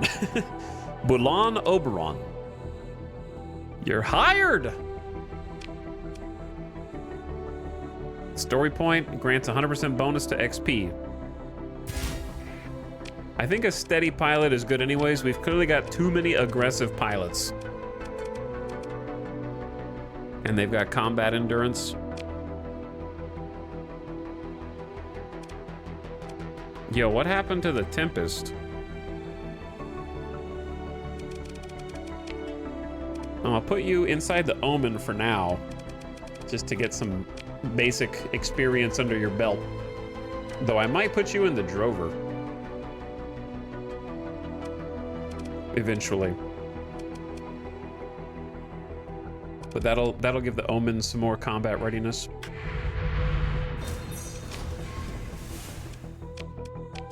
Well, that was still like a good battle. It's fun getting some explosions in. Now we gotta do some repairs. Oh, there's another fleet?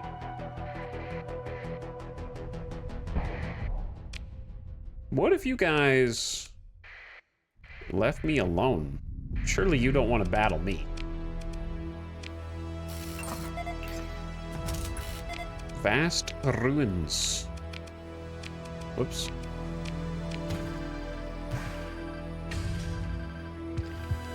It's a lot of organs. What are you guys doing down there? I don't have room for that many organics, brother.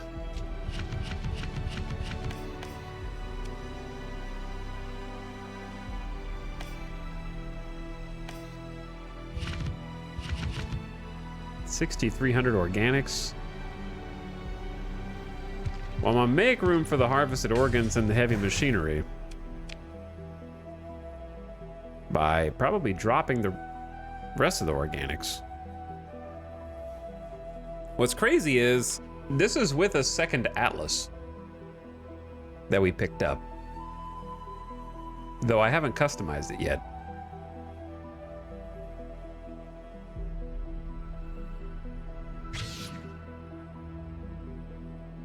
We've still got too much cargo, but it'll just use supplies until it's back. I'm just gonna save the rest. Man, 8,200 organics. How much would that be worth? At base value, that's like 30,000 per thousand. That's like 300K if I wanted to come back for these. Maybe it's worth, I don't know, I'm gonna forget they're here. Put them in a stable orbit. I'm gonna forget, so.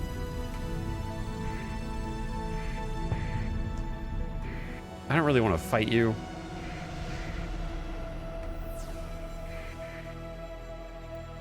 They might be friendly anyways.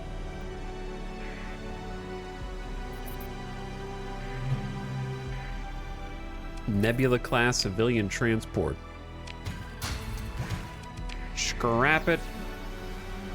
It's kind of hard to keep up with all these pings. Now, where's that Terran world that we found? I think I passed it already. This one rhymes. It's a barren world. More widespread ruins. Any recommendations on salvage ships? For salvage, what are all these drugs doing here? I don't have room for all these things. Anyway, I recommend the salvage ship as the best salvage ship.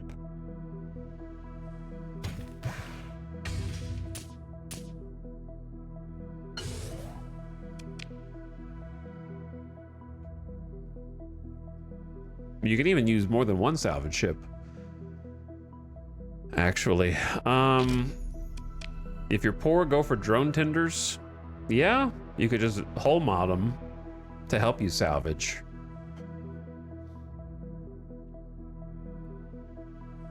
I guess drop domestic goods. It's still not enough.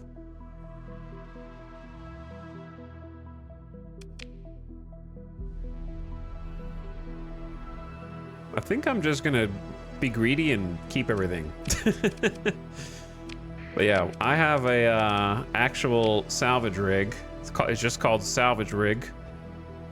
That's the name of it. It's a civilian ship, so it comes with some downsides of being a civilian ship. But if you make the subsystems militarized, it can offset a lot of those, like the burn level penalty and the other civilian grade hull penalties like sensor debuffs. But it comes with baked in salvage gantry as a hull feature. And effectively what it does is just increase the amount of salvage you get from stations, derelicts, and wrecks by, since it's a destroyer, 25%.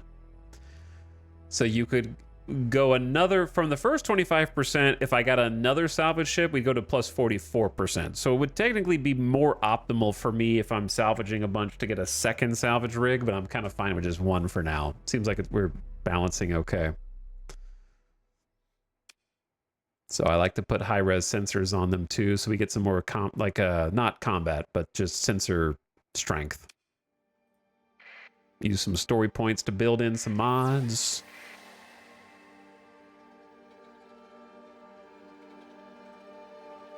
And then to get even more salvage, I use the industrial perk salvaging, which is bonus resources from battle and derelicts and whatnot. Helps you survive for longer out and about. Does not help you find more blueprints though, but it does keep you stocked up on consumable resources. Okay, there's the Terran world. I'm gonna go up here and just kind of do a scan just to see. Nothing. Okay.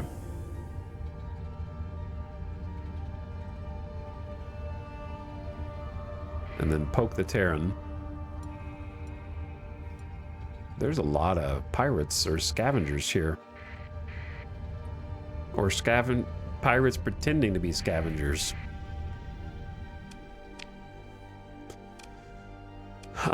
This looks like a great planet. Give me some good resources. We want plentiful organics and rich farmland.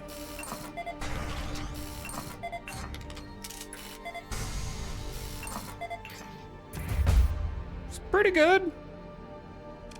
It's pretty good. Bountiful farmland, abundant organics. It's not as good as plentiful, and then moderate ore. It's pretty good. It's mainly good because of its proximity to that cryovolcanic world that we just found, which is like... Did I not? Oh, we haven't done that one yet.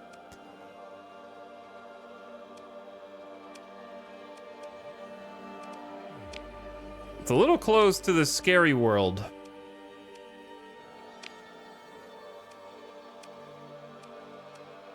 That one. Beta Grandusa 2. Beta Grandusa 2 is a ultra-rich rare ore, abundant ore, and abundant volatiles world. With extreme cold, which we just got the counter for. So, that's there, this is here, so the two worlds are pretty, they're close-ish, you know? If we need it to govern both, it's not perfect, but there might be more in this vicinity that we haven't found yet. So we're about to do a little more exploration first.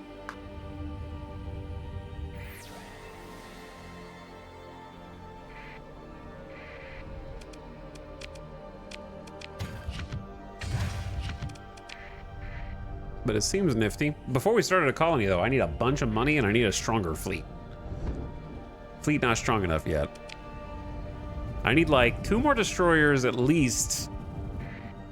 I would like 3 more destroyers. Ad starting soon. Turn your volume down, ad watchers. It's somehow been 4 hours and 20 minutes already. I snoozed the ad, but it's coming in hot. So brace yourself. 3-minute mid-roll. We'll keep it here.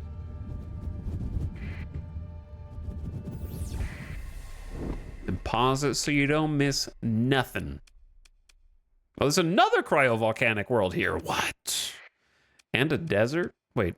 No, that's rocky, unstable. But the cryovolcanic could be juice. I love I have the best luck with cryovolcanic. In terms of, like, mining worlds. They are amazing.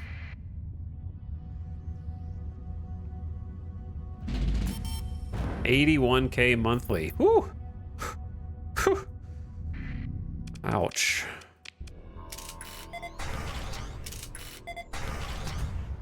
Rich ore, extensive ruins.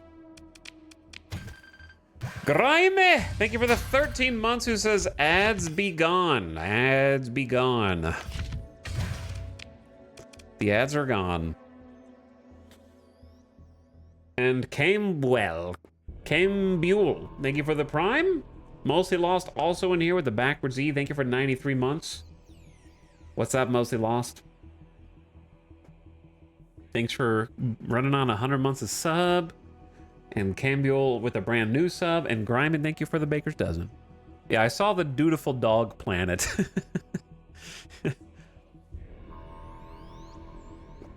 The Dutiful Dog.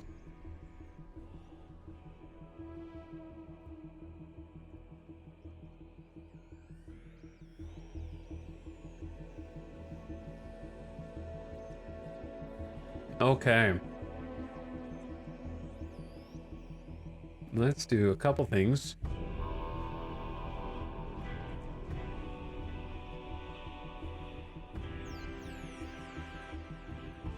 Okay.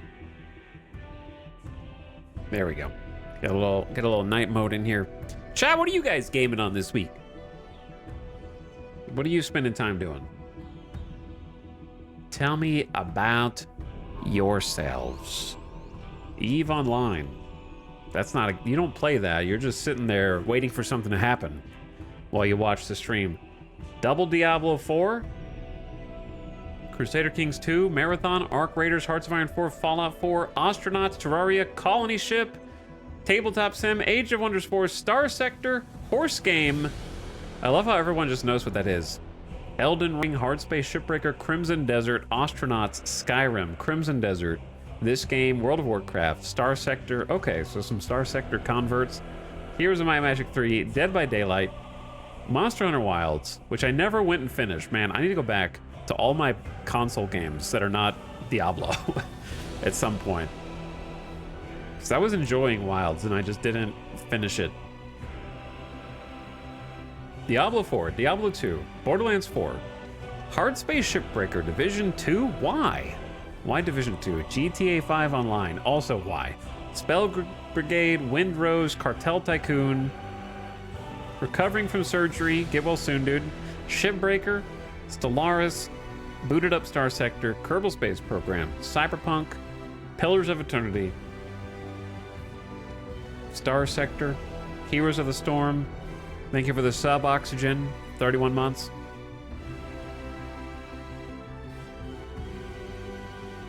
Also, for the people playing Diablo, we have, technically we have a clan in Diablo 4. Does it do anything? No, because all of you are too shy to talk to each other and try and party up and get in each other's group. But you can look and be like, whoa, someone else is online and they got an achievement. That's pretty cool. But then you could also be like, I wonder what kind of character they're running. And you can look and see like their character sort of abilities and gear and be like, wow, their gear is really cool, or damn, they don't know how to play this game, and just secretly judge them if you want to. It's pretty fun. But it makes you feel like someone, you know, you see some other achievements popping up in the screen and it makes you feel like other people are out there doing stuff. What's the name of the clan? You just search Knights Who Say E, and I think it's just open join. When I logged in a few days ago, there were like 8 people online, which for Diablo 4 is a lot. All at the same time, especially for a game that's 3 years old now. That's kind of impressive. But yeah, it's Knights Who Say E. Stalking guild members. Yeah, just stalk other guild members. I have my character profile set to public. You could be like, what is that nerd doing with his character, you know? If you must know, I'm trying to make a barbarian who shouts people to death. I'm calling it the Hot Breath Barbarian. I'm not following a build guide. I haven't gotten to the point where it works yet. But the premise is that there is a shout ability in the game where the barbarian screams. And there's on the skill tree, normally it's supposed to make you tankier because it creates damage mitigation by reducing the damage of the enemies who you scream at. But instead, if you go a different way on the skill tree, it makes it do fire damage.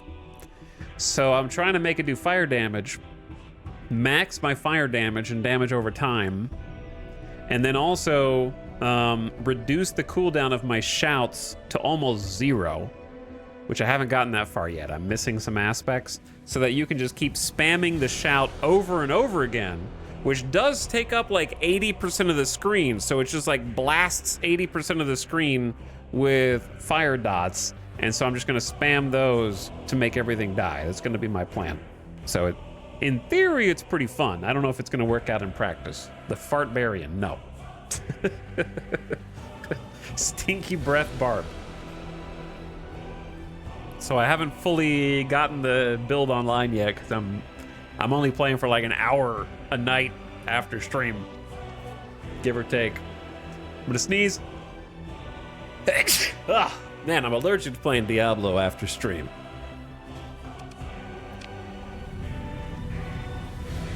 Welcome back from the ad. But yes, we do have a clan, and the clan does nothing, but you're free to just do nothing in it also. It serves no purpose other than to be like, hey, someone else is online. That's cool. Okay, here's the cryovolcanic world. 200%. Yeah, I mean, it has extreme cold as well, extreme tectonic activity. But come on.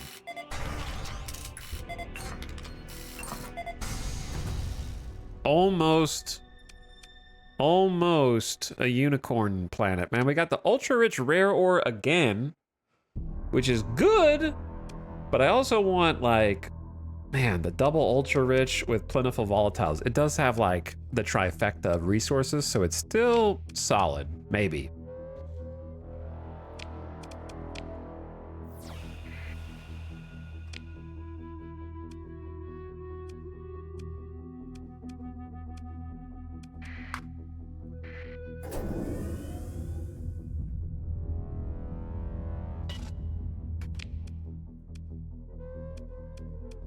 And then there's just a barren world in here. Okay, let's go see if there's any other juice. We haven't found any cool derelict ships in a while. I don't count finding a second battle carrier. How have I found 3 battle carriers?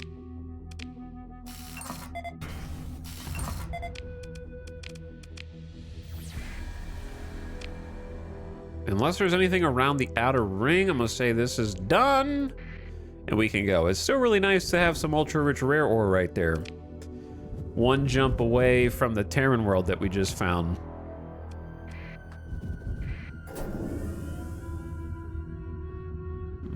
I don't think there's even any, I don't think this system even has a planet.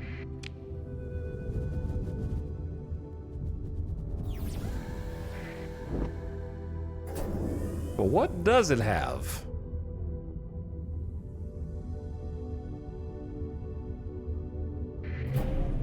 A weapons cache.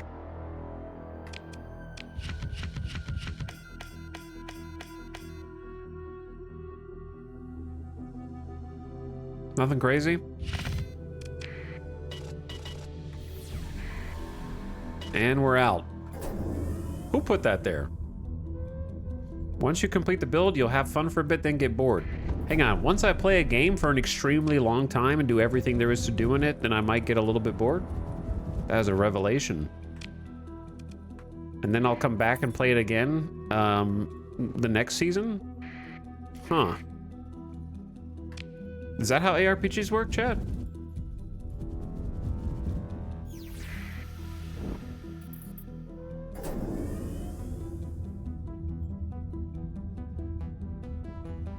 Devastatingly astute insights.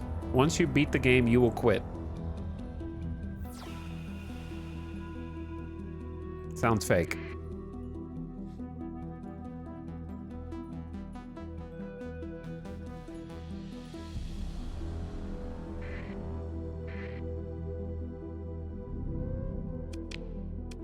Okay, we're under 1,000 supplies. So I'm sort of weaseling my way closer and closer back to the core system. Because I'm running out of money.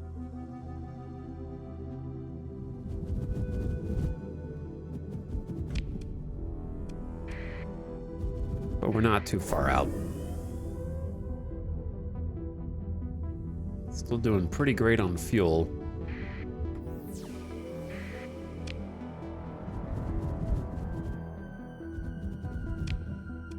Frozen world, barren bombarded, pirates. The pirate system? Huh.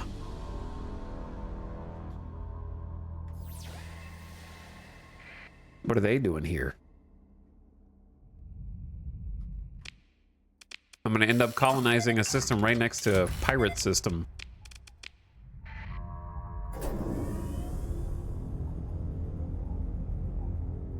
Here's the funny thing though. No matter where you colonize, a nearby system will become a pirate system. Such is Starsector. An unavoidable truth. Pather cells have been detected on your colony.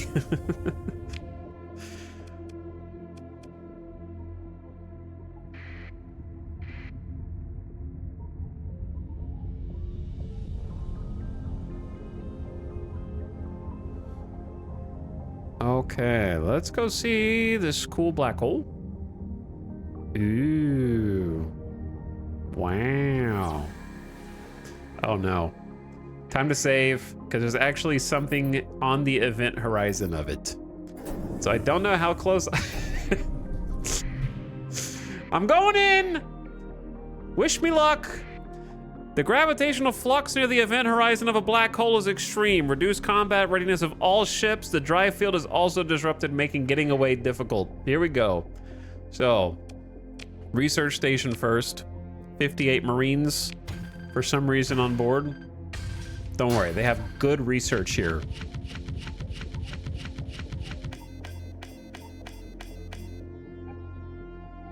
They did. An Odyssey-class battle cruiser blueprint worth 245K and a Medusa blueprint. Those are solid blueprints for shipbuilding purposes. The battle cruiser in particular is very spicy. Odysseys are cool, in my opinion. Okay, then we have to quickly double salvage.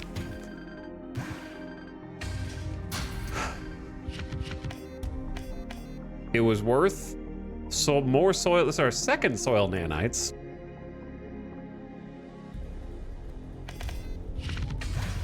And then we have to like E-burn away from the event horizon. I'm not taking any chances. Just emergency burnout.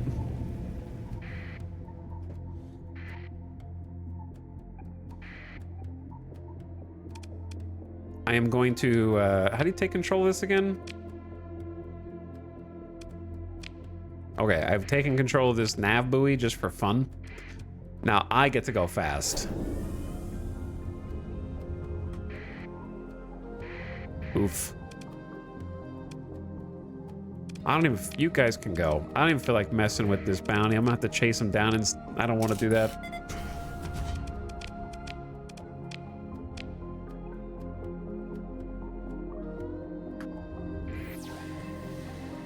Okay, I'm gonna say that is basically it.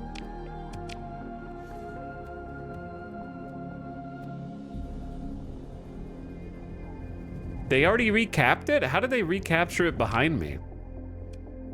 Do I just not understand how that works? Or did they send in another fleet immediately?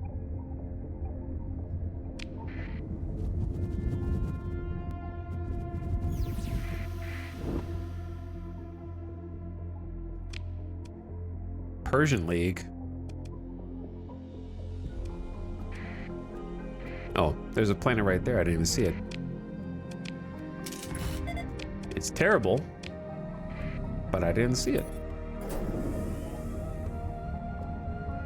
I'm pretty sure we found where we need to be, like, thinking about going. I'm just sort of exhausting all the options here in this area. I think the Terran comboed with the cryovolcanic worlds is it, most likely.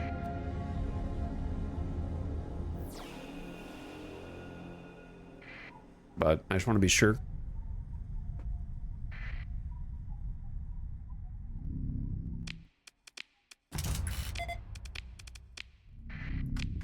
Okay, done here, and there's not even any cool POIs in this system, so we just go.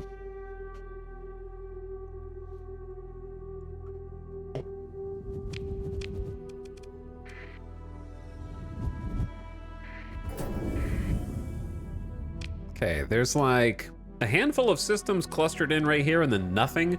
I don't know if I have enough resources to do all of them right now, but we can try. And then go back to the core, get some money, get some resources, get some ships. Yo, what's up, boys? Is that it? A star? And some remnant? Okay, bye. See ya. Consider that system explored.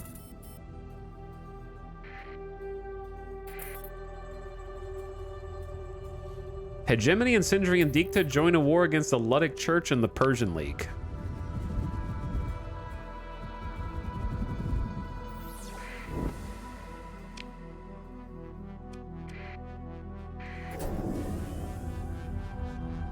That's gonna be a big war, man.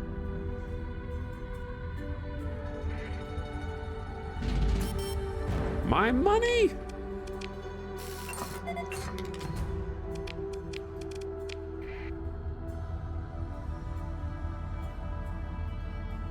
I'm already down to under 600 supplies.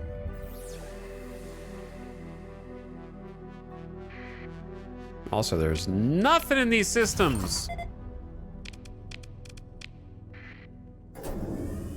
Absolute garbage. All right, let's go to the next one then.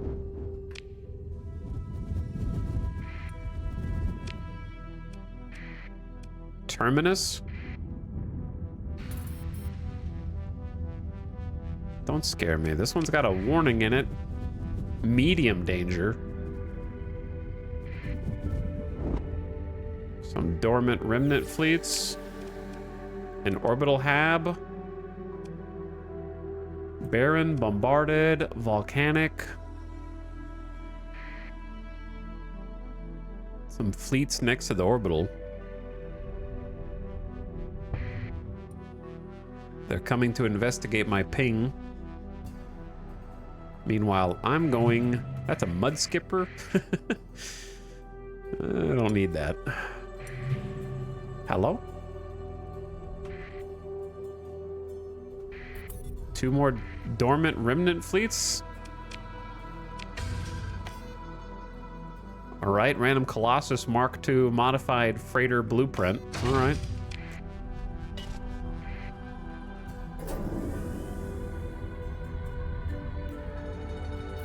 Let's go see what fleet is actually awake in this system.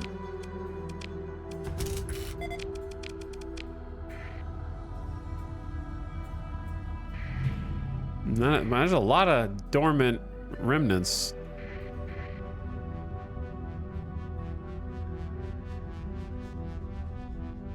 And they're guarding a bunch of trash.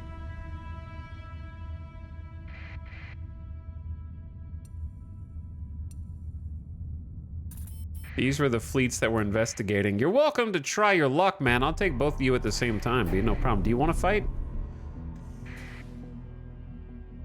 What do you mean patrolling? I'm right here. What exactly are you looking for? If not me.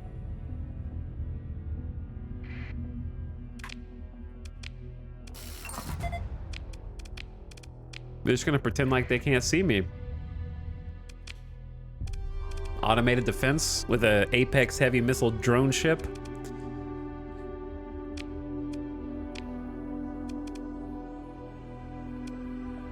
We should be able to just take that with,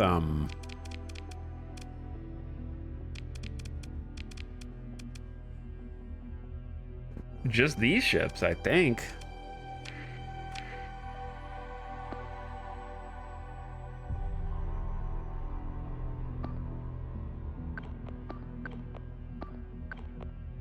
Have the monitors go there. Scarab with the hammerhead.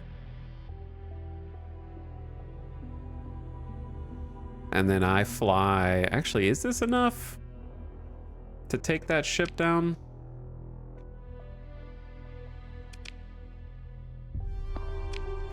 I like flying the Hyperion.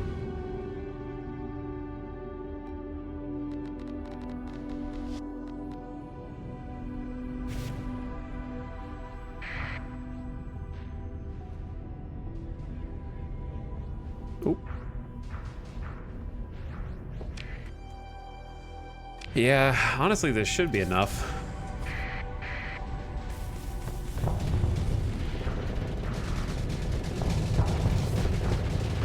I'm using some of their own redacted weapons against them, man.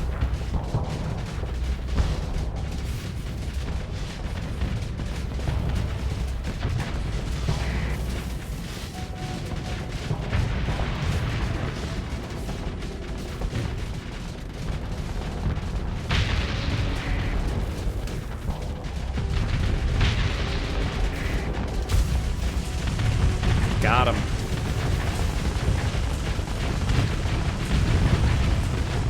Just sit back and let the wolf pack do. You don't have to be that close, Hammerhead. I know the range of the thumpers is not ideal, but you don't need to be that close. What's up, Elazar? 100 months? You freaking made it. Big 100. How's it going? Thanks so much for 100 freaking months of sub.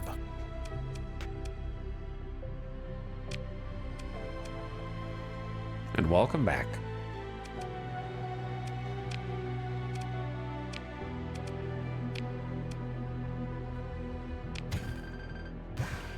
So what were they guarding at the orbital habitat? Ugh, I'm stuck. A bunch of junk?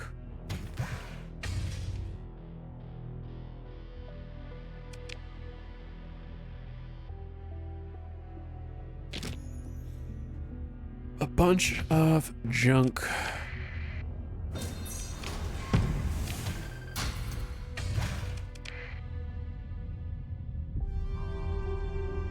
Well, they did their best to defend.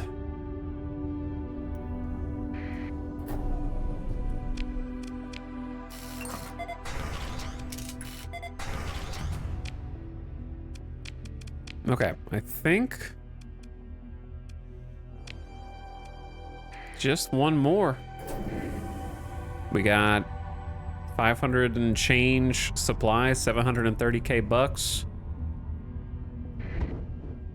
Just gonna squeeze in between all these remnant fleets here and go check the last system in this quadrant, whatever you want. It's not a quadrant. Whatever, empty patch of space.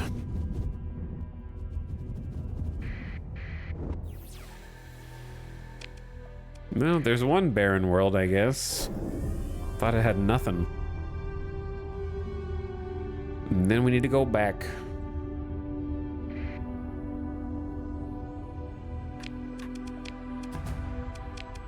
Okay. Probably go near the star. Do a little scan. Nothing, and out we go. You mean a Starsector, maybe? Shh. I am but a humble starfarer in a land of Starsectors.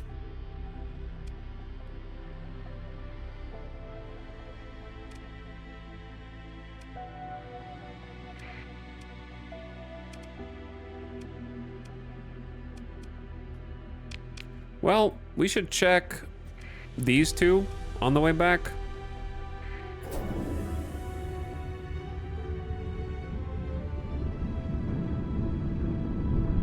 But we are on the way back. I think it was a pretty good outing overall. I would have liked to find more derelicts, but we got some good planet options now.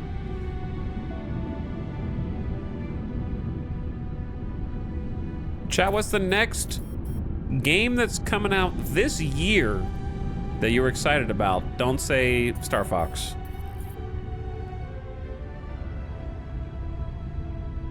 What is the next game release? That's this year.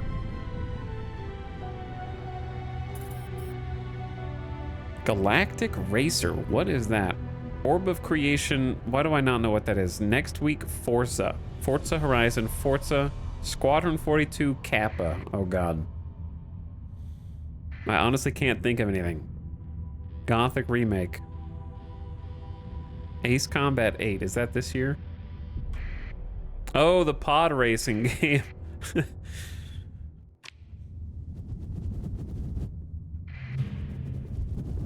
We all kind of know that's just going to be like a novelty that you play for like a minute. Right? We already have a 14th battle group Eagle, so I might just leave this Eagle. I don't want 2 Eagle cruisers, I don't think.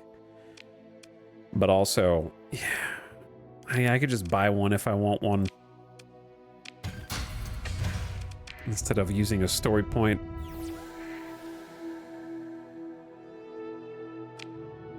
Okay, so this system sucks. I love how, yeah, you said Subnautica 2 is coming soon, but nobody said Subnautica.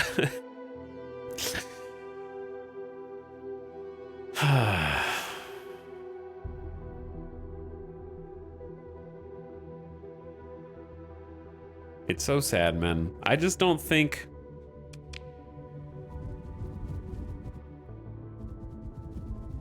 Listen, there's no world... I'm just gonna say it like it is. There's no world in which Subnautica 2 comes out with all the drama that they've had behind the scenes in development and it actually be good. There's no way.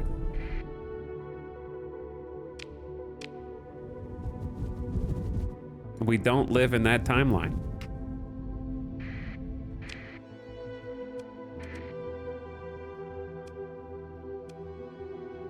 Okay, I don't really care about these barren world planets.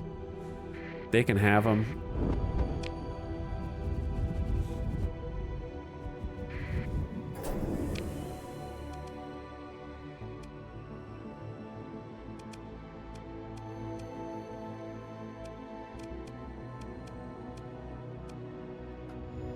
Okay, let's go back to Libertas and kind of get everything stocked back up. We're running low on supplies. We're running low on money. We got to find a place to sell some of this stuff first, actually. We need some updated prices. Until we get within like comms range, we don't have any updated prices. Why is my transponder on? Oh, I turned it on going into that Persian sector spot. Okay, do I have updated prices? So Flamma and Fearsome Engine. Fearsome Engine is the best place to sell these drigs.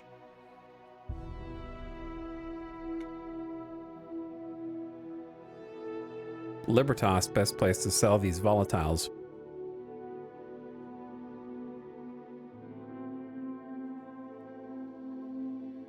What's crazy is the markets have kind of stabilized. Like, there's not really any places that are paying exorbitant amounts for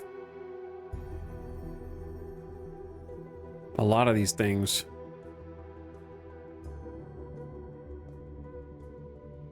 Okay, let's go to Flamma HQ first.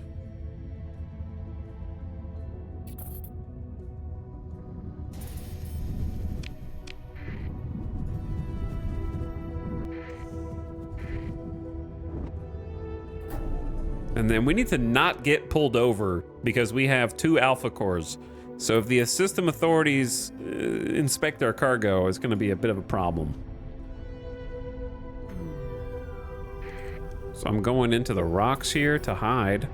There's a fast picket preparing for patrol duty, but I think our signature is so low that we can just come on in.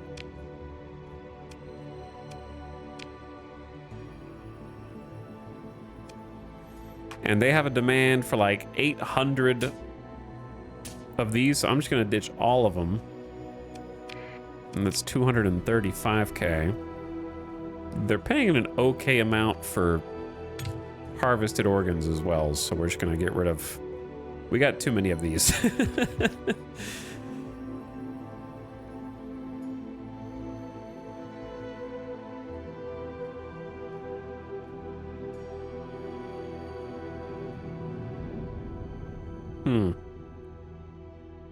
I do not need Marines right now, so I'm gonna get... They want Marines? Here you go. I'm offloading those so I don't have to pay them anymore. We're gonna need to sell a bunch of heavy armaments, so I'm just gonna ditch these while we're here.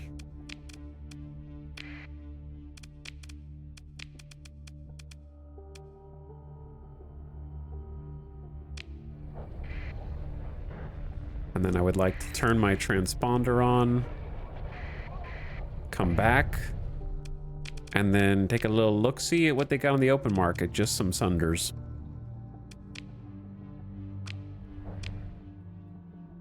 Okay, while we're here, we should go ship shopping at the local establishments.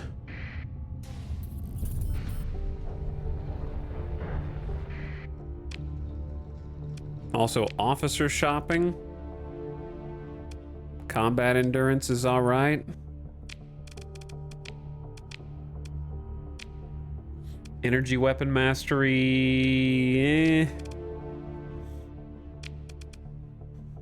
meh.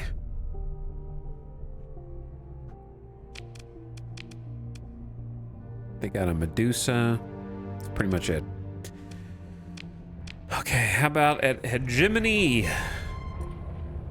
What if you didn't just... It should be a crime to just randomly interdict people in space like this.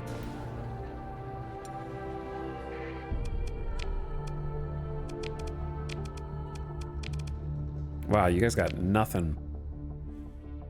It's always just a Sunder. Nobody wants to buy them. That's why. All right, I'm out.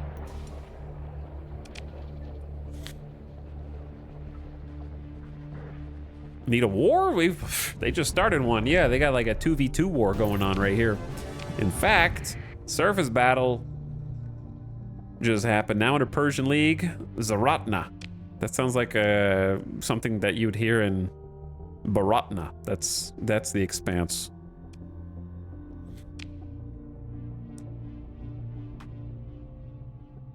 Just change the letter. So I need to get rid of transbotonics. I need to get rid of the organs. It's kind of hard to get rid of the organs because they only demand like 200 of them. Let's go to Fearsome Engine, Sabriel, Ludic Path. Great book, by the way. I've talked about it before, but that's actually my favorite book from childhood is Sabriel. It's like kind of children/young adult fantasy. Read it when I read the trilogy. I think it was a trilogy when I was a kid. I need to read that series again. It also featured a talking magical cat. As I recall. That was a little bit before its time, you know? That was before, like, such things would be considered trite, I think, in 2026, but...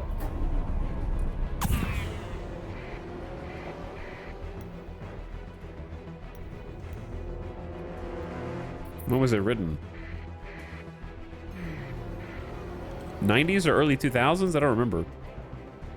Persian League right next to Ludic Path is crazy. These stations are basically bumping into each other.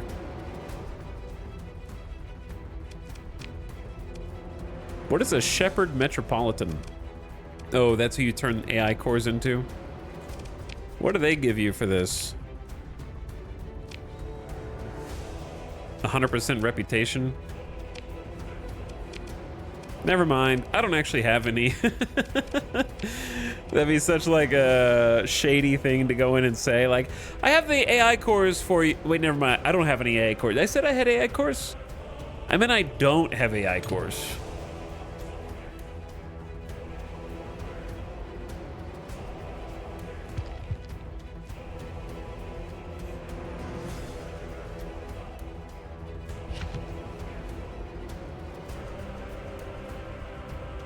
Give me some good prices.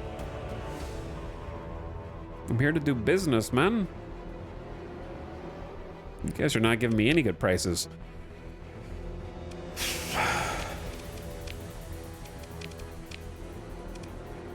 You don't have any good ships either? And there's an abandoned station here too? I don't really want another hammerhead. Am I crazy, or are there not like that many destroyer models in the game? Starsector vanilla destroyers.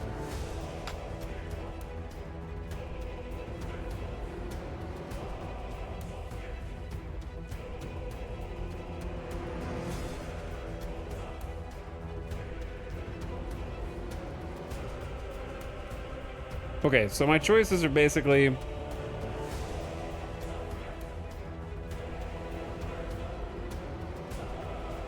like a Shrike, an Enforcer, a Hammerhead, a Sunder. There's really not much. Like a Medusa, if we don't get any redacted ships. And then like a Manticore or a Harbinger if you're not counting carriers. And that's pretty, like, I feel like there's not enough destroyers, weirdly.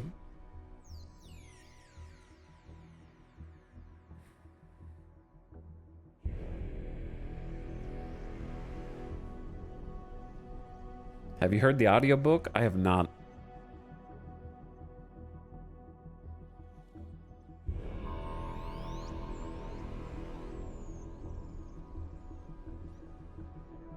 Maybe I just need to get some enforcers.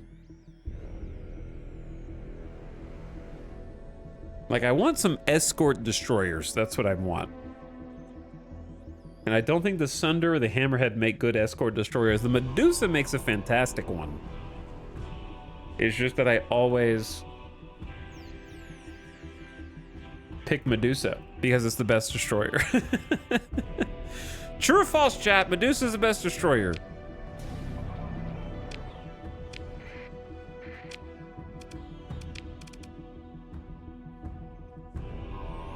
It's just true.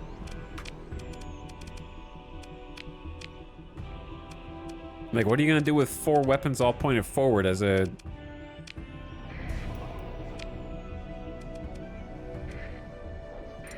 ship? As an escort ship? What about the Shrike? The Shrike is interesting, it's just too squishy. If you enjoy seeing your ship death notifications on the top left, then invest in Shrike Stonks.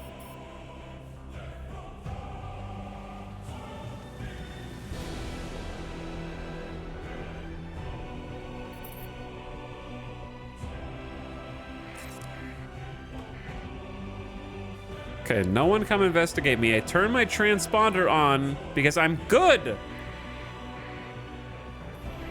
Okay, we're friendly.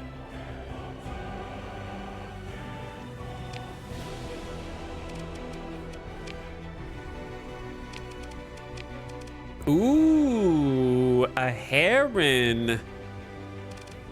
Ooh.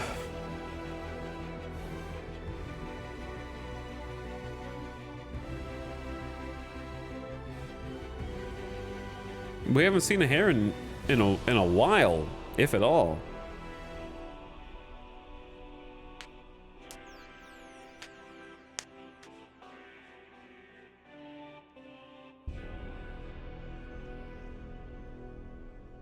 I'm gonna buy it. I am gonna buy it. Why is the black market here like only pristine ships at the Persian League? There is one D-mod on the entire black market. How are they making such good ships here? What is going on? Then the open market's like a bunch of garbage.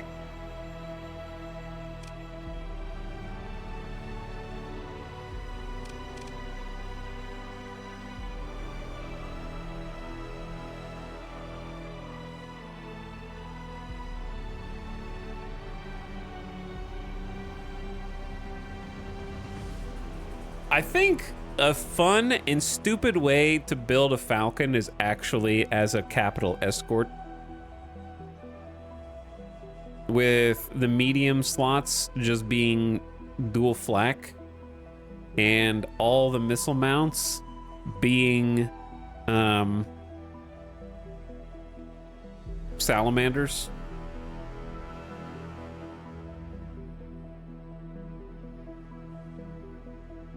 Well, I guess it's just 2 missile mounts. It's It's not really worth it. I was just thinking about it. However, I am going to buy... Persian League has a pristine nanoforge on their capital, I think. Oh, do they? And they're just selling everything to the criminals. I'm buying the Heron, though. Mothball it. You guys will come with me. We'll fix you up. We'll get you right.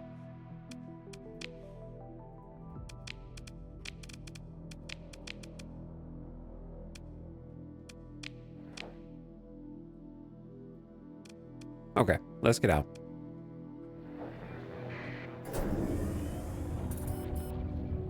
We need to go sell... Ooh, Xantha Che just had some demand crop up in system. Okay. I see you. I'll go take a little visit to the old pirates. I'm flying the wrong way to get to them. We'll get there. I love how I'm almost out of supplies. We need to get some supplies, brother.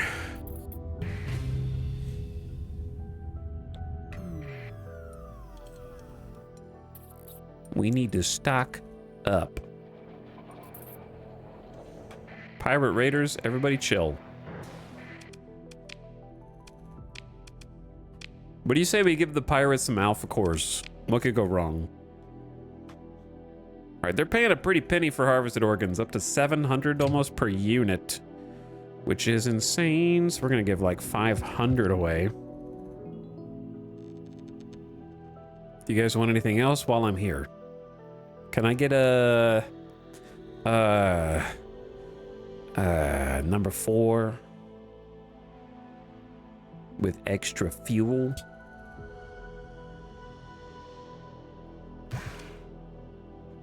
I'm gonna sell you some fuel.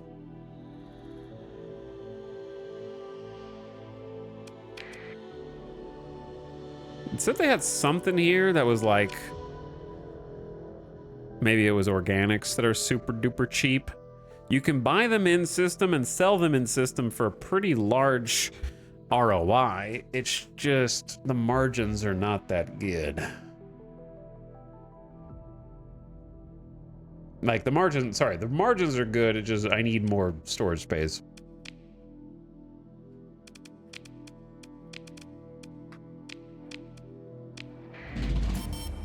All right, let's go. Wait, no, I need supplies. I just said that. The best place to buy is unfortunately not freaking here.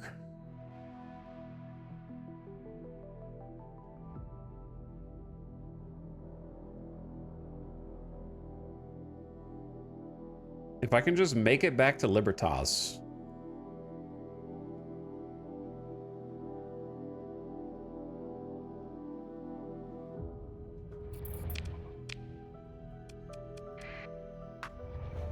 I don't know if I can make it back to Libertas before I completely run out.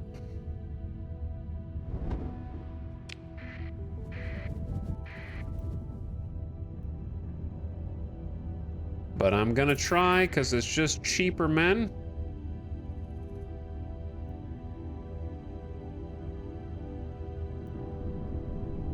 I got under 20.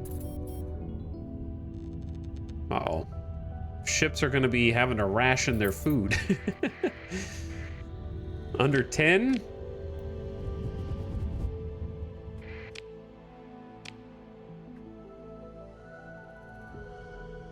They don't even have like the same cheap supplies here, right? Where's the fuel? Is it gasoline? It is gasoline. They have even cheaper fuel somewhere else, but we're just gonna go to gasoline. It is a classic for a reason.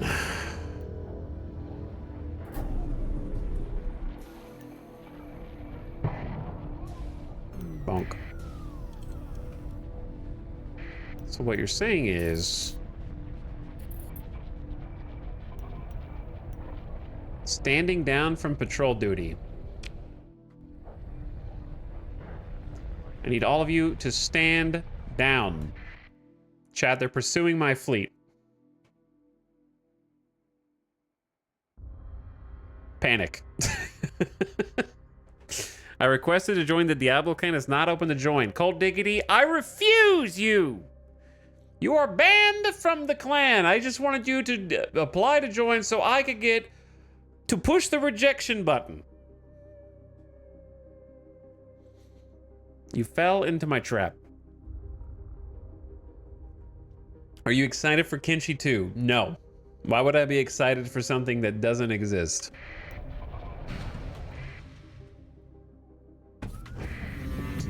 Okay, what do you reckon the odds are that they discover my alpha cores?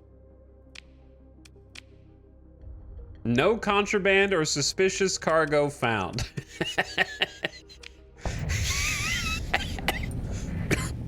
Excuse me. Take a little rep hit. That's called having 2 Revenant class phase elite tenders. You know, it's funny how ostensibly they know what those things do, right? It's not like this is secret technology that nobody understands anymore. Like, I've got a ship. They're just like, do you guys think that it's suspicious that there's not 1 but 2 Revenant class phase elite tenders? Nah, if they had anything illegal, it would definitely be in the Atlas super freighters, for sure. Not in the stealth ships.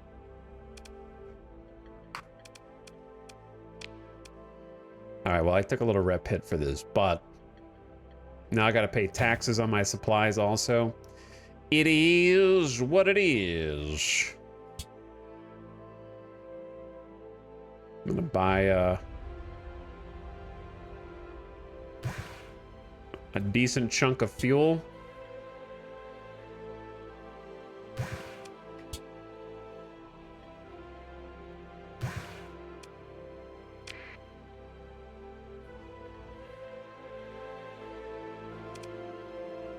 Ooh, see, this is what we need to go on the black market for, to sell transmutonics. Maybe just ditch the volatiles while we're here. No, we can sell them in system too. Hegemony took over a couple places, man. You guys are... they're doing pretty good. They are doing pretty good here.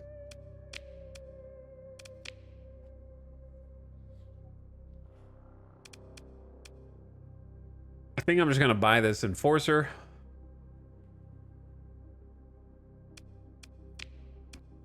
Come with me. Why is there an onslaught on the black market?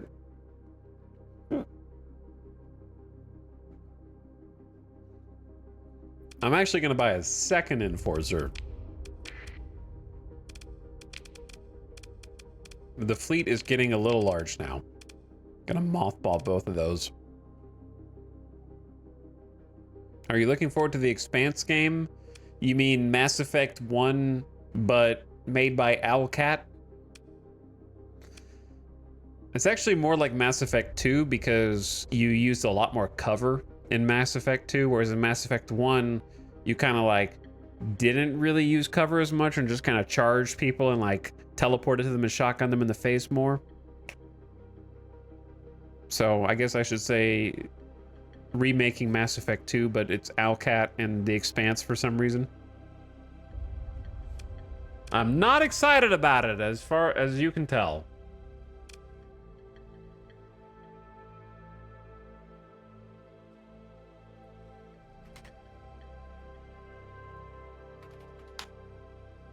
Like, I kind of skipped through the last gameplay video that they put out, and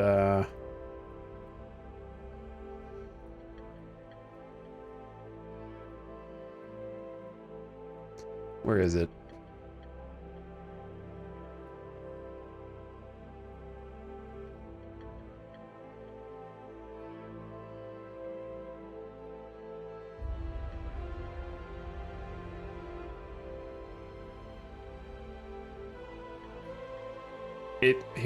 You brought this on, by the way. Hold on. You know better than to ask me how I feel about an upcoming game. You should know better.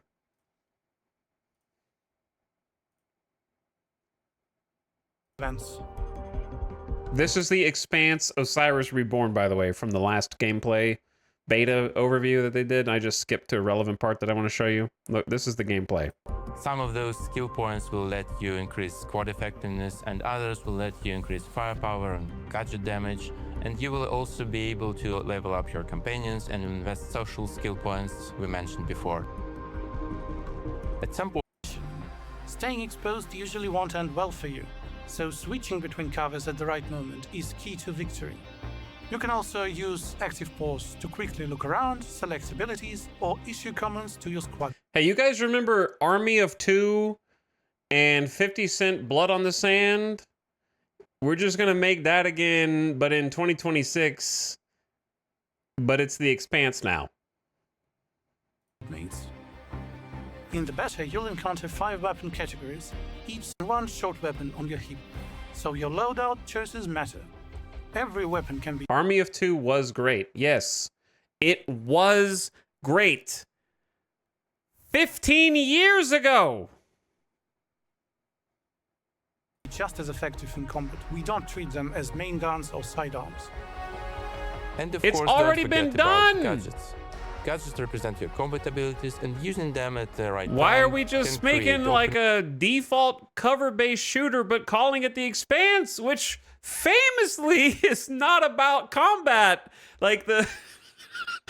It's a game about diplomacy. It's a show, a series, a book, series about diplomacy that happens to feature battles and stuff. This is so tenuously the Expanse. Yeah, it's like... during the fight or disrupt your enemy. Bro, this looks bad. Time can create opening. These are just like dudes who are just standing here shooting nothing.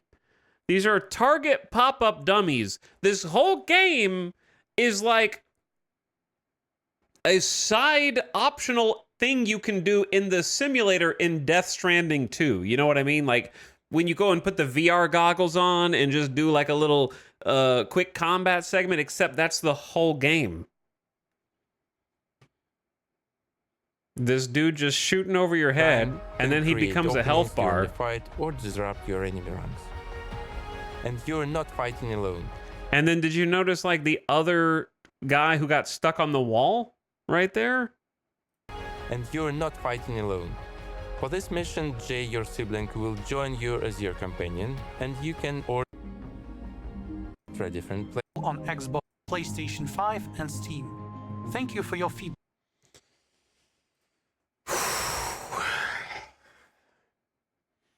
Rough. Why is the team known for making beloved top-down CRPGs trying to make a third-person, over-the-shoulder, cover-based shooter? Why?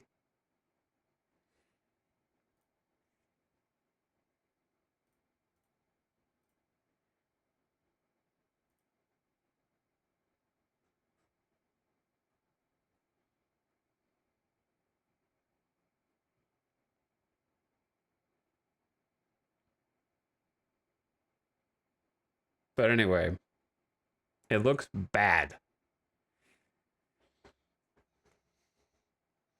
You didn't like Rogue Trader? Does that look anything like Rogue Trader?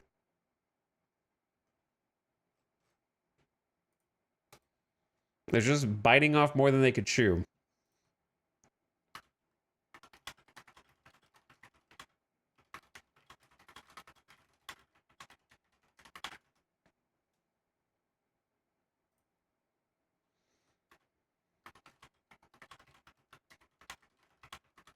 I'm curious, how big is Alcat?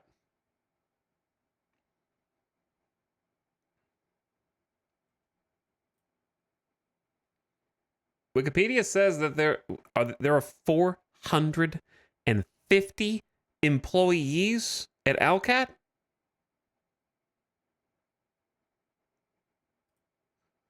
450 employees?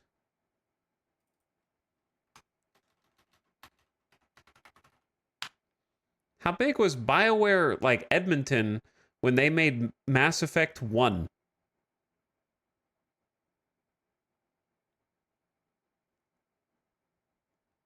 The internet estimates between 1 and 200 employees. Because at its peak, BioWare was 3 studios with around 400 people. In my opinion, that looks the same or worse as Mass Effect 1 and 2 gameplay. So how is twice as many people 20 years later? There's no way they have that many?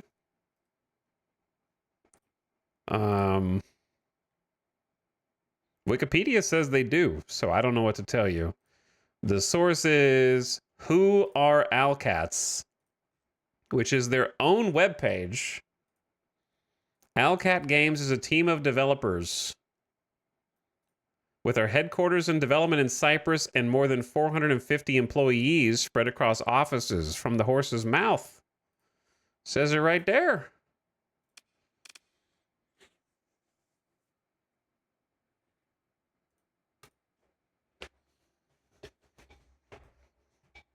They're also making Dark Heresy at the same time. Okay, well, if you cut it in half, if you say half of them are working on one game, first of all, maybe don't work on 2 huge games at the same time. You're biting off more than you can chew. 2, it's still puts them at the same or larger size to the BioWare Edmonton when they made Mass Effect.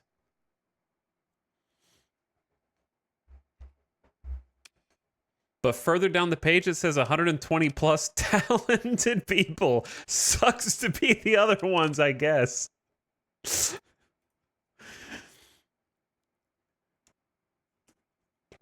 Oh.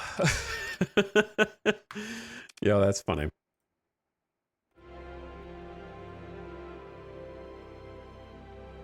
Anyways, it's fine to like or love Rogue Trader, but if you can look at any of the gameplay that they have shown on the Expanse game and think that it looks good, then you're just a fanboy.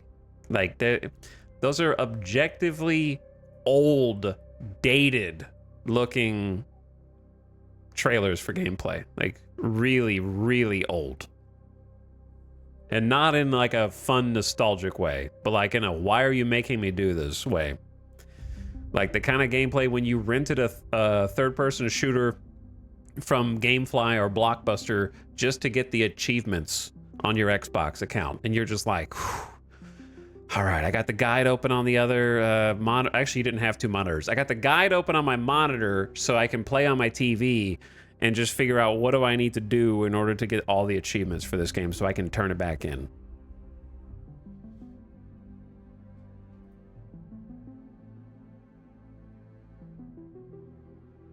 They must do a lot of contract work to employ that many people. I have no idea. Not a clue. They claim 450 plus people. Maybe they're just claiming anyone that they've had lunch with over the last few years. No idea.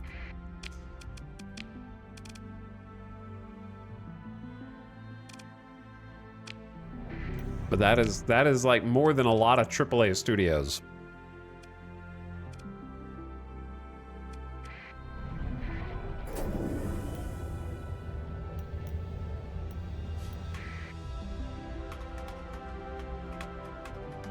How big is the Crimson Desert studio?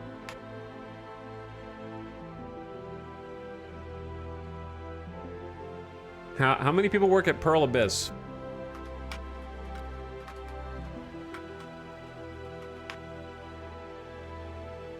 All right, Pearl Abyss has like 750 to 1,250 employees.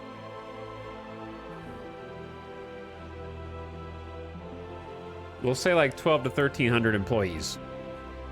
So that's like almost double. But they're all working on one game at a time too. So that's like 4 times the number of developers working on a game, depending on how the Owlcat is split up.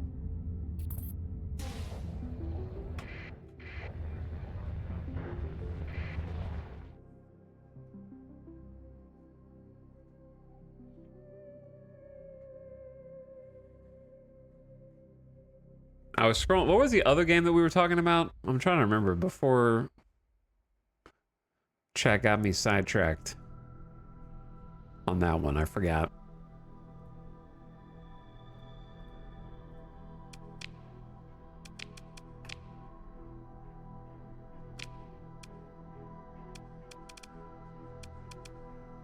Where am I? Oh, I just bought those 2 Enforcers, and they've got a Enforcer 14 battle group here.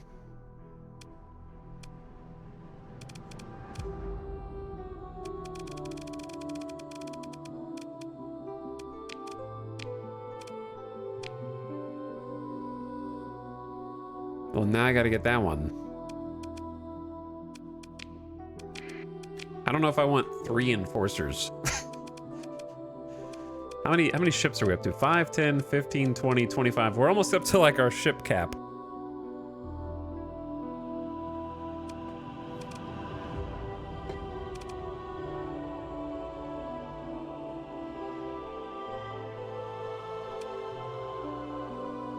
What am I supposed to do with all this? Where to even begin? We picked up another Hyperion along the way. I need to go to my abandoned station.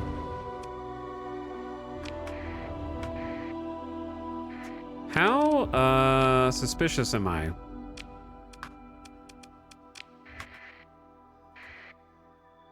Oh, very suspicious because my movements are being tracked. Hi. Vessels flagged for inspection due to suspicion levels. They find no overt contraband, but there's enough suspicion of your involvement in black market activities. Lose 10 with this, 5 with the hegemony. Shut up, man.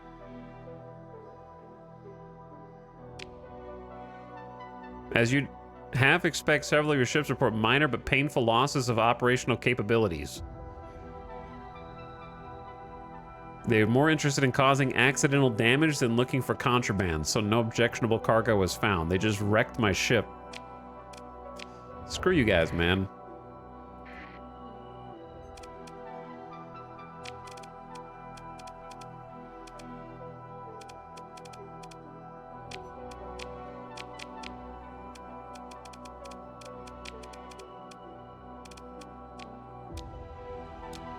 All right, I don't know if I need 2 of these, but maybe. Also, add coming in, take a BRB, since I did not take a BRB during the last one. And then we're gonna do a little bit of ship outfitting because, well, we got some things that we need. We're gonna have to take some stuff and leave some stuff. I don't need to make every single ship completely different. Like, I think I'm just gonna try, well, if I have a second Hyperion, I don't have 2 Resonator anti-shield launchers. I kind of acquired the other Hyperion, but I don't know if I intend to use it because that's a lot of frigates. Maybe I should just replace the Scarab. Kind of unimpressed with it.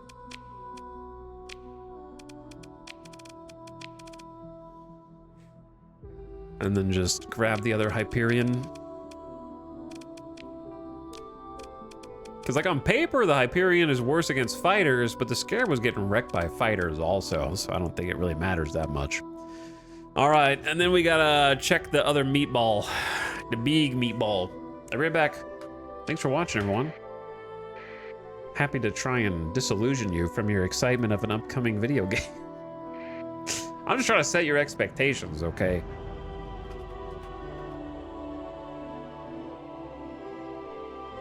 Osiris Reborn's not even coming out till Q2 27.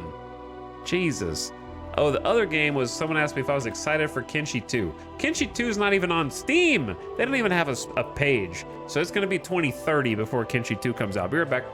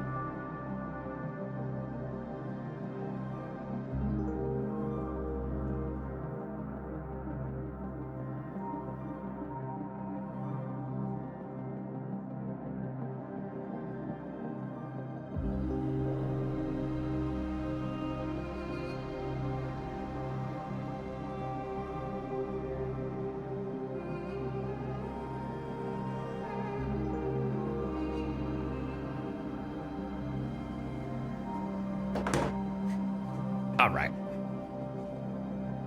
And we're back. Cap 420, sir, if I missed your sub earlier, thank you for 40 months. I may have missed it, but now I see it, and I appreciate it.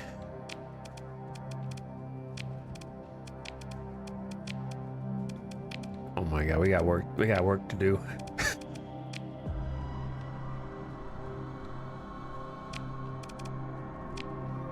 I love how before I was like, how many ships can you have in your fleet? And it says right there, 30.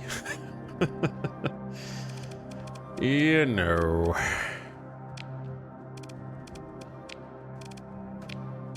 It does say right there. All right, this is the new Legion in town, but it's a Legion 14th battle group. I know it looks like garbage at the moment, but it'll get fixed up. It's got heavier armor, lower speed and maneuverability, but has more flux. How come, Mom, unless you have 2 legions? I found this one out in space. I actually found 2 of them. I scrapped the other one. There's too many.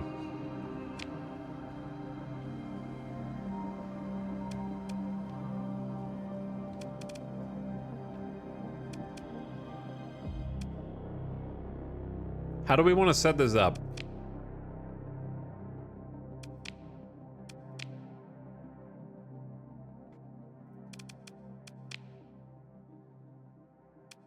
Are you thinking what I'm thinking?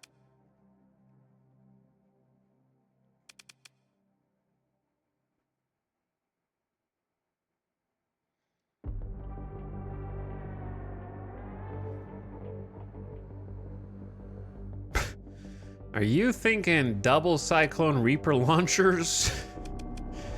Shield shunt built into the ship?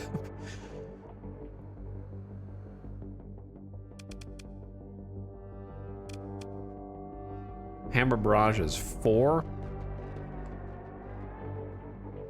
1,500 damage times 4. Or 4,000 times 2. So this is extra 2,000 damage. So this is so much ordnance points. The capital ship crack. Hull cracker. Then you need something to punch through shields on the front.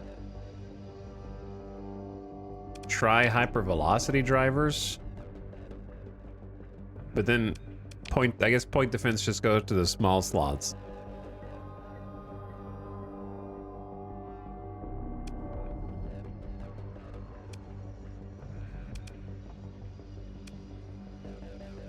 If you're nose to nose with them, you can just do 3 heavy machine guns, and the heavy machine guns are point defense, and then when you get close, they're anti-shield if you're like right in front of them.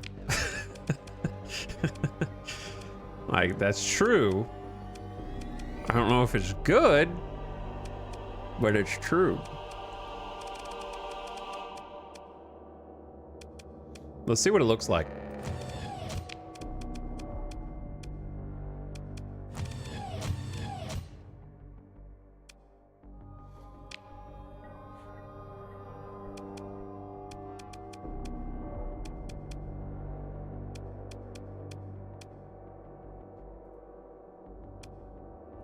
What other, like, range? These are range 450s.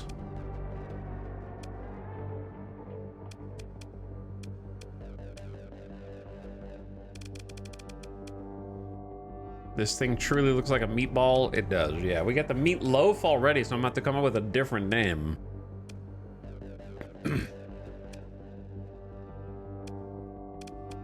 How many small slots? It's kind of hard to see when this thing's as busted up as it is. Small, small. Oh yeah, there's medium ballistic on these sides as well.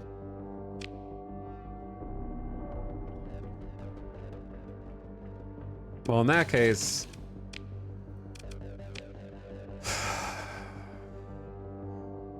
Huh. Donk.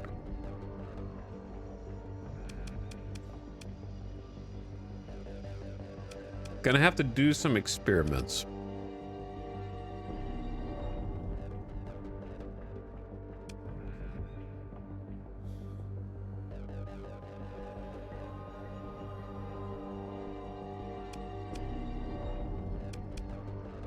What do you got? Chat, what do you think, man?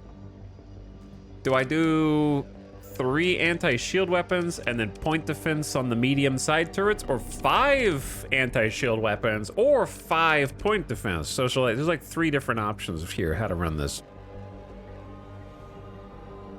First idea, what did I say? I forgot what the first one was.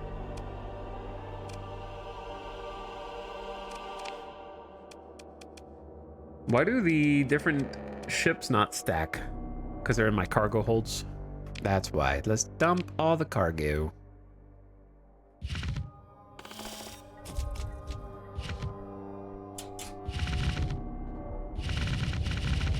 Where did I even get all this?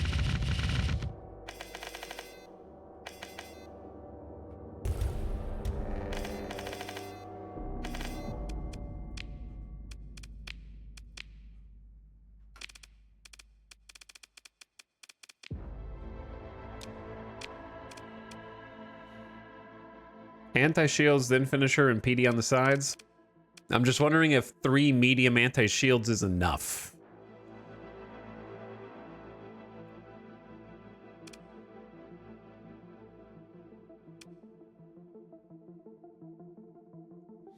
It is if you do 3 heavy needlers. Because that's 250 damage per second.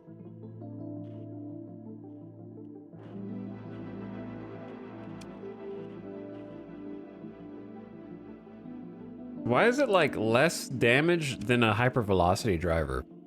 Which outranges it also.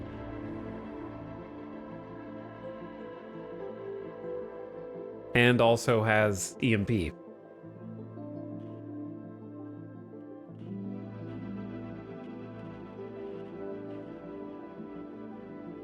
Yeah, the needlers are about burst. But they don't seem to have enough burst, because I think hypervelocity is just cracked. It's crazy strong. Heavy autocannons are all right.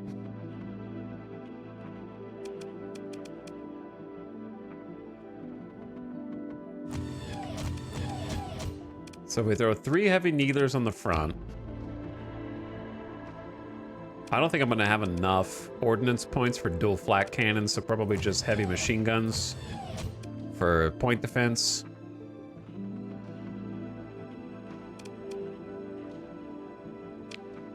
And then I'll start with light machine guns on here. Actually, yeah, I'm gonna start with light machine guns on here. And then maybe upgrade.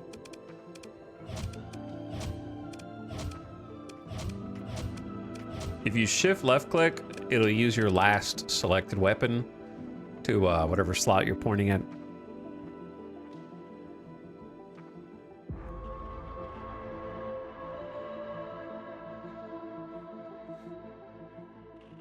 If you can vomit all the projectiles at once, it's good. Problem is the AI knows how to shield flicker to armor tank the needlers, but the AI really hates eating the EMP from hypervelocity drivers, so they shield tank hypervelocity drivers a lot. Yeah, they are really good at doing the shield flicker for sure.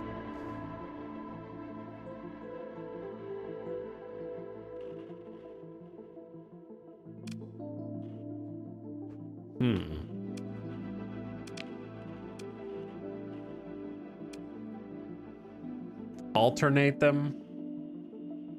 Maybe. All right, so for fighter bays, we want stuff that helps bring shields down.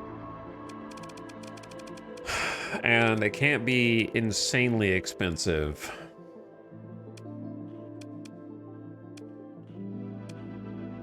Do I only have 1 longbow?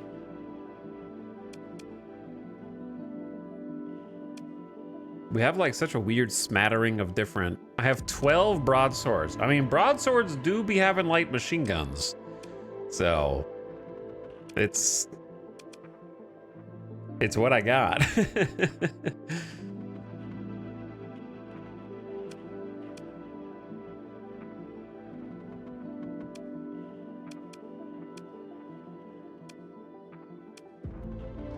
I wish I had some more longbows.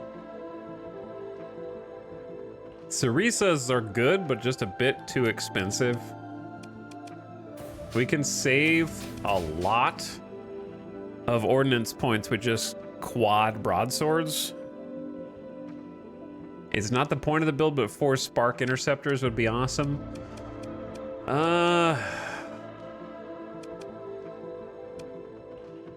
Yeah, it's just 4 burst PDs. Burst PDs are cool, but they wouldn't really help get shields down nearly as well as 12 broadsword fighters just roaming around. I came back to double meatballs. This one's not just a regular meatball. It's got extra sauce. The 14th battle group meatball with heavy missile mounts. This just feels kind of boring, but it will be pretty damn effective.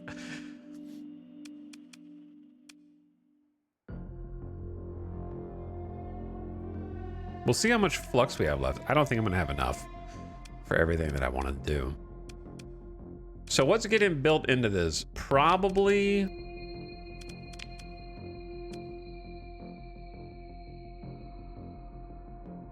Why did I build in dedicated targeting core? Because you get a range bonus for 60% for capital ships.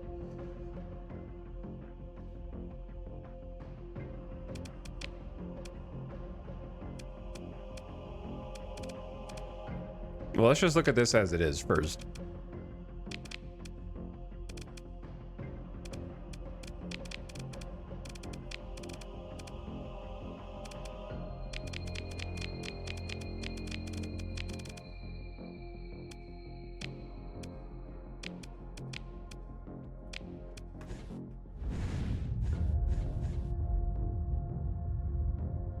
That's a lot of angry bees.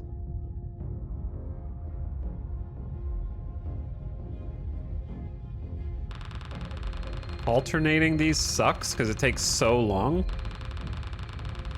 But by the time one is done shooting, the other one is ready to shoot, but I feel like I'd rather have the burst than just do one needler at a time. It's gonna take forever.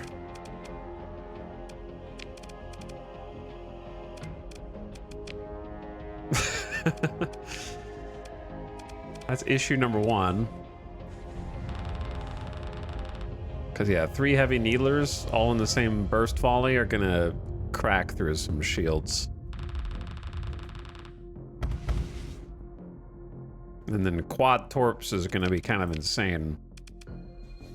Quad cyclones, if they hit, they're gonna hurt some shields also. So obviously, expanded missile racks is an important one in some way. The problem is the age-old question of build them in and save 30 ordnance points, but reduce rate of fire. See, like, I can't. Like, that rate of fire is such a problem.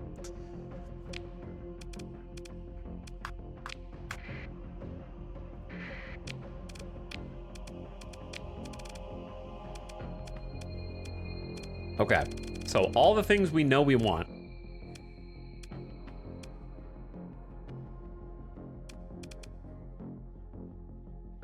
Possibly resistant flux conduits.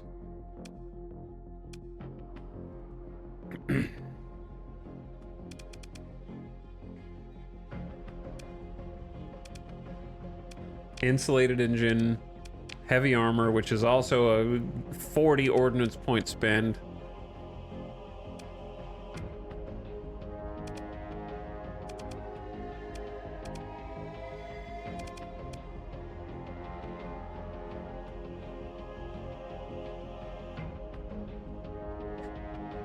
Defensive targeting array is probably not worth, but it is interesting because I feel like we're going to be super close range with this ship anyways, and it gives you, all the fighters get extra range. What does shield shunt do? It removes your shields. You cannot have shields, but you gain 15% bonus armor, and if you build in the S mod, you get an extra 15%, so it's like a 30% armor increase, but you remove your shields. Scary. Armored weapon mounts.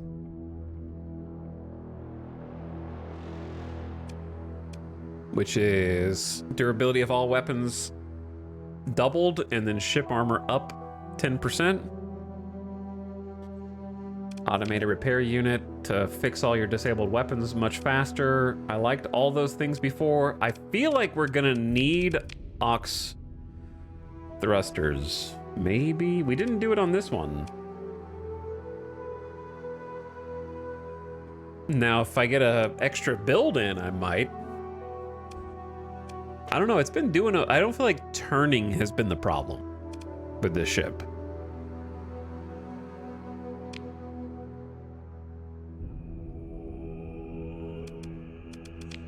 We also have I don't need advanced turret gyros on the other one. And then some kind of targeting core.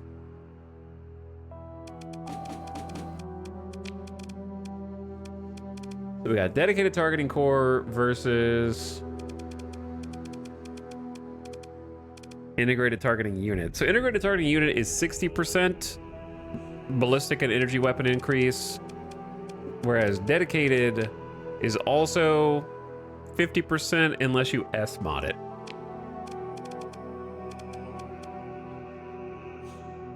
So integrated is just better, because you can choose whether to S mod it or not. I don't need ECCM package, and I already have expanded missile racks. You don't need ECCM, in my opinion, for dumbfire reapers. It'll just make them slightly faster, which I don't think is worth. I think the best benefits of ECCM is ignoring flares and being more maneuverable. But I don't really care about the torpedoes will just go. I think that's a waste of ordnance points. So out of these, it's always the most tempting to build in the ones that are 40, but those have the most penalties.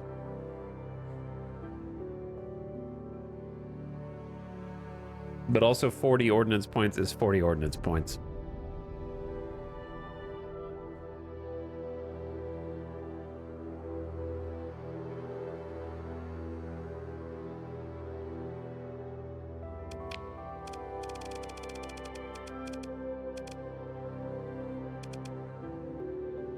I'm thinking about whether shield shunt is worth it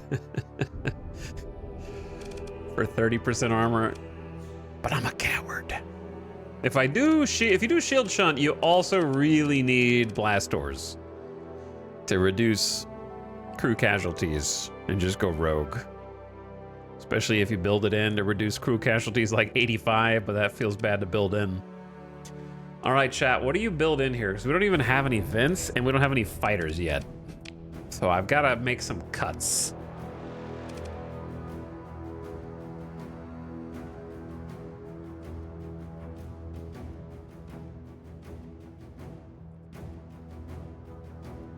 I feel like you just build in heavy armor and cope with the maneuverability hit again. It's just 40 ordnance. It's just crazy.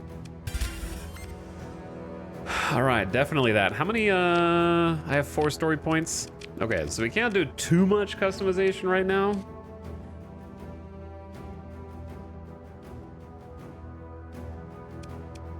Because 40 ordnance points is just... that pays for like all of the broadswords with leftovers to spare.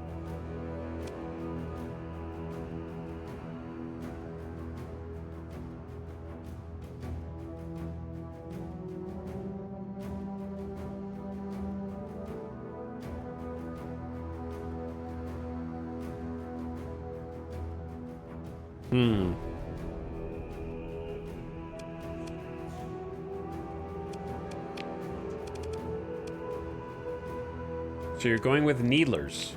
I don't know. I'm gonna try it out. But I gotta get all my mods in first before I can try. They're what's on right now.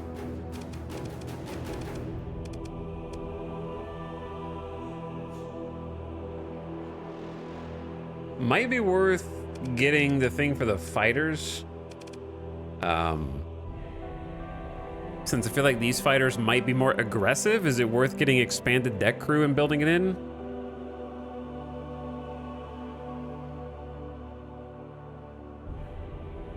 I'm just saying never S-mod heavy armor. Have you ever thought maybe you're not good at this game, Salesman of Doom, who didn't even know how to see which systems they have and haven't explored a few minutes ago, and has been watching this stream long enough to know that my capital ship has not once exploded since we've built it?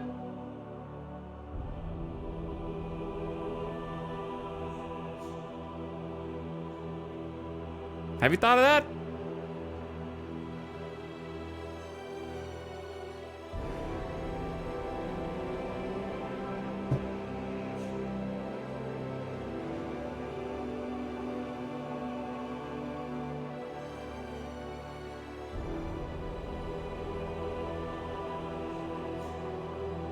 How much is expanded deck crew worth?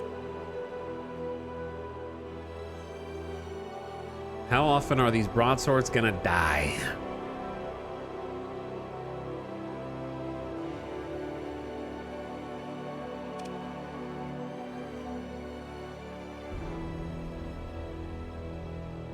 I kind of wish expanded deck crew had an S-mod bonus. The bonus is that it costs 25 for some godforsaken reason, so you save 25 ordnance points, I suppose. I actually just don't know if I care about integrated targeting unit on this ship.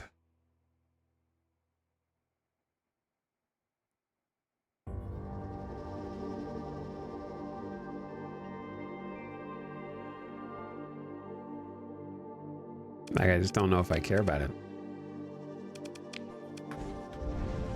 I don't need to be... I guess I can shoot from this far. But it's like, that's the max distance. Like, I want to be closer in their face than that.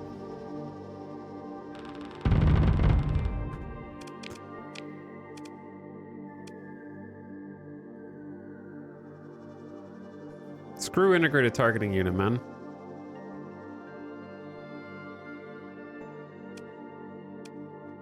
Wait, I don't even have... Did I? Oh, it has a scroll. Okay. Whew, I was like, where'd it go?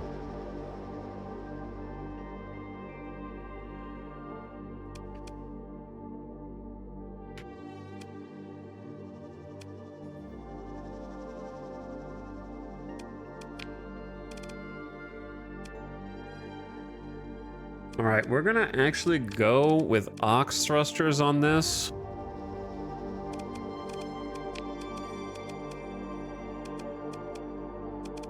And I think I'm just gonna build in ox thrusters because this ship cares, well, hold on, let me try this out.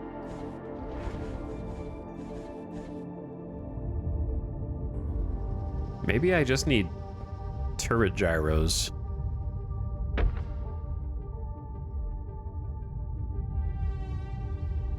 Maybe every ship needs turret. Maybe I just freaking love turret gyros.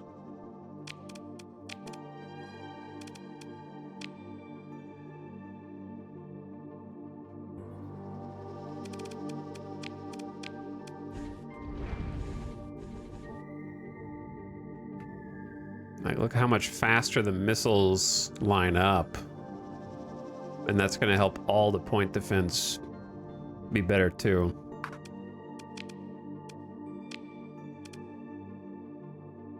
Yeah, if you build it in.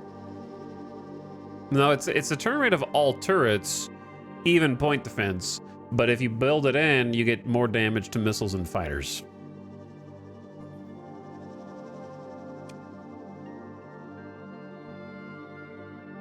Which I feel like might be bait.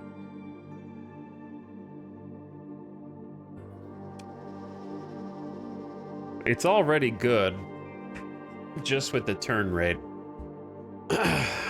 All right, what is the second build in here?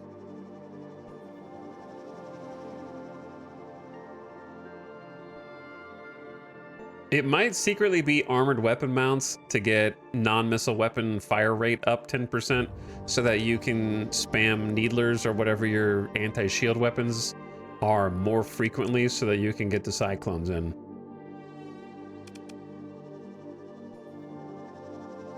Unless you're really scared of repair time. Yeah, I think I'm gonna go with weapon mounts for the reason I just said. Whoops, wrong button.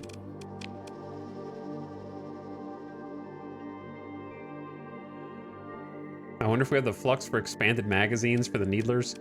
Yeah, the expanded magazines are good.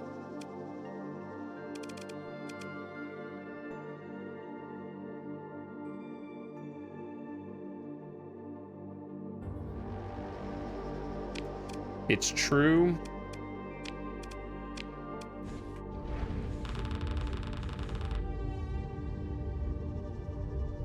Just a larger burst.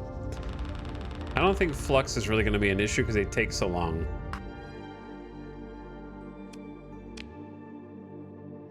Wasn't there something weird about expanded? Let me see.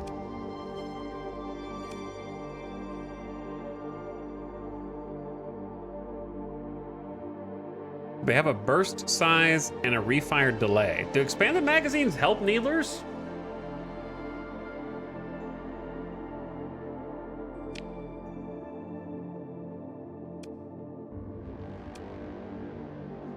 Doesn't seem like it. Beta by chat? Okay, anyway, back to what I was going to do a second ago. Build in armored weapon mounts for rate of fire of non-missile weapons. Or maybe I should be sure that I want the heavy needlers first. So let's do a little combat test first.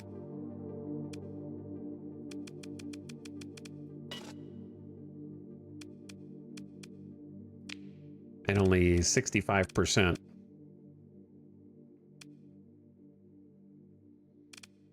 I don't really think that there's going to be a fair fight here. Let me do...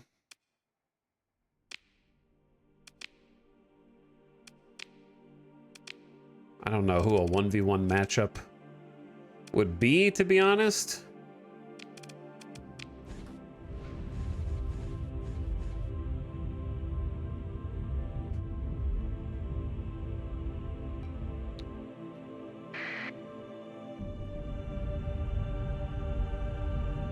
Man, the range without targeting unit. Ow. Just face tank those. All right, 3 things. I didn't even tell my fighters to engage, and my broadswords are they've already lost a quarter of their forces. You know what I'm saying?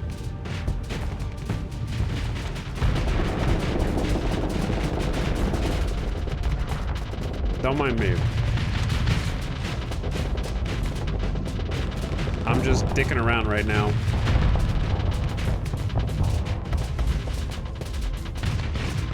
Ooh, or am I?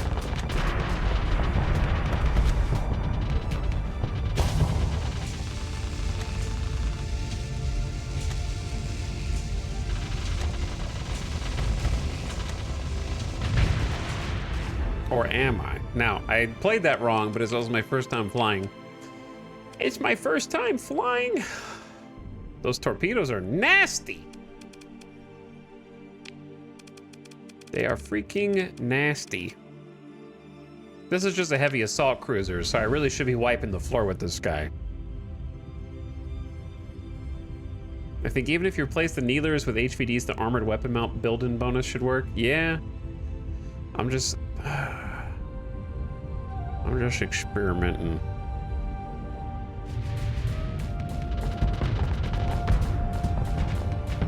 I don't know why I'm turning sideways right now. Hi.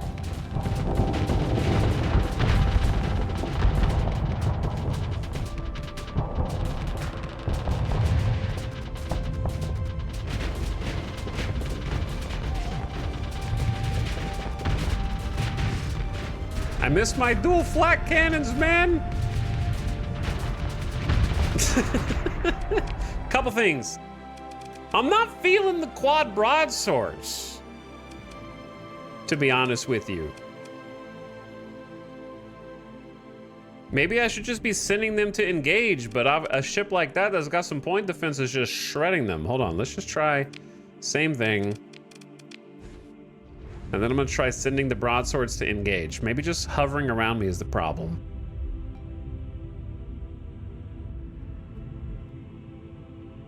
Paladin is pretty sexy point defense is the issue.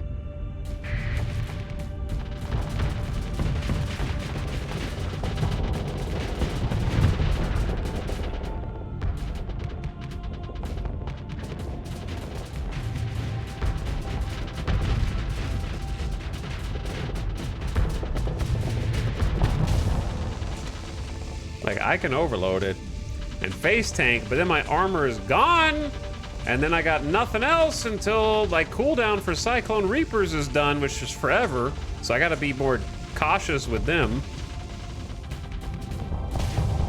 And they got their shields up, like, at the right perfect moment.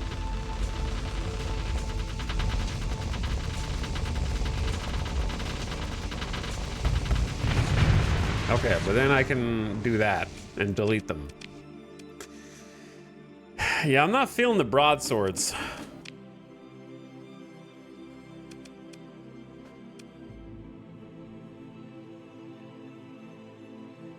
Do you have any hammer barrages? Why would I use a worse missile?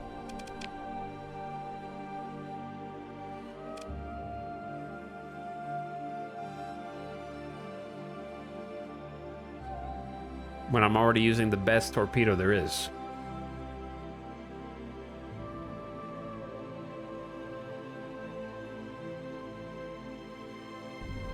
Maybe some bombers to pepper them while the Cyclones reload. Well, I'm thinking of 2 things. I'm thinking that our biggest problem right now is point defense. These heavy machine guns without integrated targeting unit kind of suck because their range is awful.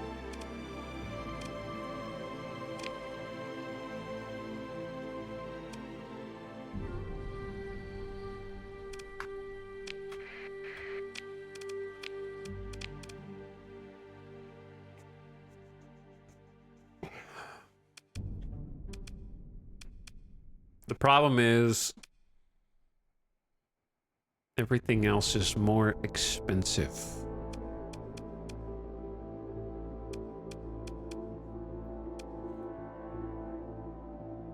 I think I'm just gonna end up dropping the Needlers, which are 2 ordnance points more expensive than Hyper Velo drivers, which I think are just better.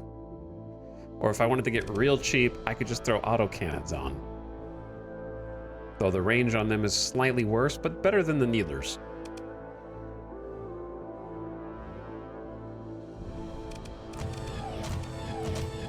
If I go budget heavy autocannons,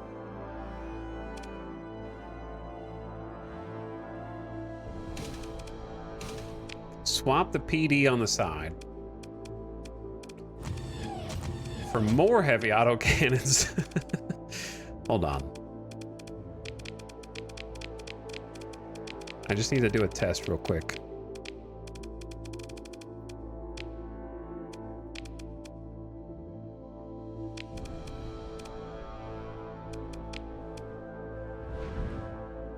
Do the ones that are further back on the ship have the same range? I just hate how weak they're called. Heavy autocannons, but they're like beep beep beep. Like, that's not a good noise.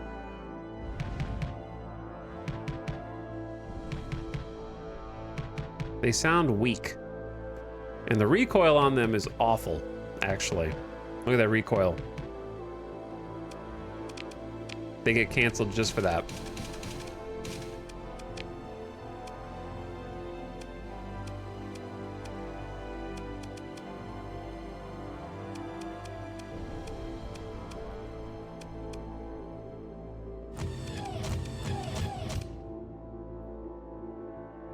Trip hypervelocity drivers.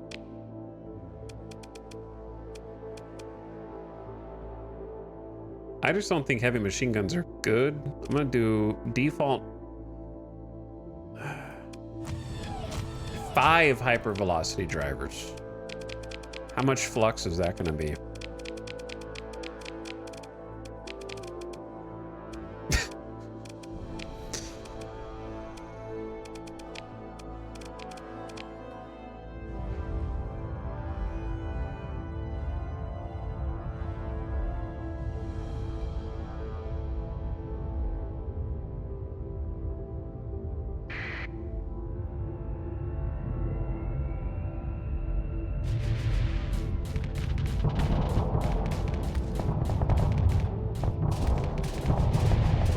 I don't have any fighters, and I'm overloaded. Okay, I was just seeing how much crazy amount of flux that was gonna take.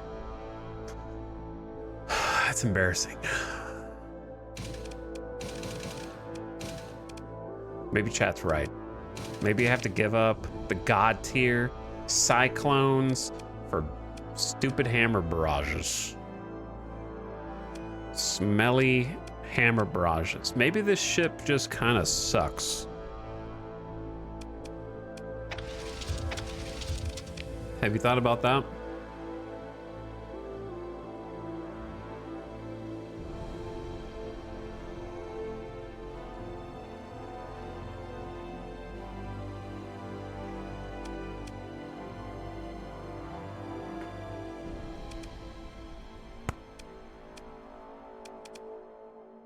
The Needlers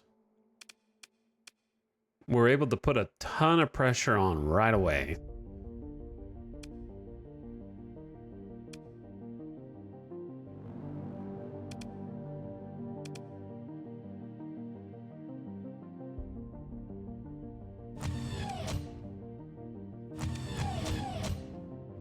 How about 3 hyper velo drivers? Put a couple basic flat cannons on my left and right here. We're just going budget mode, and then in fighters,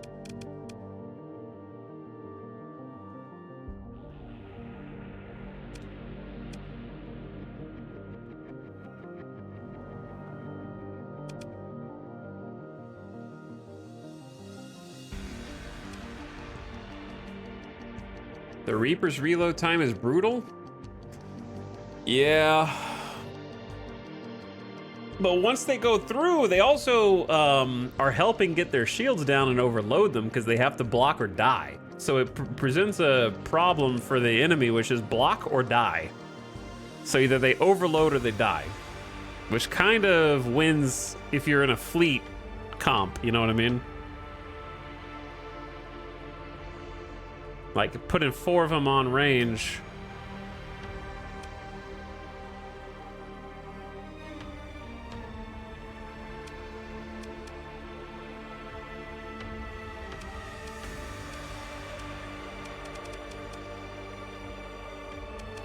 I either want all 4 to be the same thing or I want 2 and 2. I'm thinking about getting like some just support.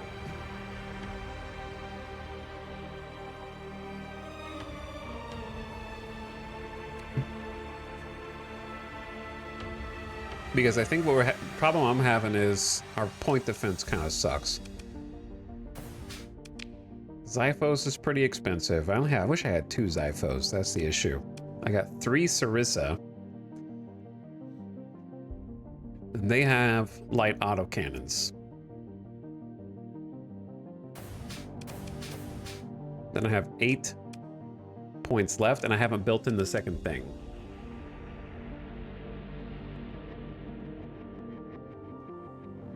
I don't think I'm gonna regret building in the armored weapon mounts for the faster fire speed, because I think we're gonna want faster fire rate on this. I'm just gonna build it in, and if I regret it, I'll have a 3rd slot anyways.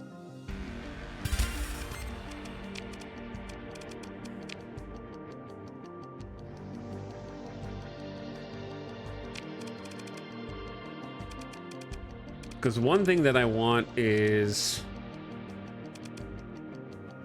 what is it?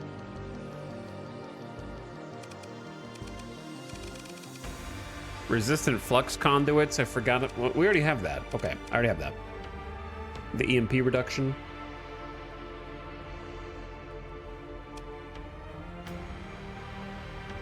If we've got all these supports, then I'm gonna try shield shunt. Because the support should block us from taking anything except laser damage. Then take out the capacitors. Then plug in... This is reckless behavior. What's the other one that reduces laser damage? Is the solar?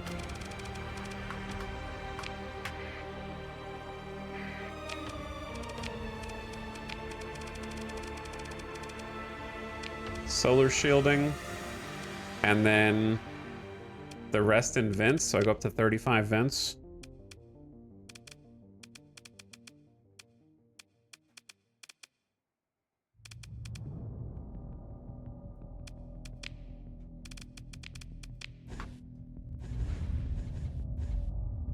Oh, it would help if you sorted the weapon groups.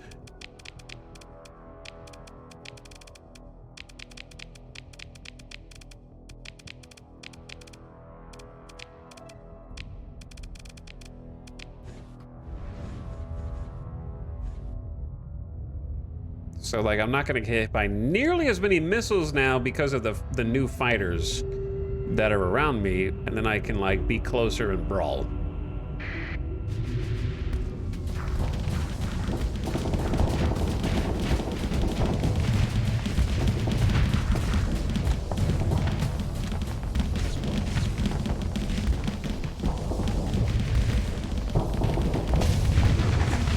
It just takes so much longer for hammer barrages to kill, and they're inaccurate as well. Like, the accuracy is rough.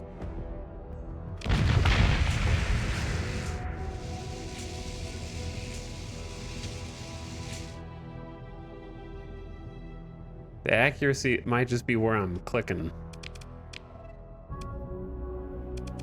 However, did you notice that we destroyed him without taking nearly as much damage this time?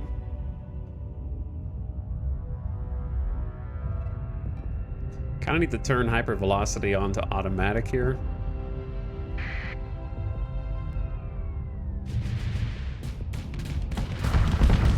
How am I still getting hit?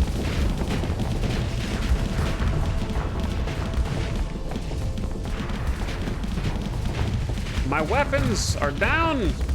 If I had more Xiphos, this would be insane.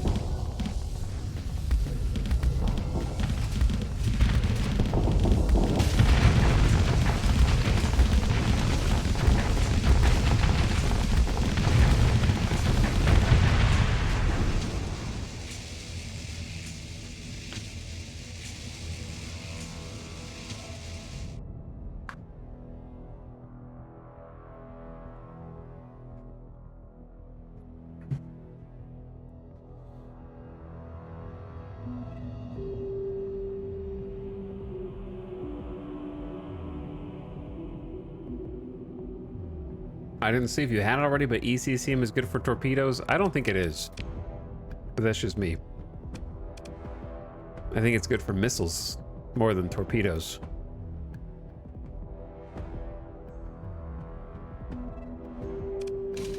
But you're like the second or third person to say that, so clearly people feel passionately about it. I'm not really that impressed with the hammers. It's cheap, but you are getting 10 ordnance points less.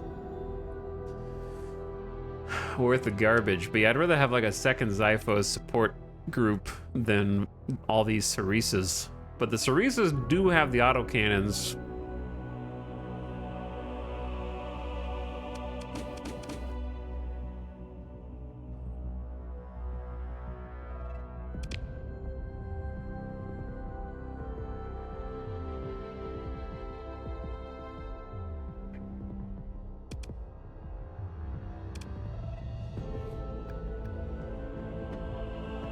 You really gotta take Vulcans if defending against missiles. Vulcans and light machine guns are the illusion of choice. If you're not using integrated targeting unit, which I'm not, the range is so short that it doesn't matter. Neither of them will stop the missiles. It just don't matter. What I'm trying to do is have my support fighters take out the missiles. But I need better support fighters.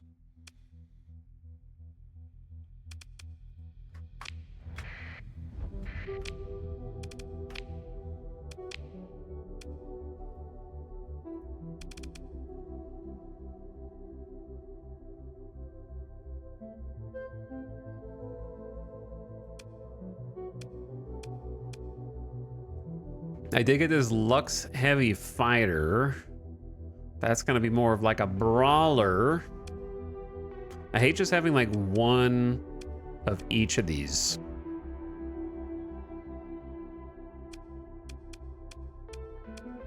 Trying to like design a new flagship is the most pain in the ass situation.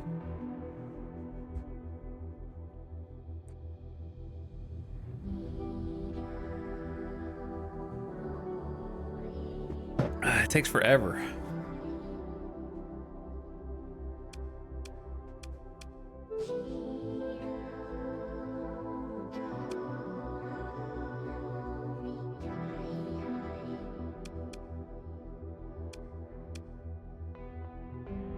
Like Spark Interceptors have burst PD. Someone earlier in chat was like, wouldn't it be funny if you had just 4 Spark Interceptors? Let's see.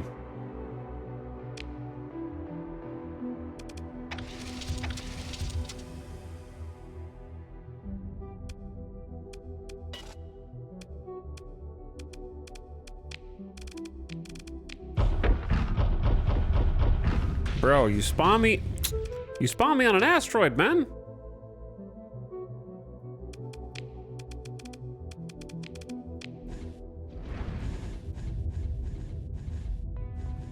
Look at my little beehive. Let's see what they do. Probably not much, but maybe.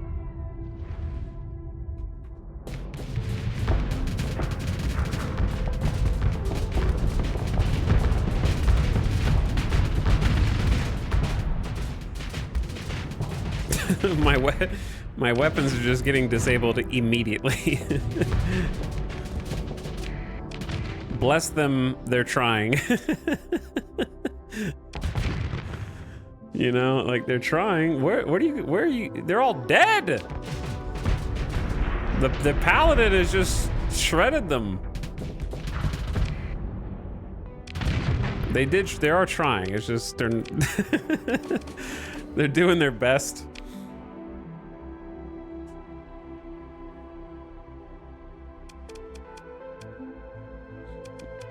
The Xiphos, on the other hand, have all those ion beams. If you had 4 claw fighters, that'd be fun since they all have ion cannons.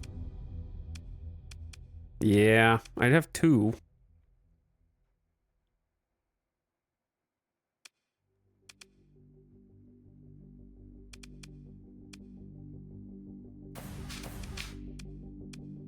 There are 2 of those on.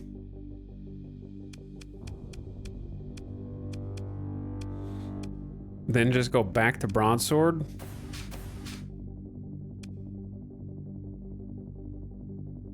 Obviously the shield shunting is not working.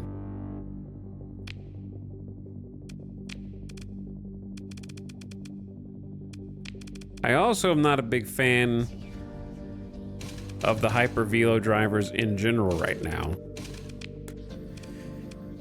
I'm gonna throw dual flak cannons, my loves, on the side.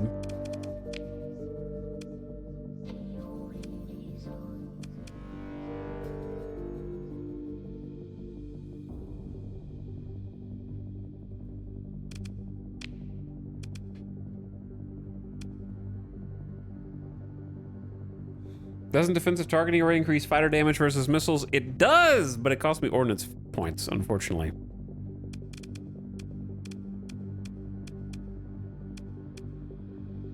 It costs me precious ordnance points.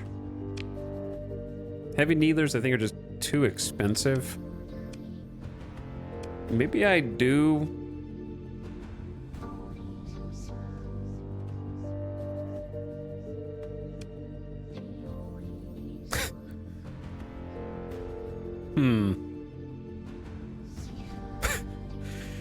Okay, I'm having dumb thoughts.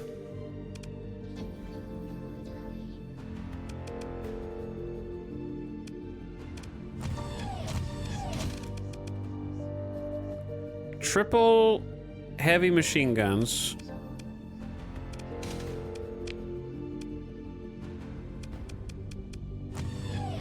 Okay. Then auxiliary thrusters.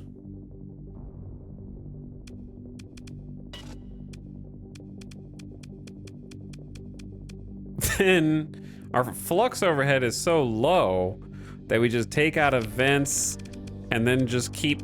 I'm staying on the shield shunt train.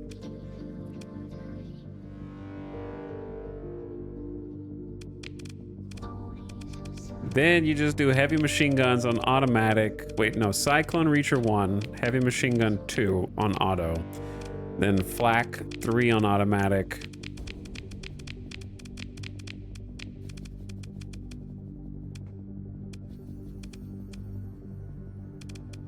And then look, just to make chat happy, I will add 2 whole Vulcan. Actually, Vulcans cost more. Never mind, Vulcans suck. Waste of ordnance points when you could just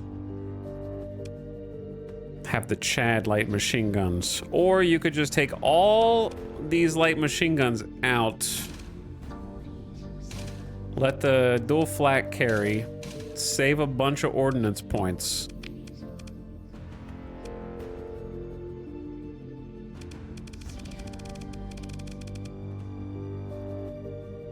I don't even think we really need... Well, we could take out shield shunt.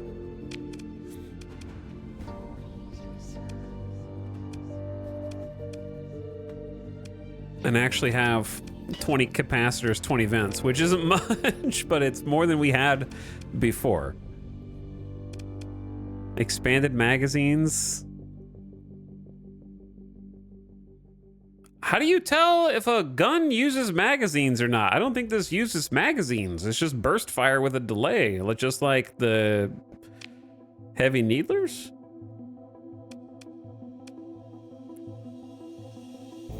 Chaz gaslighting me over and over again?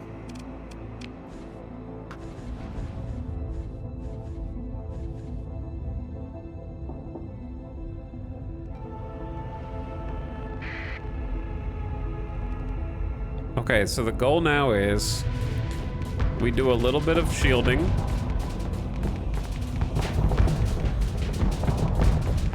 And then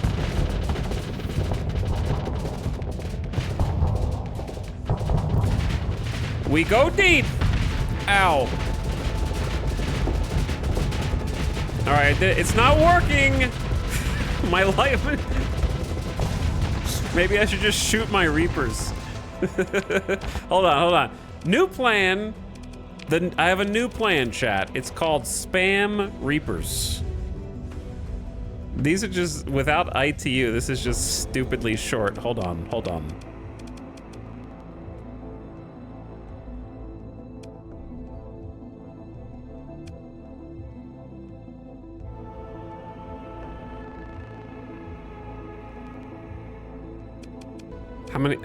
How much is it to get? It's 25?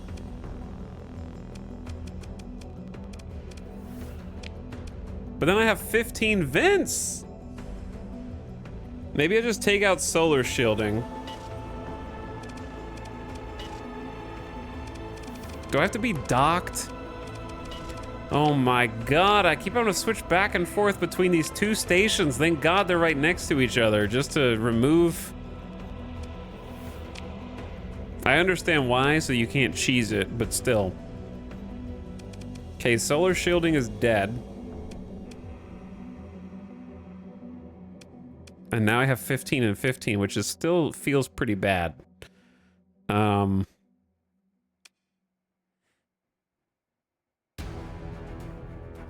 Don't we figure out we don't need capacitors if we shunt the shields? Yes, I just don't think shield shunt is a good idea unless you also put in blast doors and safety measures for the crew and maybe even some hull integrity and such, which we don't have room for. So a little shield will block some stupid hits.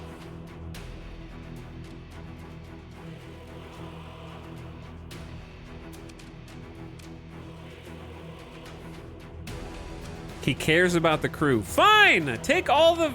Do we even need vents? Do we need any vents?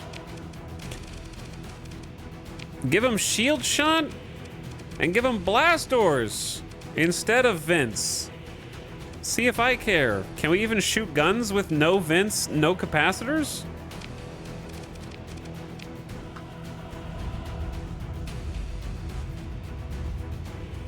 Now the guns have that much range, which is still not much.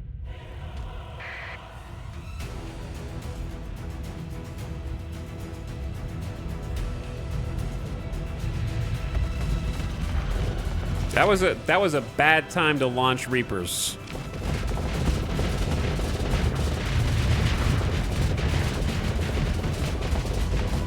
Get him! And hold the Reaper button down. That's right, boys. By the way, am I crazy? Or are the claws just absolutely winning this? Because the claw ion is just all these blue lasers are like EMP blasts, right? That are just disabling all the other ship systems.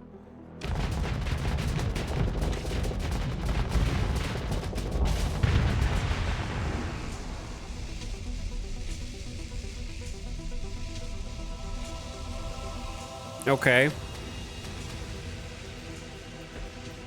I'm listening. Enemy is not allowed. It's like playing blue in Magic. You're not allowed to play.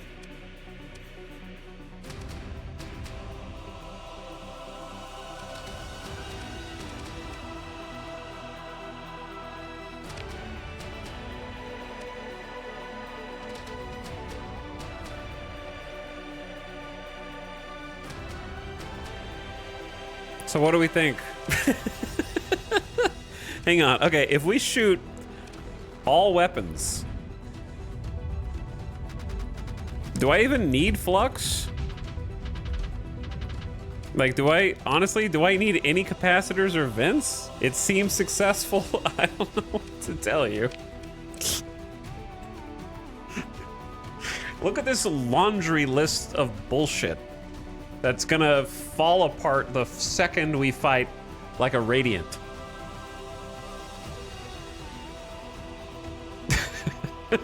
But you know what?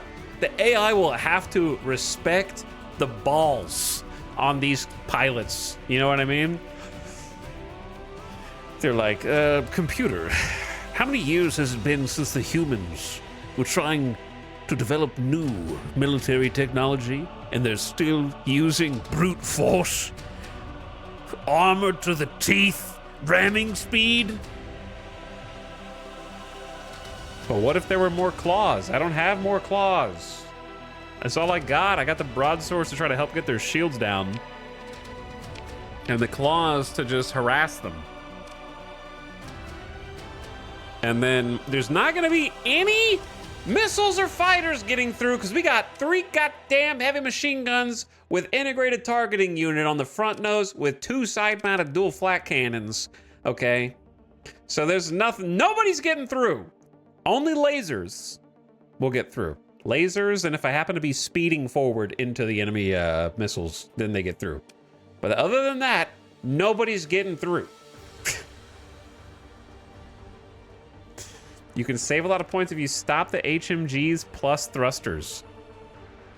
What?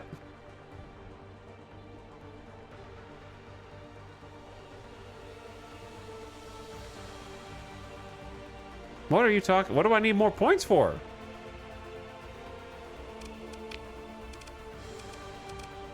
What do I even need?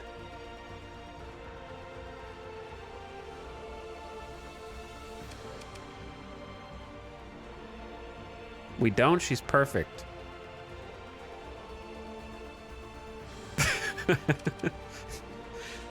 What? I don't even know what else I could put on it at this point. Defensive targeting array is like the only thing I could put on, I guess. Which costs 10.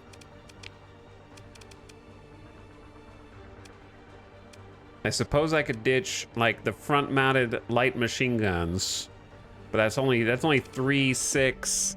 I don't really want to ditch the ones on the side just because they make me feel safe. This is definitely an advanced turret gyro build. Definitely automated repair. You probably want to build in one of these. We have strong engines. We take less ion EMP. We got expanded missiles.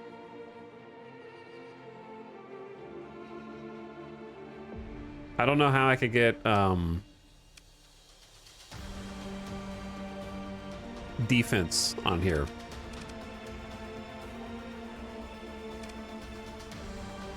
Unless I take off all light machine guns off the side. Which would be 3, 6, 9. That'd be 12, and I would have 2 ordnance points left over.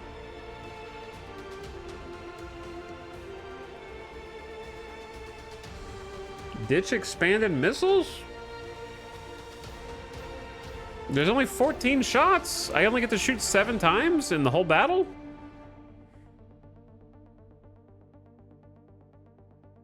That's like really, you gotta make your shots count.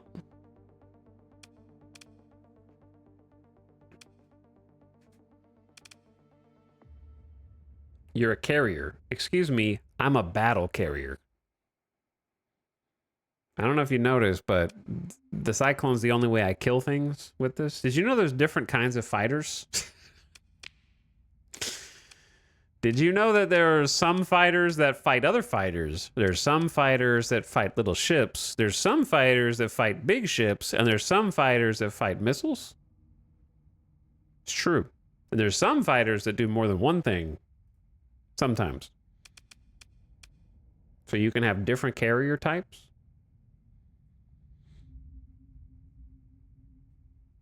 What's up, Tangents? Thank you for the 5 gift subs. Appreciate the 5 giftos. Math Freak, Wows Girl, Coronis, KMBRB, and Snow Squirrel. Enjoy your gift sub. Yo, thank you for gifting.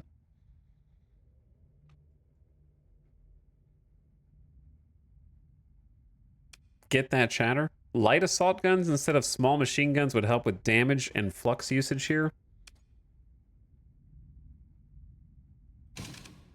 I'm interested.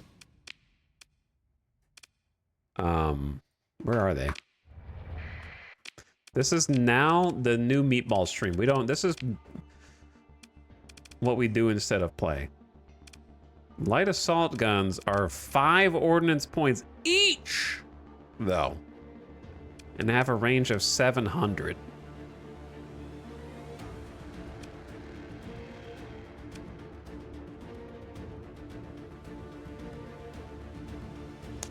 Also, Closet, thank you for 59 months of sub a little while ago. What's up, Closet?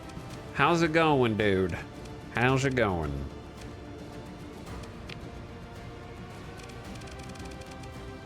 Thanks for subbing. What was I looking at a second ago? Or do I have to go back to the dock?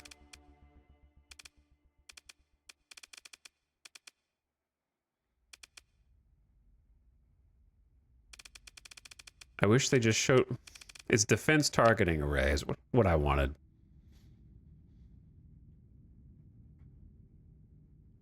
Meh. I don't need it.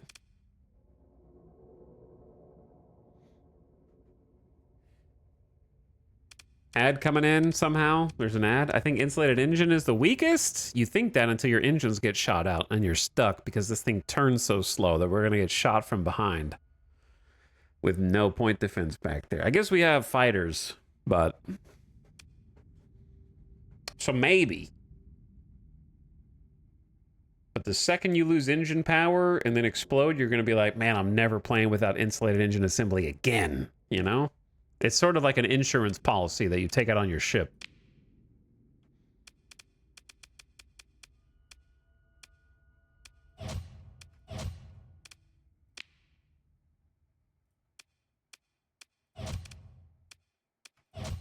All right, I'm just gonna go with this.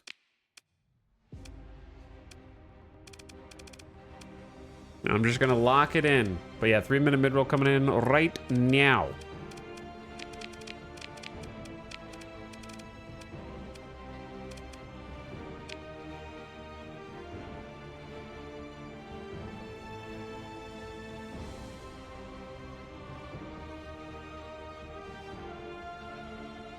He's got Giga repairs. I do have Giga repairs. We got automated repair unit.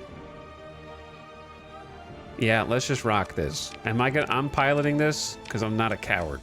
But who's getting promoted to Meatloaf?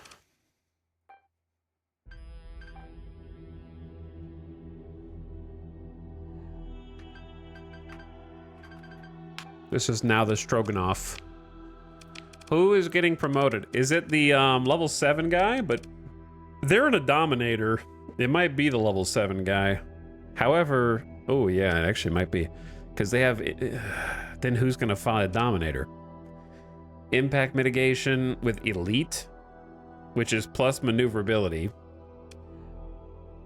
Kind of like we had.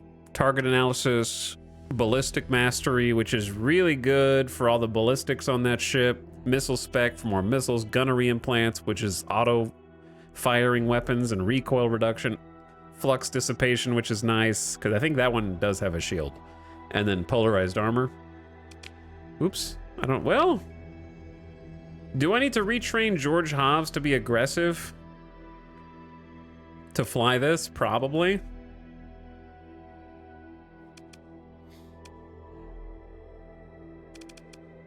I don't think you can fly a Dominator or one of these ships and not be an aggressive pilot, right?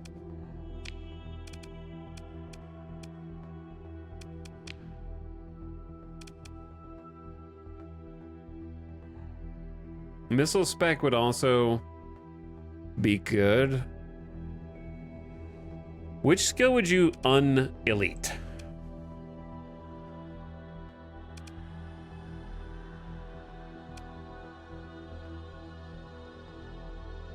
Oh man, I forgot. If they have ordnance expertise, they're gonna open up some They're gonna have some good flux going on there.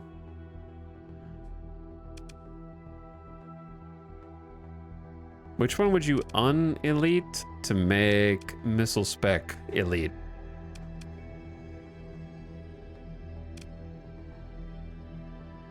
I feel like who cares about ballistic projectile speed here and 5% damage on a ship? I don't know. Welcome back from the ad already. Time flies too fast when you're trying to decide all this. All right, because I like the flux capacity. Faster venting is nice. I like having rate of fire for the missiles so that their little missile spam goes faster.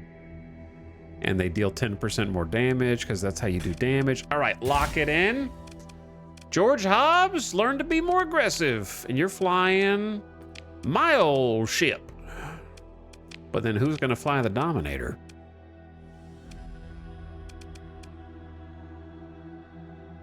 Which also has no shields, mind you. Someone who's got damage mitigation, preferably. None of these people do.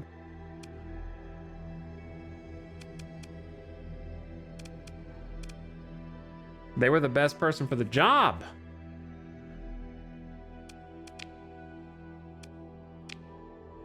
This ship's not shield shunted. This one has a shield. My new one is shield shunted. But this one actually has 40 vents, 23 capacitors, so they can shield block. They're different ships.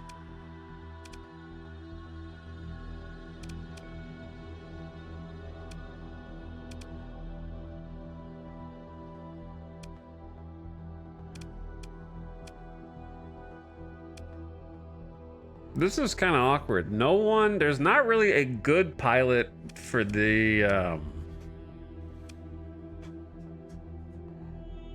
cruiser. Nobody has good damage mitigation. Like one person.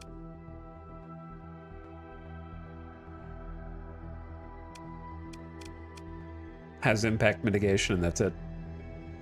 One is Legion 14 for the number of hull mods. Stick Junior in there. I was thinking about it, but combat endurance is not what we want.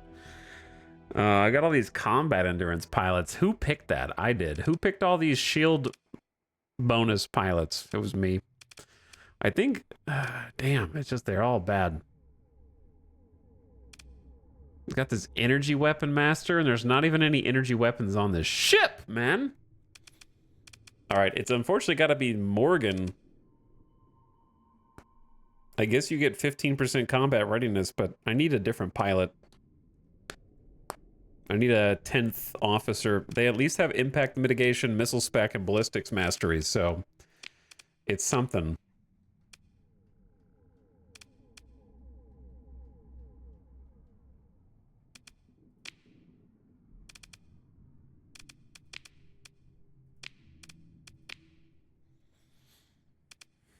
All right, well, now that that's done, it's time to outfit this ship, this ship, this ship, and this ship.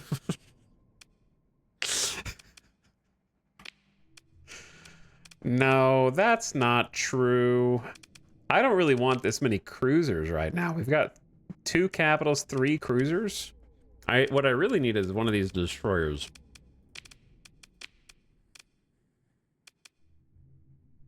Or both. The destroyers should be pretty easy because I want these to be like point defense support destroyers that escort the capitals. That is their whole identity. So they're getting, finally... Oh, hold on.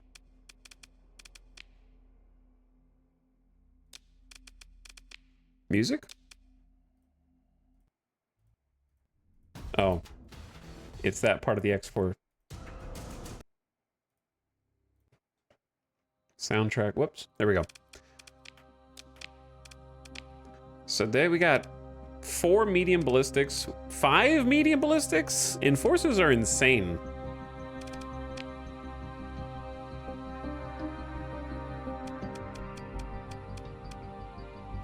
Think of what I'm thinking, chat.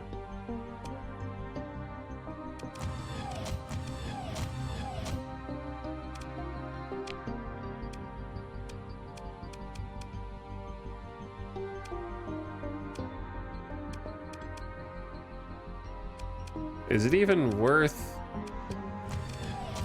maybe just doing like 3 flat cannons, 2 heavy machine guns, couple swarmers, couple salamanders?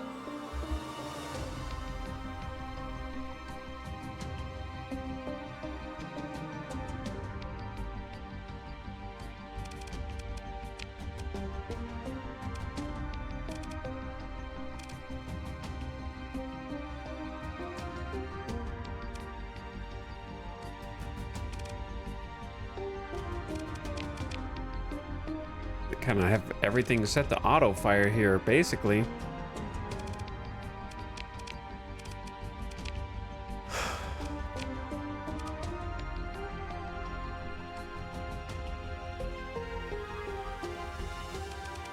Then we definitely want integrated targeting units so they have extra firing range.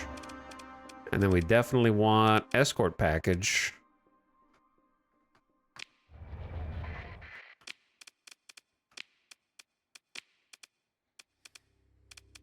Which is when a friendly ship's within 1,000 standard units of a larger friendly vessel, maneuverability goes up 25%, top speed goes up 10%, and ballistic range goes up 20%. These bonuses are doubled for destroyers when the nearby friendly is a capital, so they get 50% maneuverability, 20% top speed, and 40% weapon range. It's pretty sweet. I love escort package.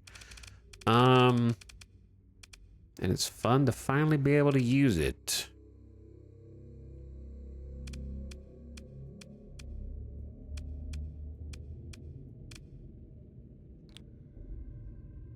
S-mod bonus, reduce the amount of damage taken by shields by 10%. Interesting.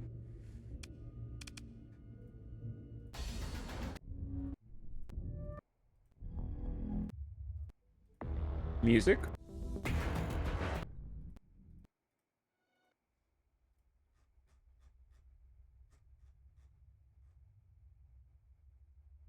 Okay, yeah, never mind. Hold on.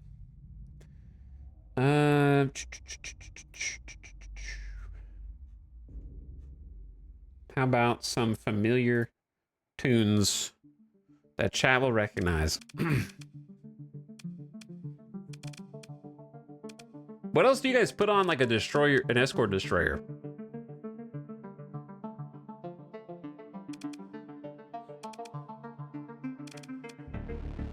It has like 1,000 armor by default.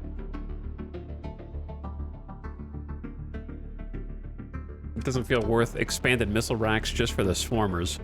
I guess, advanced turret gyros, of course. Maybe build it in for the damage bonus.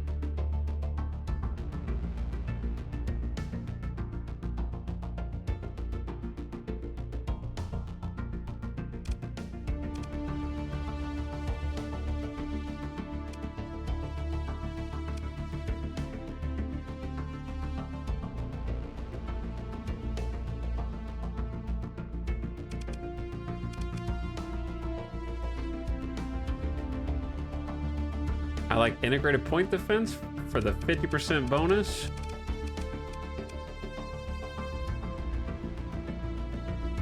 Yeah, I guess I think of integrated point defense mostly as making non-point defense weapons into point defense, but it does make all damage to missiles 50% more.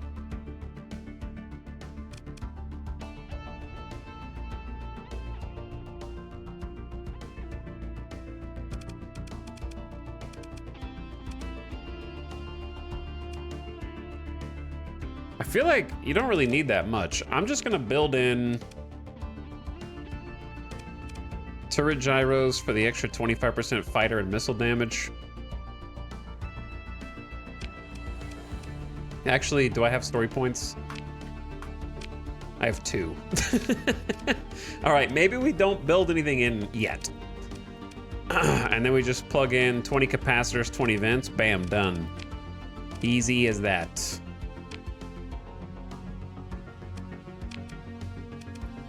And then we sort of just like copy that whole setup, but -5 ordnance points.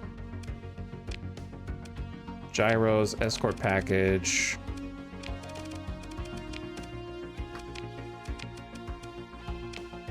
And integrated targeting unit.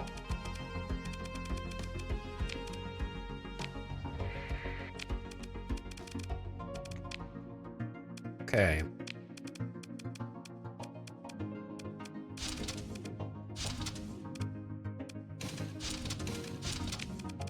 Then some swarms.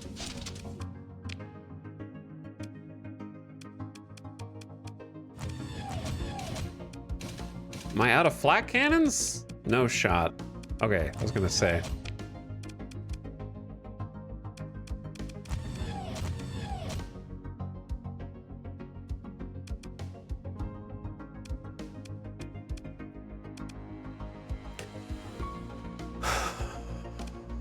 Easy as that, and it'll get healed over time.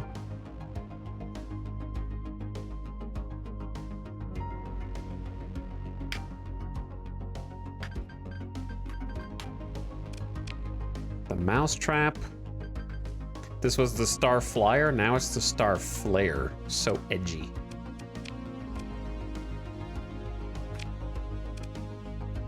Okay. Unmothball, and we're gonna need to hire some crew. How many crew do we need? Almost over 2850. Whew. 2850? This is gonna be so expensive to maintain.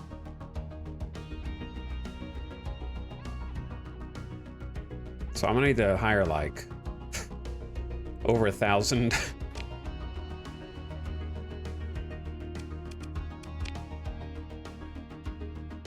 Which we can do in system at Sun Wukong, actually. It's right here. They have the cheapest. What are the odds of that?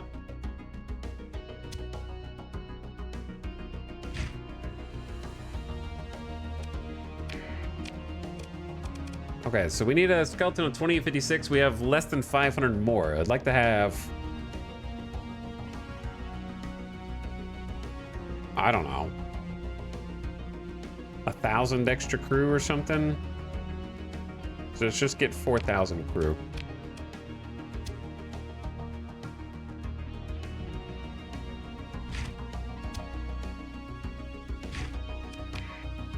The bills!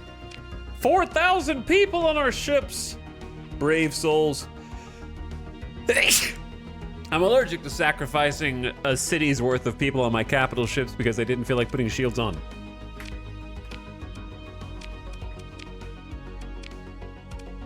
Okay, now I'm done. Where do I go? I'm gonna take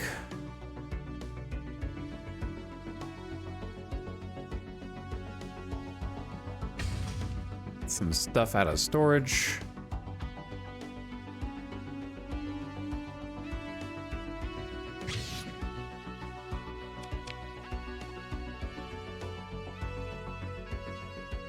I'm gonna sell some class 1 survey data, I guess, and some class 2 survey data. Oh God. These blueprints, man.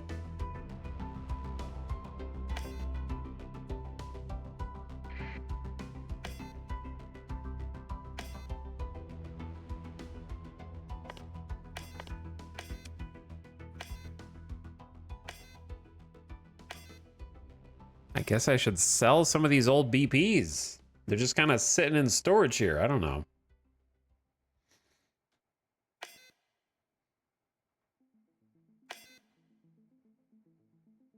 At least the ones where I have like a stack of 2.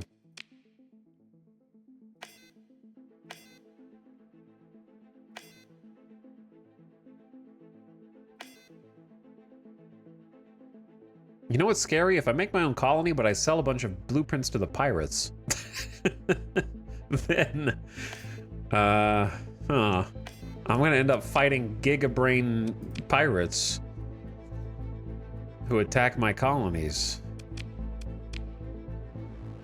That's a little scary. All right, let's sell a bunch of transbotonics.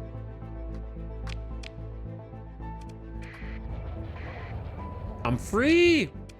We gotta, well, I guess I could have repaired these ships at the station instead of what I'm doing. But I can let the repair crews do it themselves.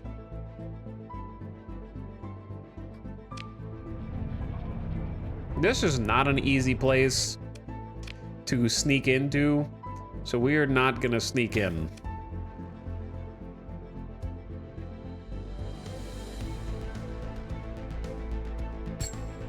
So I'm just gonna have to pay my taxes, I guess. Holy taxes!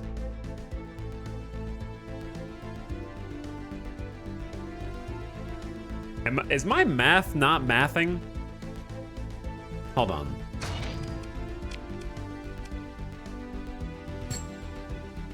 All right, that makes more sense.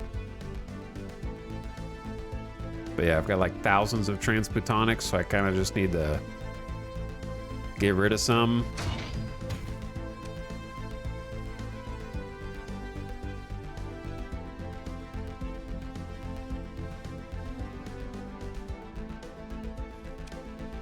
All right, hegemony, you guys can just, well,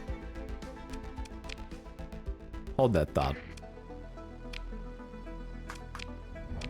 I need to learn these BPs. Clawwing BP, Xiphos BP. I don't care about the Perdition Wing. I got the Sarisa Longbow BP. Kopesh. A Cobra Wing, a Gazer Pod, a Heavy Burst, and a Monitor. Hegemony Auxiliary Blueprint, Luddic Church Blueprint, I don't care about. Luddic Path, don't care about. Missiles, got them. Midline Blueprint, that's Sunders, Hammerheads, all sorts of cool stuff. Low tech, there's like Mora cruisers and dominators in there. It's pretty sweet.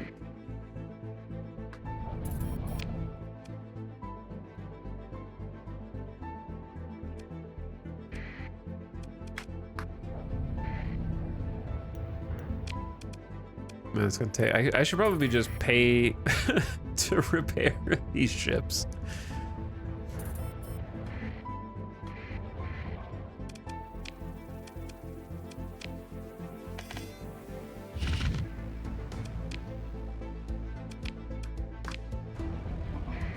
Okay, so here is the deal.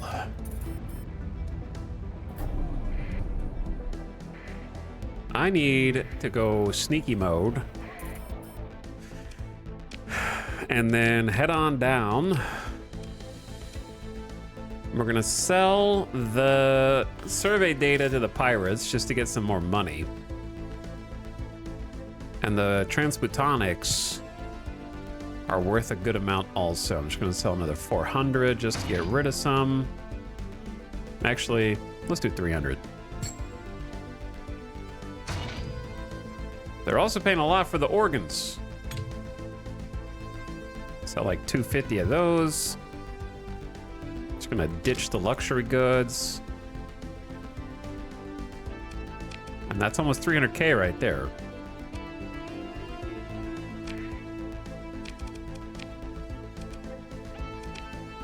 Okay. Then turn the transponder back on. Trying to make my money back, man, because I've been going broke.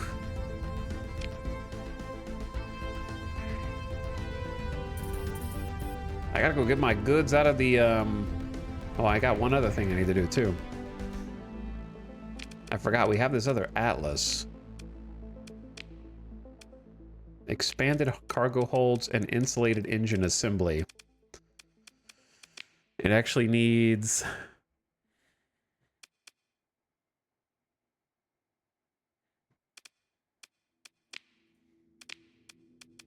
Okay. There's expanded cargo holds, because it holds a lot more with that. There's insulated engine assembly. I don't have enough story points to build anything in right now. Very sad. That'll have to work. Kind of forgot about that. Okay, we go dark. Hit the black market. Got some more. Everybody here wants transmutonics. I am your guy.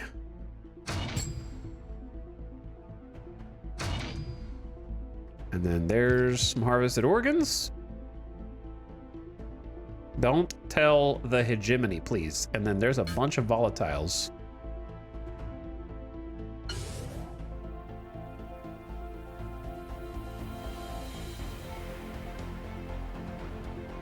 I forgot to sell volatiles at the other place. That's 400K when you include the volatiles. Holy. The hegemony might become an enemy with me. I just sold big stuff to each of the black markets in this system. I'm not really sure if they'll forgive me. Well,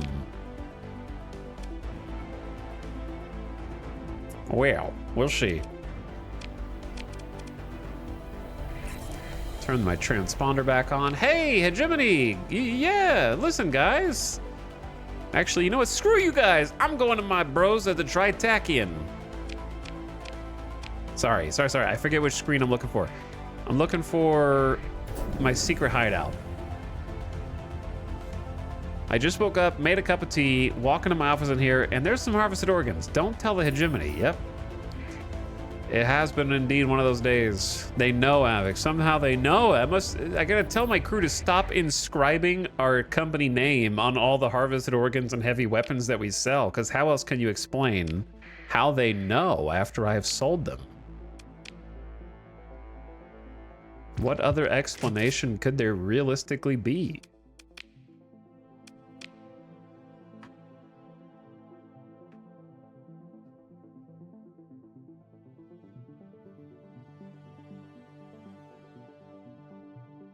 Where to go?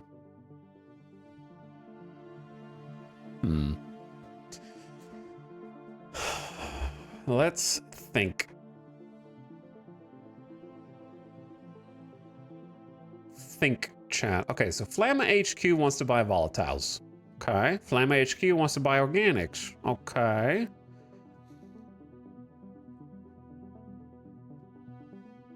Flamma HQ also wants to buy heavy armaments. Okay. Then they also want to buy heavy machinery. So we're going to go to Flamma HQ. They also want to buy supplies. So if I could load up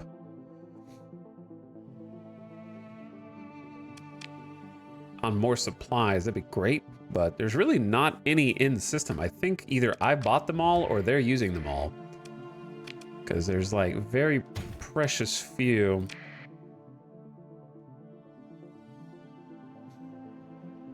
If I'm going to Flamma HQ, then maybe just buy domestic goods or luxury goods and sell them over there. Yeah, it's a pretty good return on investment. Just buy a bunch of those, buy a bunch of those. Yep. And let's go. We need money. Because we're going broke paying our crew every month.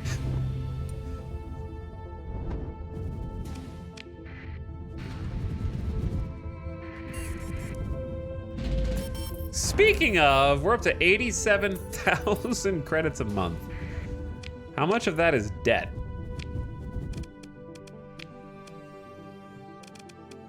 $34K is debt from Space Restart? Anyway, good morning, Avic. Hope you had a nice sleep.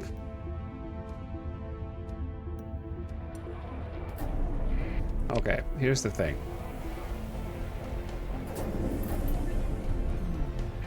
I want to be incognito.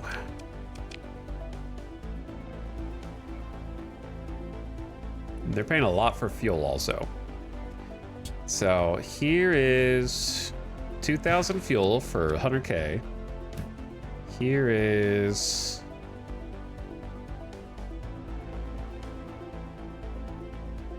$900 supplies. Oh man, they're gonna, Sindri and Dikta is gonna, I'm gonna become enemy of the state.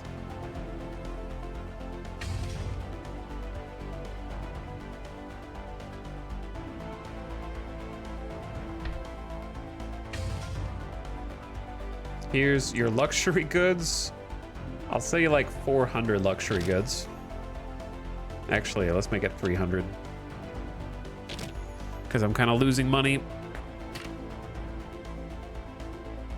And then some heavy arms.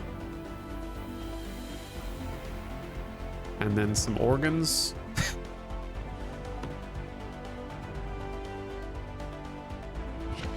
These are still worth. Okay, so just sell all the domestic goods. Oh my god. That's almost 1 million right there. Ooh, they're buying volatiles as well. They're buying everything. Flamma HQ has got, they've got recent unrest. Yeah, we're gonna make big enemies with Sindri and Dicta soon.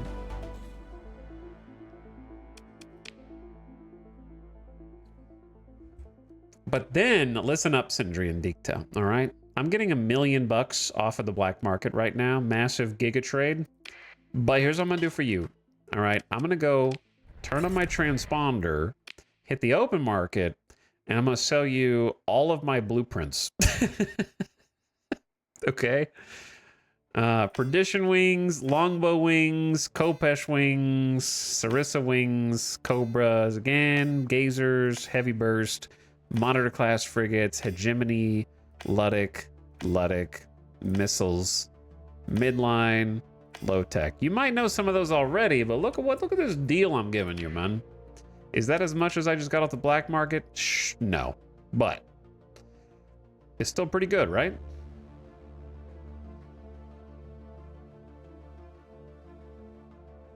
We need to go sell it, Ming Daddy. Go buy at Dagon.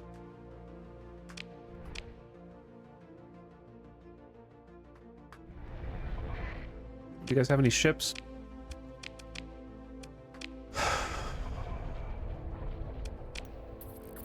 They do not. I did, but waking up has been ruined by the fact it's vote day in the UK, so I must brave the outside for someone I don't like just because I don't like them the least. That's fair. Understandable. Brave the outside. Why go outside when you could just... Oof. Oh, that was actually not that bad. Persian League reduced by 4. I believe our rep is going to go down with the other people much faster. They haven't figured it out yet. Why go outside when you could sit on the couch and play Diablo 4? That's what I always say.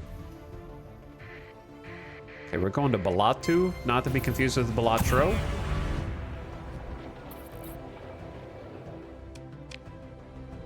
An officer? What's up, Triton? Point defense and gunnery implants. Goodbye, Triton. Thank you.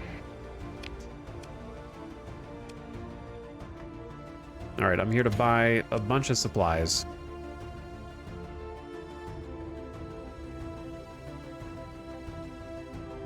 That's pretty much it. I guess I'll get fuel as well. Listen, Persian League, can you guys get out of here? I'm trying to be stealthy. That's a mercantile convoy. They don't care. They don't care about me. They got other fish to fry. Where can I sell, offload all these heavy armaments? Oh, I gotta go to Ming Daddy. All right, we're going to Ming Daddy. Unless I can buy some more. 2,400 supply is a decent amount.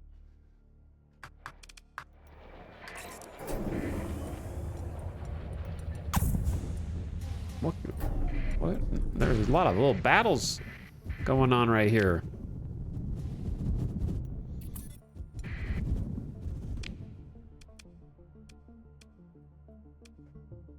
So who am I selling to? Who's the buyer? Mesa and Warman.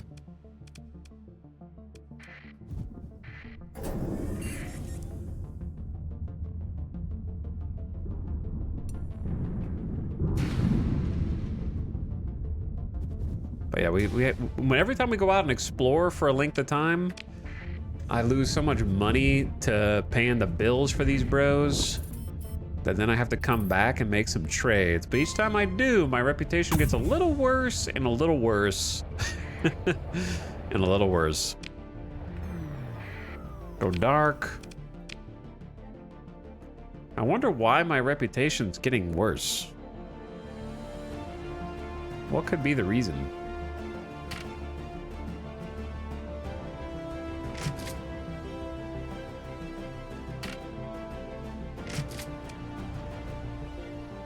Could it have anything to do with this arms dealing that I'm doing under the table? Surely not.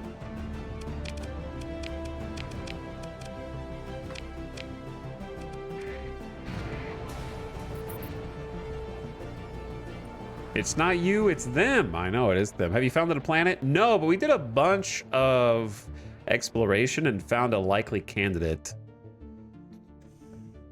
Where there's basically like 2 systems fairly close to each other. 3 systems, actually. One that has a Terran world that's very habitable and has some good organics and farming. And then the other one, there are 2 nearby systems within like 1 system jump, whatever you want to call it, that have one cryovolcanic world each that have a lot of good like volatiles and ore. So it seems like we may have found the spot. It's more of an issue of not having the money or the firepower to defend it. So that's what we've been working on, is getting some like new, ooh yeah, look at all these. Getting some new ships in the fleet, which is kind of, you know, I understand that some people get bored during that section, which is, you know, understandable. But it has to be done. Ooh, really good price on luxury goods. Another 489K? Puts us up over 3 mil. I think it's most we've had. So yeah, we've been like bulking up the fleet. So we found a 14th battle fleet battle carrier, the Legion, and we just got done decking it out. It hasn't been christened in combat yet, so we need to put it through the ringer. It's my new flagship. It might suck, but it also needs to be repaired. So the more we fly around, the more we repair the maintenance and the sensor array, and the we don't degraded shields don't matter on this actually. And then we also added a Dominator recently. That was like last night. And we just added 2 kind of point defense destroyers, the Enforcers. And we got a couple of other cruisers that I need to deck out, but I'm trying not to overload it all at once. So I'm trying to get the fleet stronger. 2 battle carriers is punching above our weight a little bit.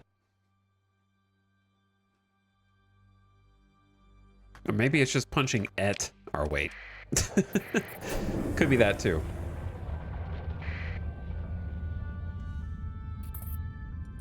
So right now I'm trying to make some money because colonies are expensive. Testing ships is my favorite part. I like testing ships also. Look at all these Pathers. What if I fight the I want to fight the Pathers, but I don't want to fight them with the station. That's the issue. What did I came here to sell something, but it kind of looks like the price is already done. Somebody got here first.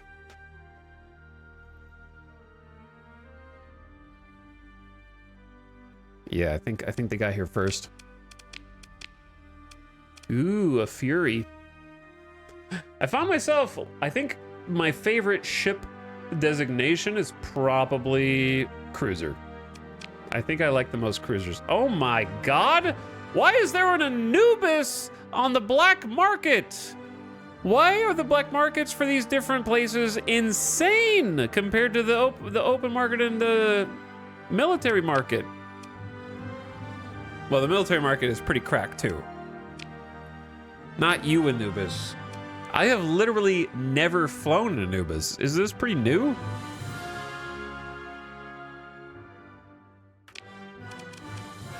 Didn't I sell them AI? Do you think that had anything to do with it? Didn't I give them a bunch of beta cores and some other stuff?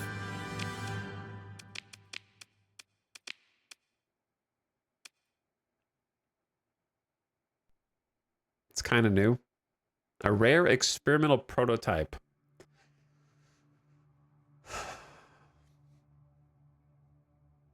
Temporal shell. So it speeds up the flow of time. Literally just manipulates time. Design compromises. Competing design priorities. Flux dissipation and capacity are reduced by 40%. Their range of ballistics is reduced by 15. Rate of missile fire is reduced by 50%, and energy flux is increased by 100. Holy. On the plus side, extra nanoforge capacity can be brought online more easily, allowing the installation of a converted hangar, despite the ship already having a fighter bay, increasing the number of operational fighter bays to 2. How come you have 2 whole fighter bays and a cruiser? So what's the benefit of this? That has 3 large energies?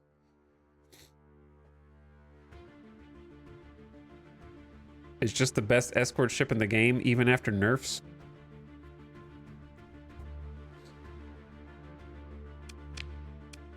Well, it seems cool. 3 large energies kind of cracked.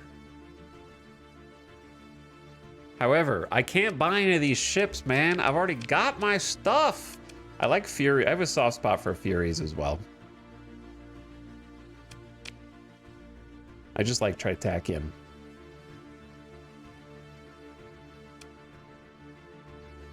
I like Medusas also.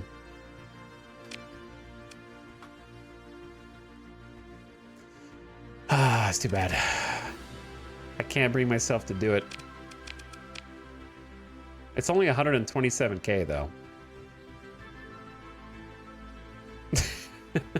And you just you just mothball it for later. Excuse me. Fine. 127k just for later. It's on the market. You may as well. Because it's new.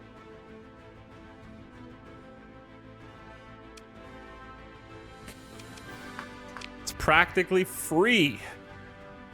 It kind of is. I wanna take the new combat ship in for a fight. Hold on.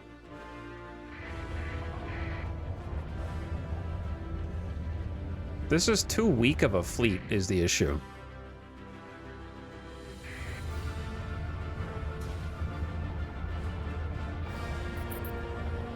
I think we just sit out here until the battle against the station is done.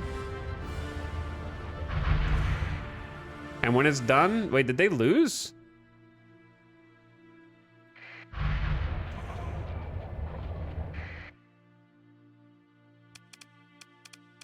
They lost. It's embarrassing.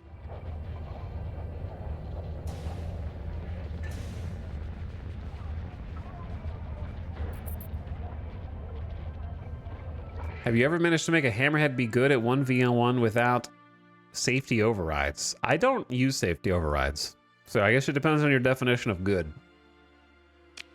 I wouldn't say that mine is good though. I only have one built-in hull mod at the moment.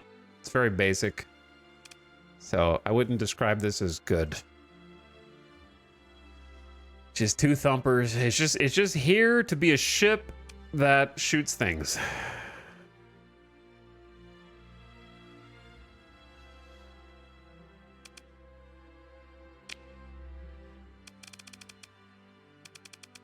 But yeah, I'm more likely to use unstable injector.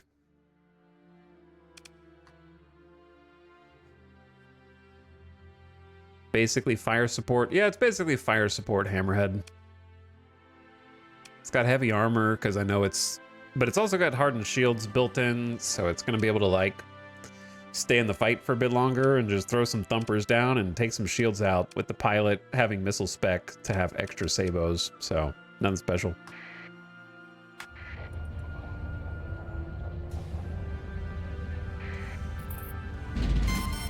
96K monthly expenses is crazy. The crew payroll's insane. The spacer obligation is getting out of control. Where are the rest of you? I want to fight some Pathers. Chad, do you think of what I'm thinking?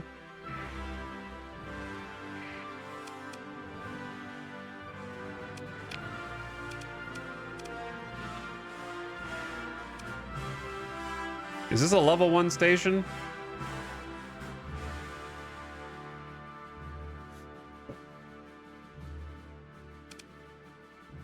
Let's go.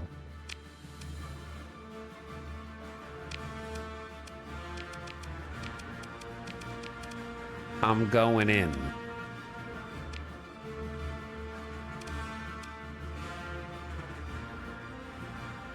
Is it even worth taking frigates into this?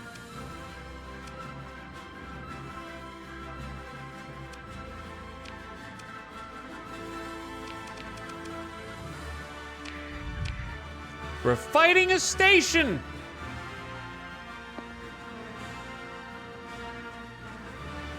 All right, one enforcer with the Dominator. One enforcer with me. And we're gonna set up a waypoint. Wait, hold on. We're gonna set up a waypoint for rallying a task force.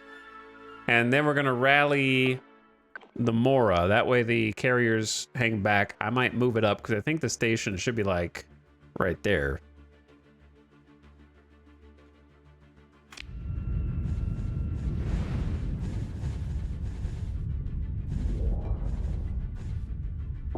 Excuse me. Coming through. All right. There's like a few other ships here. I'll send in an Omen, the Hyperion, and the Brawler. And just let them go after. Because I actually find when fighting stations, if you send the frigates in at the same time, they dive and often die. So if you send them in after, they kind of come in late. Am I not supposed to have an escort? Oh boy. Oh boy. What the hell is going on? I need my escort to get in here.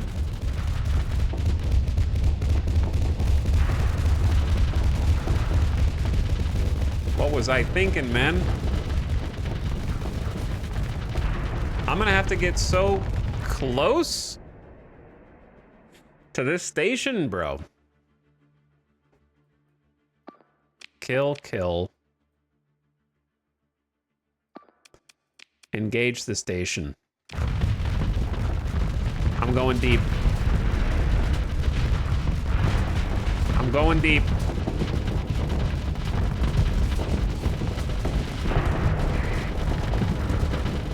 Wish me luck. My nose armor's already busted.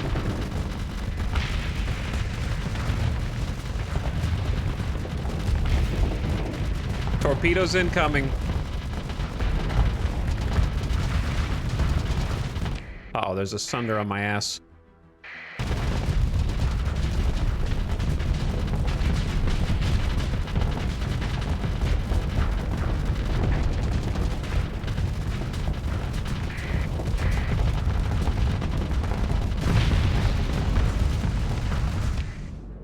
What is this Dominator doing back here?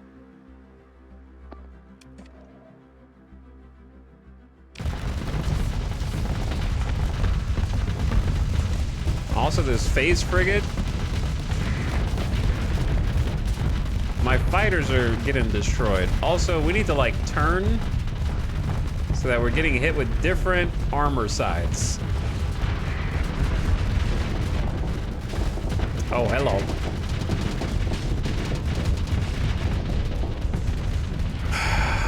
This ship is not good in these situations.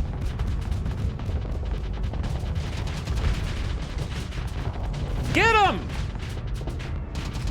That's right, fighters. Destroy him.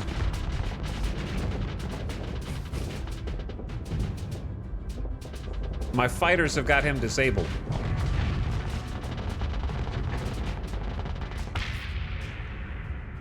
I'm going deep. Immediately takes a Reaper to the face.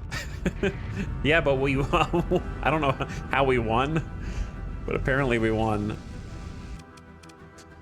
And no one died. 40 people died. But nobody really died, if you think about it. because those 40 people we just hired, and it's like we didn't even hire them if you think about it. So it's fine.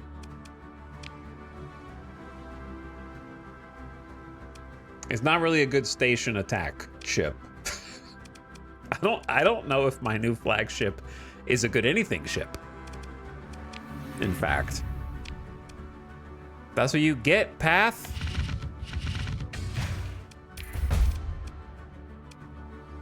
Consider an orbital bombardment. No. I'm just gonna leave with the knowledge and satisfaction that I partially destroyed their station.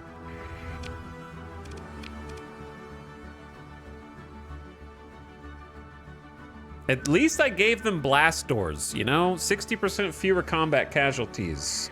And I think I have a thing here for fewer combat casualties. But I forgot which one it is.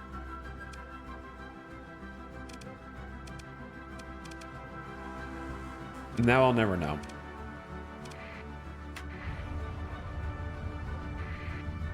So we've christened the new ship by attacking a station for the first time. That's something we couldn't do before.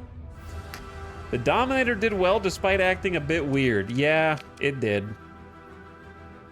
Go try out the big new fleet. It's so strong. It's true. All right, gamers.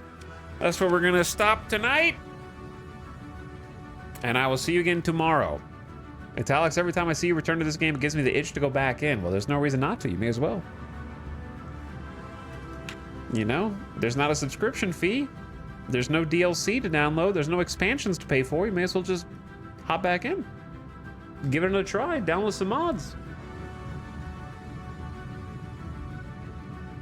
All right, gamers. I'm going to send you out on an end-of-stream raid. Go say hi to Roll Storage, who is playing a little bit of 2 Point Museum. 2 Point series is a good one. And I'll catch you guys tomorrow. Maybe we'll even settle a colony or something. Perhaps. No promises. But good night for now. Thanks for hanging out. Thanks for watching. Appreciate you guys chilling. Keeping some late night company.